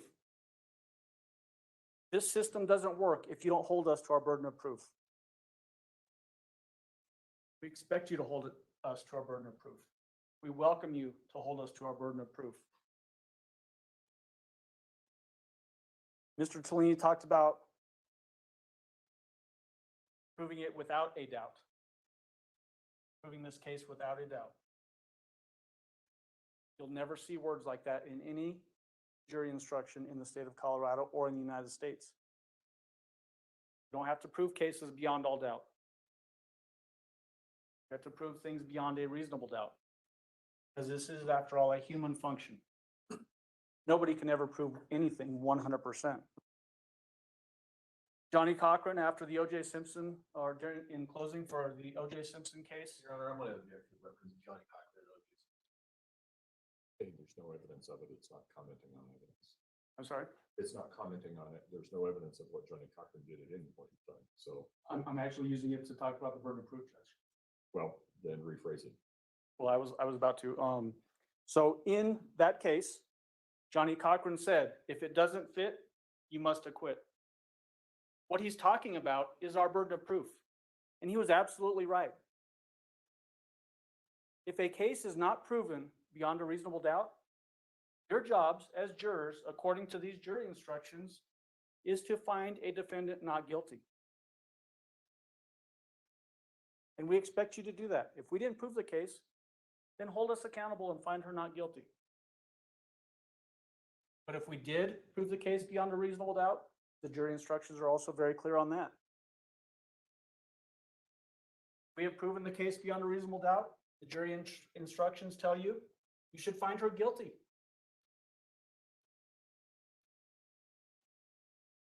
If the crimes fit, you should convict.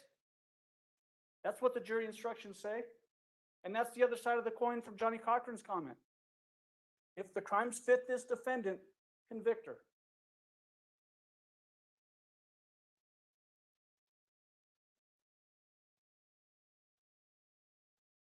Deliberations are up to you.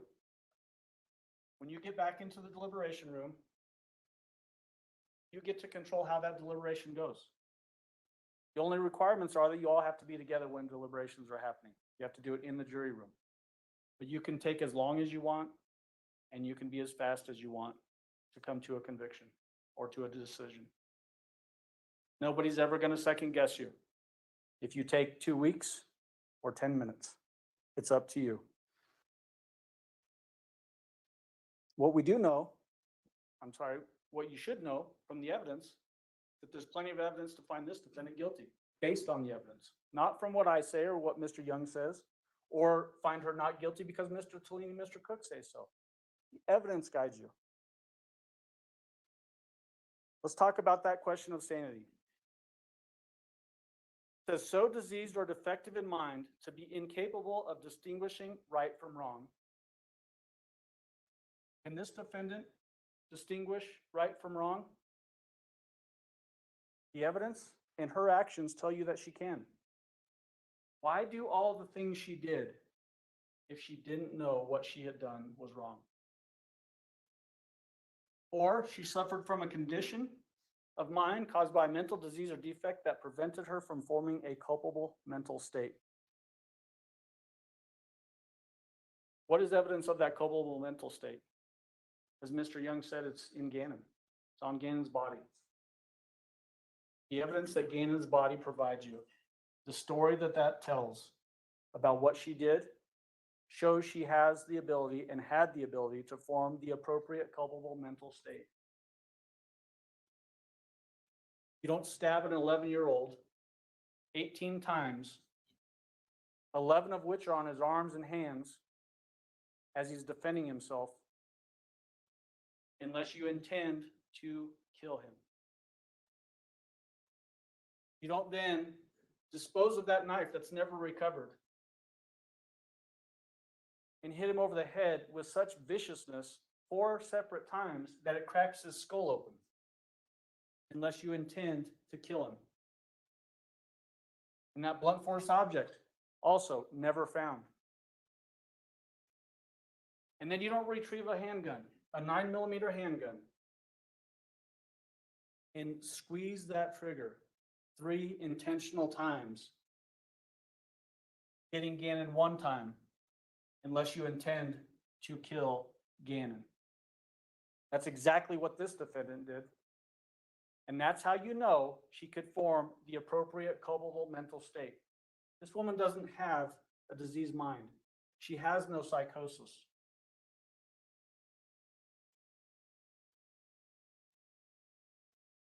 Multiple doctors and longtime family friends and family members answered the question of psychosis for you. The girls are sleeping. Yay. This defendant knew then and knows today the difference between right and wrong. Harley said it. Dakota Lowry said it. Al Stauch said it. Every single person that knew her knew she knew the difference between right and wrong. Absolutely. She was of sound mind, informed the culpable mental states required. You learned about dissociative identity disorder from at least 2 different doctors in this case. Extremely rare. Prevalence in society is roughly 1.4%. But most importantly, it's marked by severe behavioral health symptoms that would be noticeable by others. Well, right. Other people like Harley Hunt, her daughter who lived with her every day of her life. Al Stauch, who was married to her for 5 years. Dakota Lowry, who was her younger brother. These people would have noticed that she had something wrong with her. You betcha. Have you guys ever met someone Forensic nurse schizophrenic? examiner, Amanda Van Like, Ness at the oh hospital my, untreated? would have noticed it. This is 2 days after Gannon is murdered. And the defendant fakes that panic attack in the sheriff's office and is taken to the hospital. Yeah. Right? Given the opportunity to be examined for the supposed rape story that she had. No, thank you, she And says. splits. Yep. Amanda Van Ness told you that she's dealt with people with severe mental health disorders. She's told you what happens when she deals with people like that. This is not the way Letecia Called an is. M1 hold.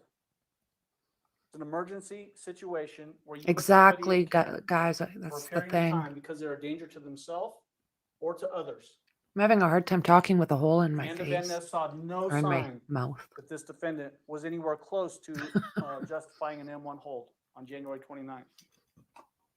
Dr. Niederhauser, on the other side of this equation, about a month before Gannon was killed, the last medical professional to see the defendant before Gannon was killed. Oh, also that's the familiar thing, you with M1 guys. holds, and saw no signs that would justify holding her against her will because she was a danger And that means if danger to all of herself or us others. know Because somebody she wasn't. that's dealing with She this didn't or have have met psychosis. people, whichever way, then they know she's not. Why blame others? That's not her diagnosis. There's a First, it's lot of Gannon's things fault, they're right? saying. He pooped all over himself, started a fire. He's experimenting with drugs. Ooh, Isn't that Maxie. convenient that he's experimenting with drugs? He's curious about bath salts. And there's a Swisher Sweet planted in his backpack. And he's got hydrocodone in his system. Isn't that convenient? Isn't that Had a convenient? mother-in-law concoction from that this was defendant? dealing with a lot of these issues, and oh Then my. she says he went to a friend's house and didn't come home. Or is it because he loved his mom too much? What? He was a mama's boy. Is that the source of her hatred for Gannon? She knew she could never replace the love that Gannon had for Landon. Mm-hmm. And she concocts Eduardo, Oh my a God. random Mexican guy that works at the housing development. Just gives him access to the house through the garage code. He comes in, fixes the carpet. But in addition to fixing the carpet, he rapes her. Bangs her head on the floor. No sign of injury on her. Curiously asked for boxes and a suitcase. I agree, Dandy. Why'd she have to introduce the suitcase? Had to explain away why Gannon was going to be found in the suitcase she put him in. Mm-hmm. A suitcase that Al Stauch recognized when he was shown the picture. A suitcase that Dakota Lowry recognized this defendant struggling with before she drives off to Florida. We had to explain it away. Next, it's Quincy Brown's fault. You heard Special Agent Jonathan Grusing. He talked about he wishes he would have pushed her more on to Quincy Brown and let her expand on that character. Because this is the character she gave the most information about. Oh, whoa. The real guy. Guy that was published in the media. The most wanted That's people scary, in El Paso Maxie. County for sex offenses. Perfect fall guy for what this woman did. He replaces Eduardo as the rapist. Knew his name when his ID fell out conveniently and landed on the floor in front of her. Then he turns into a guy up in northern El Paso County selling a bike. Or he's laying in the road as they're driving and gets into the car and forces them to come back home and he rapes her there. Or Gannon's test riding a bike, crashes, hits his head, and then he takes off with Gannon.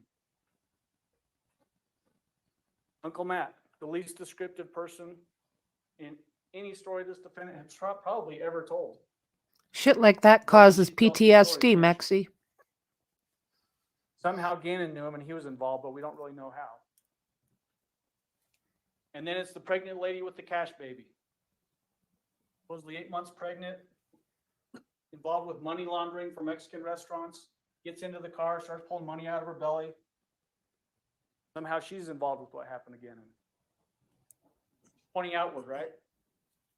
Pointing anyway, except for her.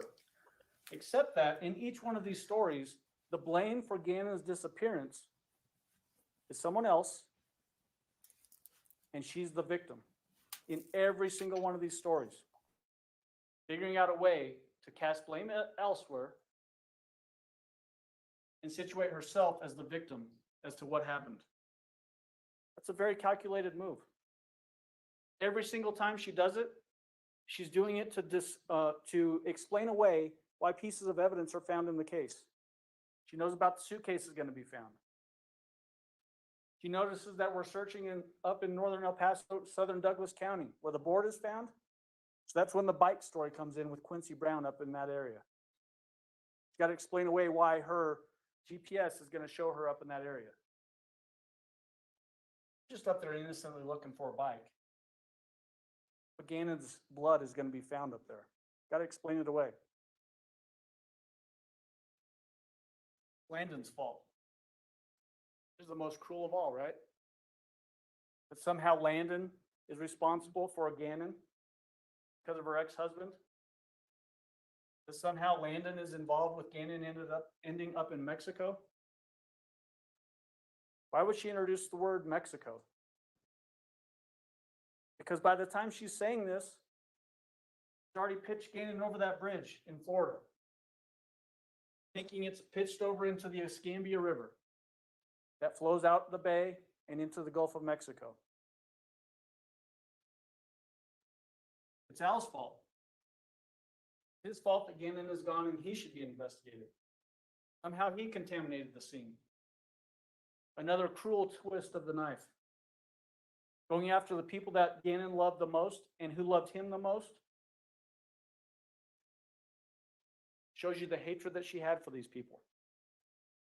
The hatred that she had for Gannon and how she's going to use Gannon's horrific demise against the people that loved him the most. Her stepfather, James, supposedly sexually assaulted her as a kid. It's his fault that she's the way she is. But there's not a shred of evidence from anybody until she starts raising competency that she ever suffered any sort of ill harm by James. She never reports it to a single person for over 20 years. And yet that's the trigger. Does that make sense? There's a caped invader's fault. It's the last one, right? Standing on top of the bed, wearing a cape, then realizes it's Gannon, but she shoots him and stabs him and does all these other things to cover up for whatever. Does that make any sense? Or is this just another concoction, another way to point outwards on blame and show herself as the victim? When she realizes those external sources aren't working, Dr. Dorothy Lewis comes into play. Before she looks at a shred of evidence, in February of 2022, she's already said, yeah, you need to go with not guilty by reason of insanity. Dissociative identity disorder is the answer. Doesn't know a single thing about this case or this defendant in February of 2022. And so what does this defendant do but start creating names? There's Taylor, Harmony, Christina, Jasmine, the Frisky Princess, Little Lucia, and Maria Sanchez. Spanish-speaking Russian sniper. Knows how to kill, kill, kill. One thing we do know from this evidence, this defendant knows how to kill. Knows how to kill a defenseless little boy in his bed. There's better words to describe this defendant and what she did. Unreliable. Every person that she's ever interacted with in her life can tell you that she's unreliable, that she tells tall tales. She hated Gannon. You know that because of the injuries that Gannon suffered. You know that she hated Landon and Al.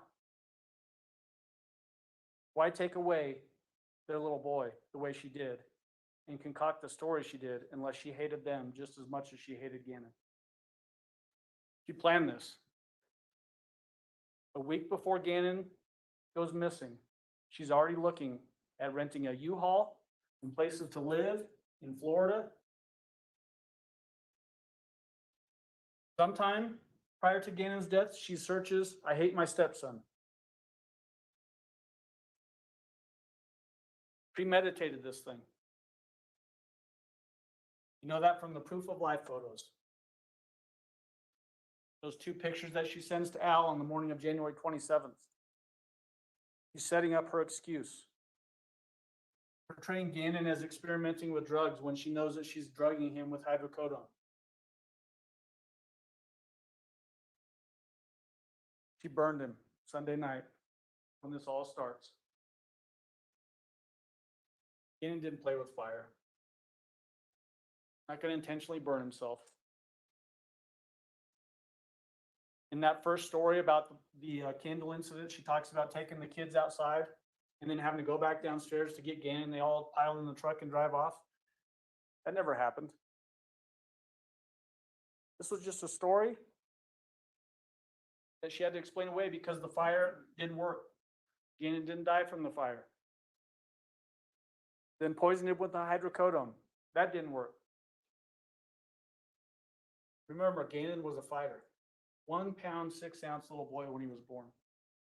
Overcame all the odds. But he couldn't overcome this one. But he sure did try, didn't he? She attacked him, stabbing him 18 times. Like I said, most of those are on his arms and hands because he's fighting back. Beat him over the head 4 times with some blunt object that's never found, cracking his skull like an eggshell. Shot him in the jaw, severing his spine, and likely killing him instantaneously. She then manipulated the heck out of this investigation with her stories. Her stories and manipulations of this investigation caused it to be the biggest investigation in El Paso County history. I heard that from several different investigators involved in this case. And it stretched from Colorado Springs all the way to Myrtle Beach, South Carolina. She hid Gannon's broken, dead body in a suitcase in that storage room. She ran from cops when the circle was tightening. Remember that trip to Marshall's? When the cops are going there to get cell phones and get the car that belonged to Harley, and they encounter her out in the parking lot, she takes off running. As soon as she sees those guys, she takes off running, throws the keys across the parking lot, starts yelling at Harley, "Don't say anything." Why? If she didn't know she had done something wrong, why? Then fled to Florida, and then eventually South Carolina. Get as far away from this thing as she possibly could. That's why she's wanting to get a replacement passport so she can escape the country. She dumped Gannon's body over the bridge. Mr. Young talked about this. Think about how divine intervention plays a part here. Macon Ponder had been at that bridge a month and a half before then. Gannon's body doesn't get found for at least 2 years, if ever. She murdered Gannon. January 27, 2020. She murdered Gannon. This little boy deserves so much more out of this defendant. He deserved protection. He deserved to live. He deserved to grow up and become a young man and someday have a family of his own. She took it all away.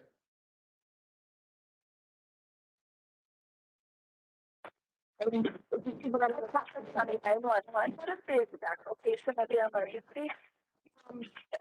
667 Linden Drive, Colorado Springs. Please say that one more time, make sure I have this here correctly. 667 Linden Drive. Okay, so number you're calling from? 843-55-7460. Is your name? Tic Toc. Please tell me, sir, what happened? I didn't know if I'm supposed to call emergency or not emergency but my son said to do all at 6 o'clock and it's almost 7. And we went to my first friend's house and what he's going to do at his friend's house and they said he wasn't there and the other one said he never came there. I don't know any other people calling out and I talked to my husband, so I don't know how to tell you guys exactly that too because I don't know anyone else. And I don't know if there's like a time limit, but like he's only 11. He's 11. 11, yeah. Okay. What's the thing? Gannon. For me? You can open. Your last name? Stauch.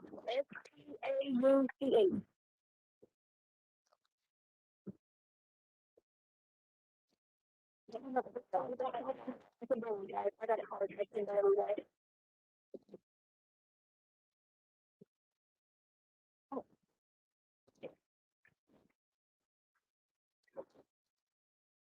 If I have it, you have the alternative. we have to ask, so we don't want to tie up in emergency. Not emergency. Yeah, that's fine. That's how I didn't know which one of them.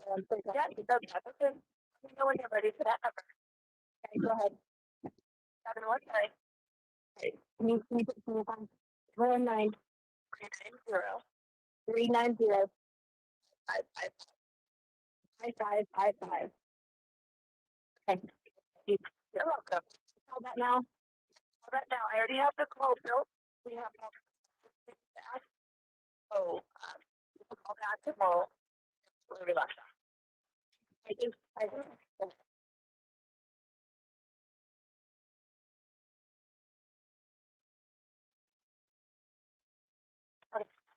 Maybe the process is speaking. How can I help you?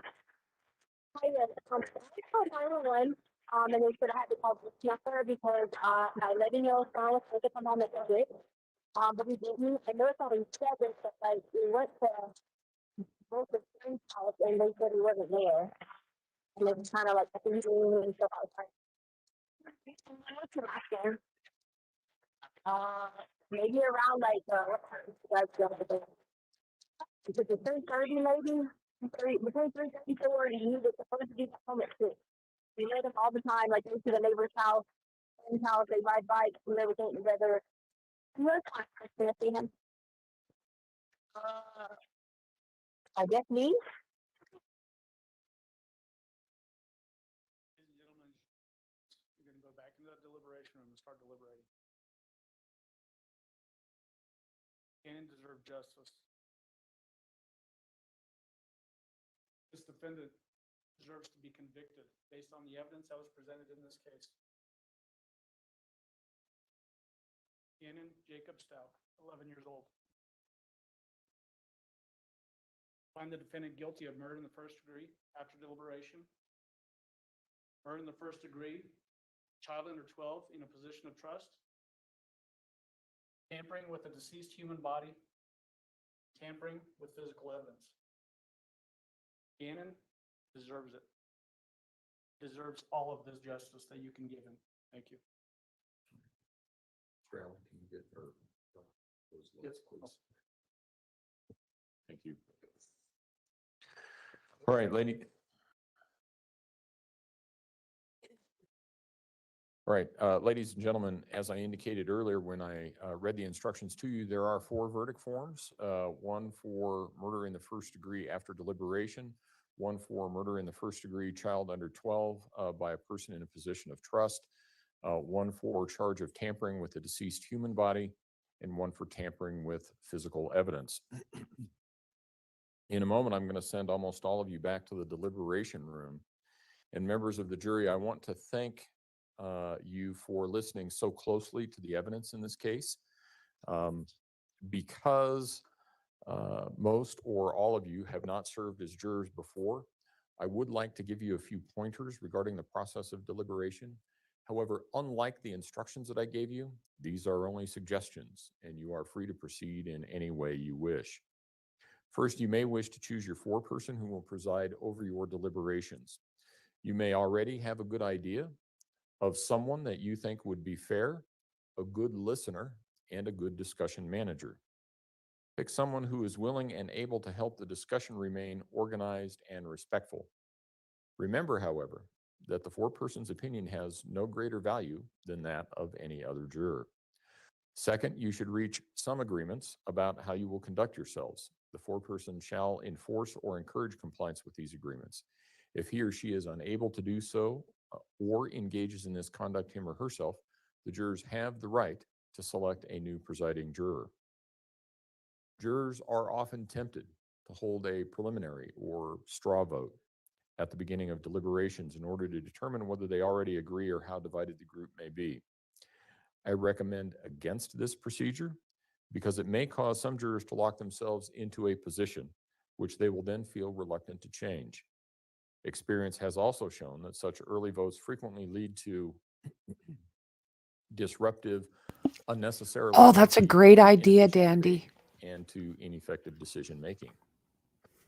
If you reach a particularly controversial or difficult point in the discussion, you may want to move to a less controversial or simpler area for discussion and return later to the more difficult issue. You may wish to consider secret ballots if the jury would feel more comfortable with this procedure. You each have the right to your individual opinion, but you should be open to persuasion. It helps if you are open to the possibility that you might be wrong, or at least that you might change your mind about some issues after listening to other views. Misunderstanding can undermine your efforts. Seek clarification if you do not understand or if you think others are not talking about the same thing. The foreperson or some other juror as agreed to by the jury may wish to take notes of agreements and disagreements and, from time to time, set out the items on which you agree and those on which you have not yet reached agreement. You must deliberate as a group while you are all together. In spite of your best efforts, it is indeed possible that serious disagreements may arise. In that event, recognize and accept that getting stuck is often part of the decision-making process. It is easy to fall into the trap of believing that there is something wrong with someone who is not ready to move toward what may be an emerging decision. Such a belief, however, is not helpful. It can lead to a conflict of personalities rather than a conflict of issues. It is best to be patient with one another. Taking a break can often be helpful and lead to a satisfactory conclusion. The bailiff is available whenever you need to stretch, to calm down, clear your minds, take a walk around the building, something of that nature. As I indicated, however, these are only suggestions, and you are free to proceed in any way you wish. When we began this process, I told you that we were going to be selecting 12 jurors plus 6 alternates. The reason why we do that is because in any case that lasts for longer than a day, if something were to happen to a juror during the process, I would have to declare a mistrial, start all over on another date at another time from the beginning with a whole new different crew. This was the first trial of any length that we've had since COVID. I have had long trials before, and I understand that things happen during trial. Sometimes people have family emergencies during trial. Sometimes people get sick.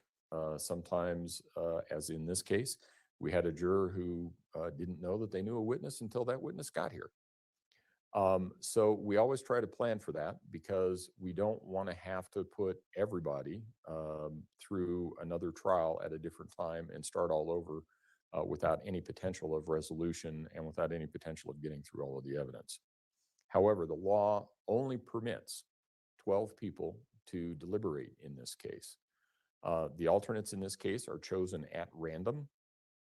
I'm still going to refer to you as number to protect your privacy.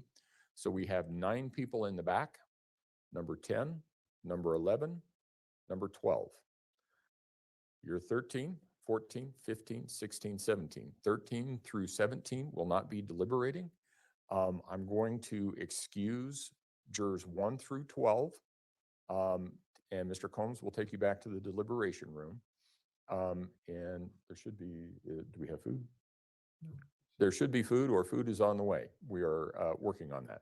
So please be patient with us. But we're going to send 12 of you back now. The other 5, please remain in the courtroom because I have further instructions for you.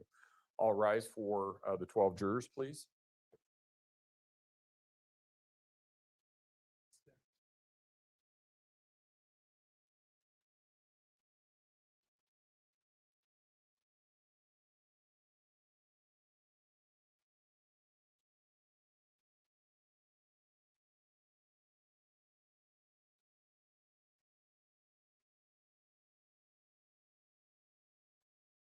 Thank you. You may all be seated. Records should reflect that the 12 jurors have left the courtroom. We get to this point in every case, almost any case that lasts longer than a day. And I always feel terrible for the people that are the alternates because you have put in just as much time, effort, and energy as everyone else. You have dedicated a lot of time to this case over the last 7 weeks, 8 weeks, wherever we are. But you don't get to deliberate yet. which is why it is possible, and we just had it happen last week in a different case, where one of the jurors had to be replaced by an alternate. So this is going to sound a little strange. I'm going to release you, but you're not excused from jury service. What that means is that you're not going to be deliberating back with the 12, but you still cannot discuss this case among yourselves, cannot discuss the case with anyone else, cannot do your own independent research about any aspect of the case. The reason for that is it is possible that I would still need your services if something were to happen to one of the jurors that is deliberating. What I'm going to do is I'm going to have Mr. Sproul take you back to an alternate jury room because you guys have two of them back there. But I want to have a conversation with you about some security things and some publicity things and also some services that we offer. So I want to have that conversation with you before we discuss anything further. And you're welcome to stay in that jury room for the rest of the day. You're down here. I don't know what you want to do. We can talk about that, but we'll talk about all that back there. I do have certificates of service for you. And I also have a questionnaire, which I'm going to ask you to fill out. It's something that the state of Colorado sends out to jurors. So if you would take the time to fill it out, and I'll be back to talk with you in about 10 minutes or so, I'd greatly appreciate it. All rise for the jurors, please.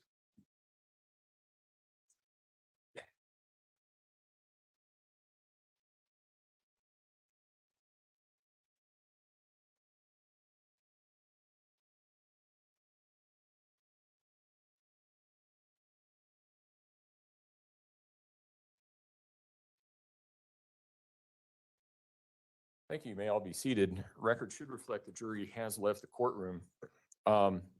I have a couple of things, some announcements, primarily an advisement, I suppose, more than anything else. First of all, I will need contact information, clean laptop, and for anyone who's listening or interested in the ultimate outcome of the process, the plan is that once I am advised that a verdict has been reached, I will be contacting Mr. McCallum and Mr. Sarche, who are the public sort of information officers for the Colorado Judicial Branch, and they will send out a tweet. I'm going to, I will not be taking a verdict until 30 minutes after it has been announced, or I'm sorry, until 30 minutes after I send that to Mr. McCallum and Mr. Sarche. So the plan is that everybody will have 30 minutes time to be able to get back in place, and then we'll take the verdict.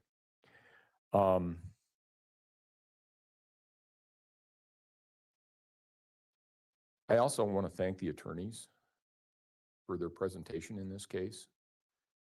More importantly, I want to thank the lawyers for the presentation, or for the professionalism that they have demonstrated throughout this trial. This was a long trial. It involved difficult facts. I know it was hard on the jury. I know it was hard on the families. I know it was hard on the defendant. I also know it was hard on the lawyers. This case was logistically complex. There were lots of witnesses from lots of different places. All of that had to be coordinated to get them here. There was a lot of evidence.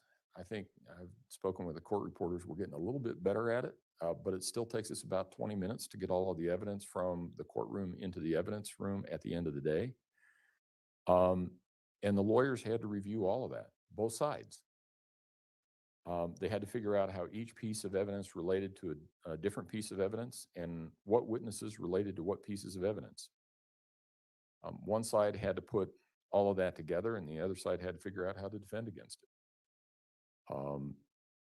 That both sides had very difficult jobs, but with the exception of one or two exceptions, at least as far as I could see, you acted professionally with each other and respected that opposing counsel had a job to do. In a case that could have been made so much worse, by bad lawyer behavior, all of you rose above that. I appreciate that. From a judge perspective, may not mean much, but from a judge perspective, I think you have put on a clinic for how cases should be tried. I've always thought professionalism among lawyers ultimately benefits the client, but I know that not everyone agrees with that. So, but I wanted to thank the lawyers for the presentation because I know how difficult this case was for everybody. So we need contact information for the lawyers. I've given an advisement as to how the verdict will be handled. And I suppose if there are any questions, we'll take up the issue of defendant's presence during those questions or whether she waives presence.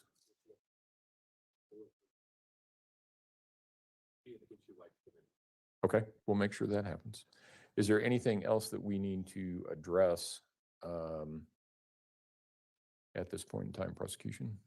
The only thing, Judge, this is potentially only anticipating issues is if the families can't get here within 30 minutes, we may be asking for you to push that out a little bit longer. There's childcare issues and that kind of thing. And I know you'll be gracious with that. I will, and I understand that. We'll take it up if it's an issue. All right. From the defense, anything that we need to address? Okay. All right. Thank you. Court will be in recess. All rise. Oh my God, oh my God, oh my God. Here we go. No, I didn't hear what she said. Is she coming for these or staying back there for the different things that might pop up? I didn't quite understand that. I've never been to Colorado, but I would love to. That would be a bucket list. Yeah, exactly. Exactly. I'll keep watching. I'll keep watching some of the channels that I think I'll pop in right away. Oh, she'd like to be present? Okay.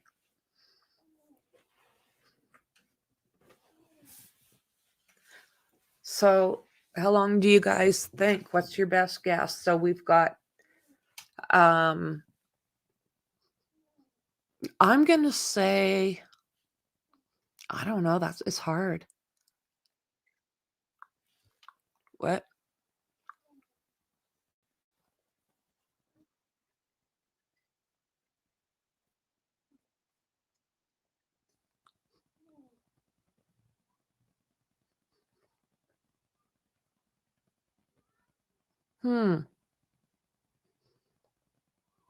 Okay. What's happening there? Oh, I think I know. Okay.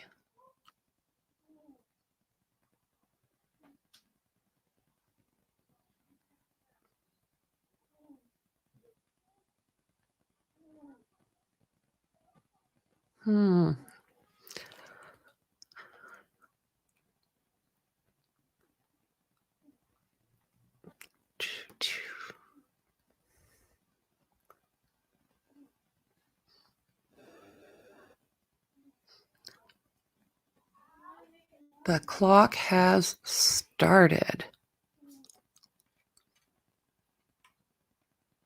Wonder how much longer the Vallow trial is going to be.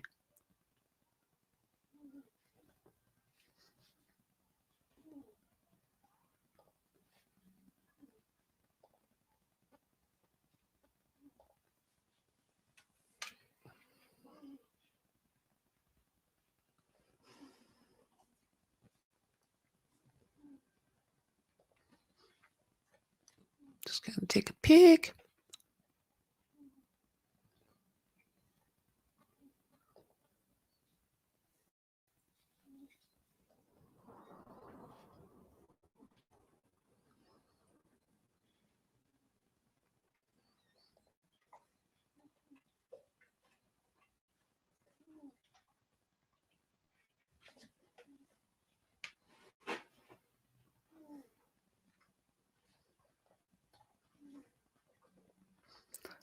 Okay.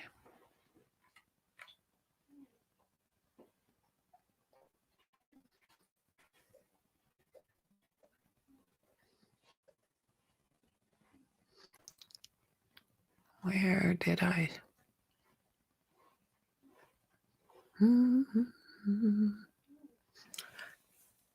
Well, what the hell? Looking for something for you guys.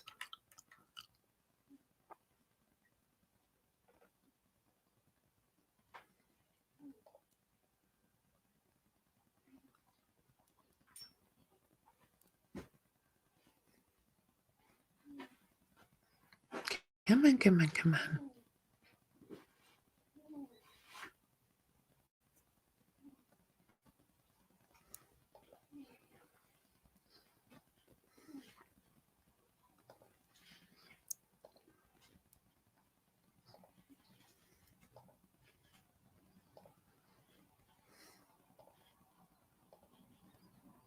Today,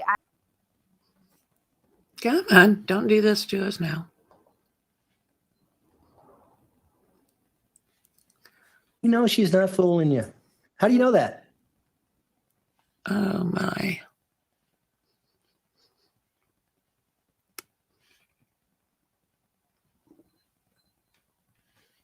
I'm going to try doing this and see if it helps.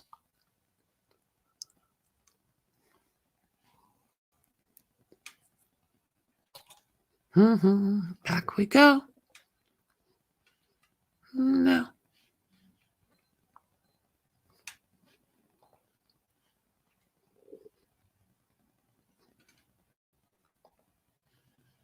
Okay, I'll keep it off for the commercial.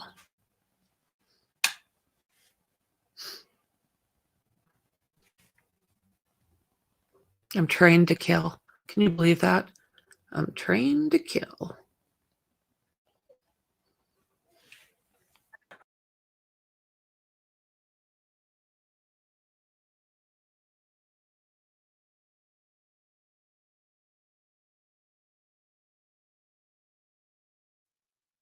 Okay, there's that. So I don't know, guys. Should we wait for a little while or just kind of pop back on, I'm thinking, because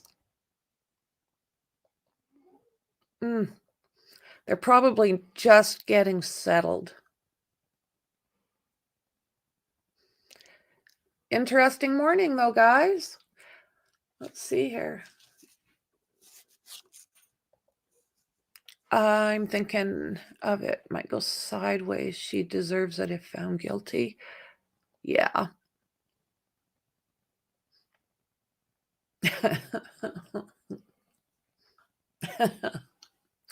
Okay, guys. Well, I will jump on if anything happens in the next while. I'll make sure that I'm watching for it. I'll check out you guys over in Discord. Keep popping in and out of there. And yeah, well, guys, thanks for being here. And I'll absolutely see you in the next one. Bye.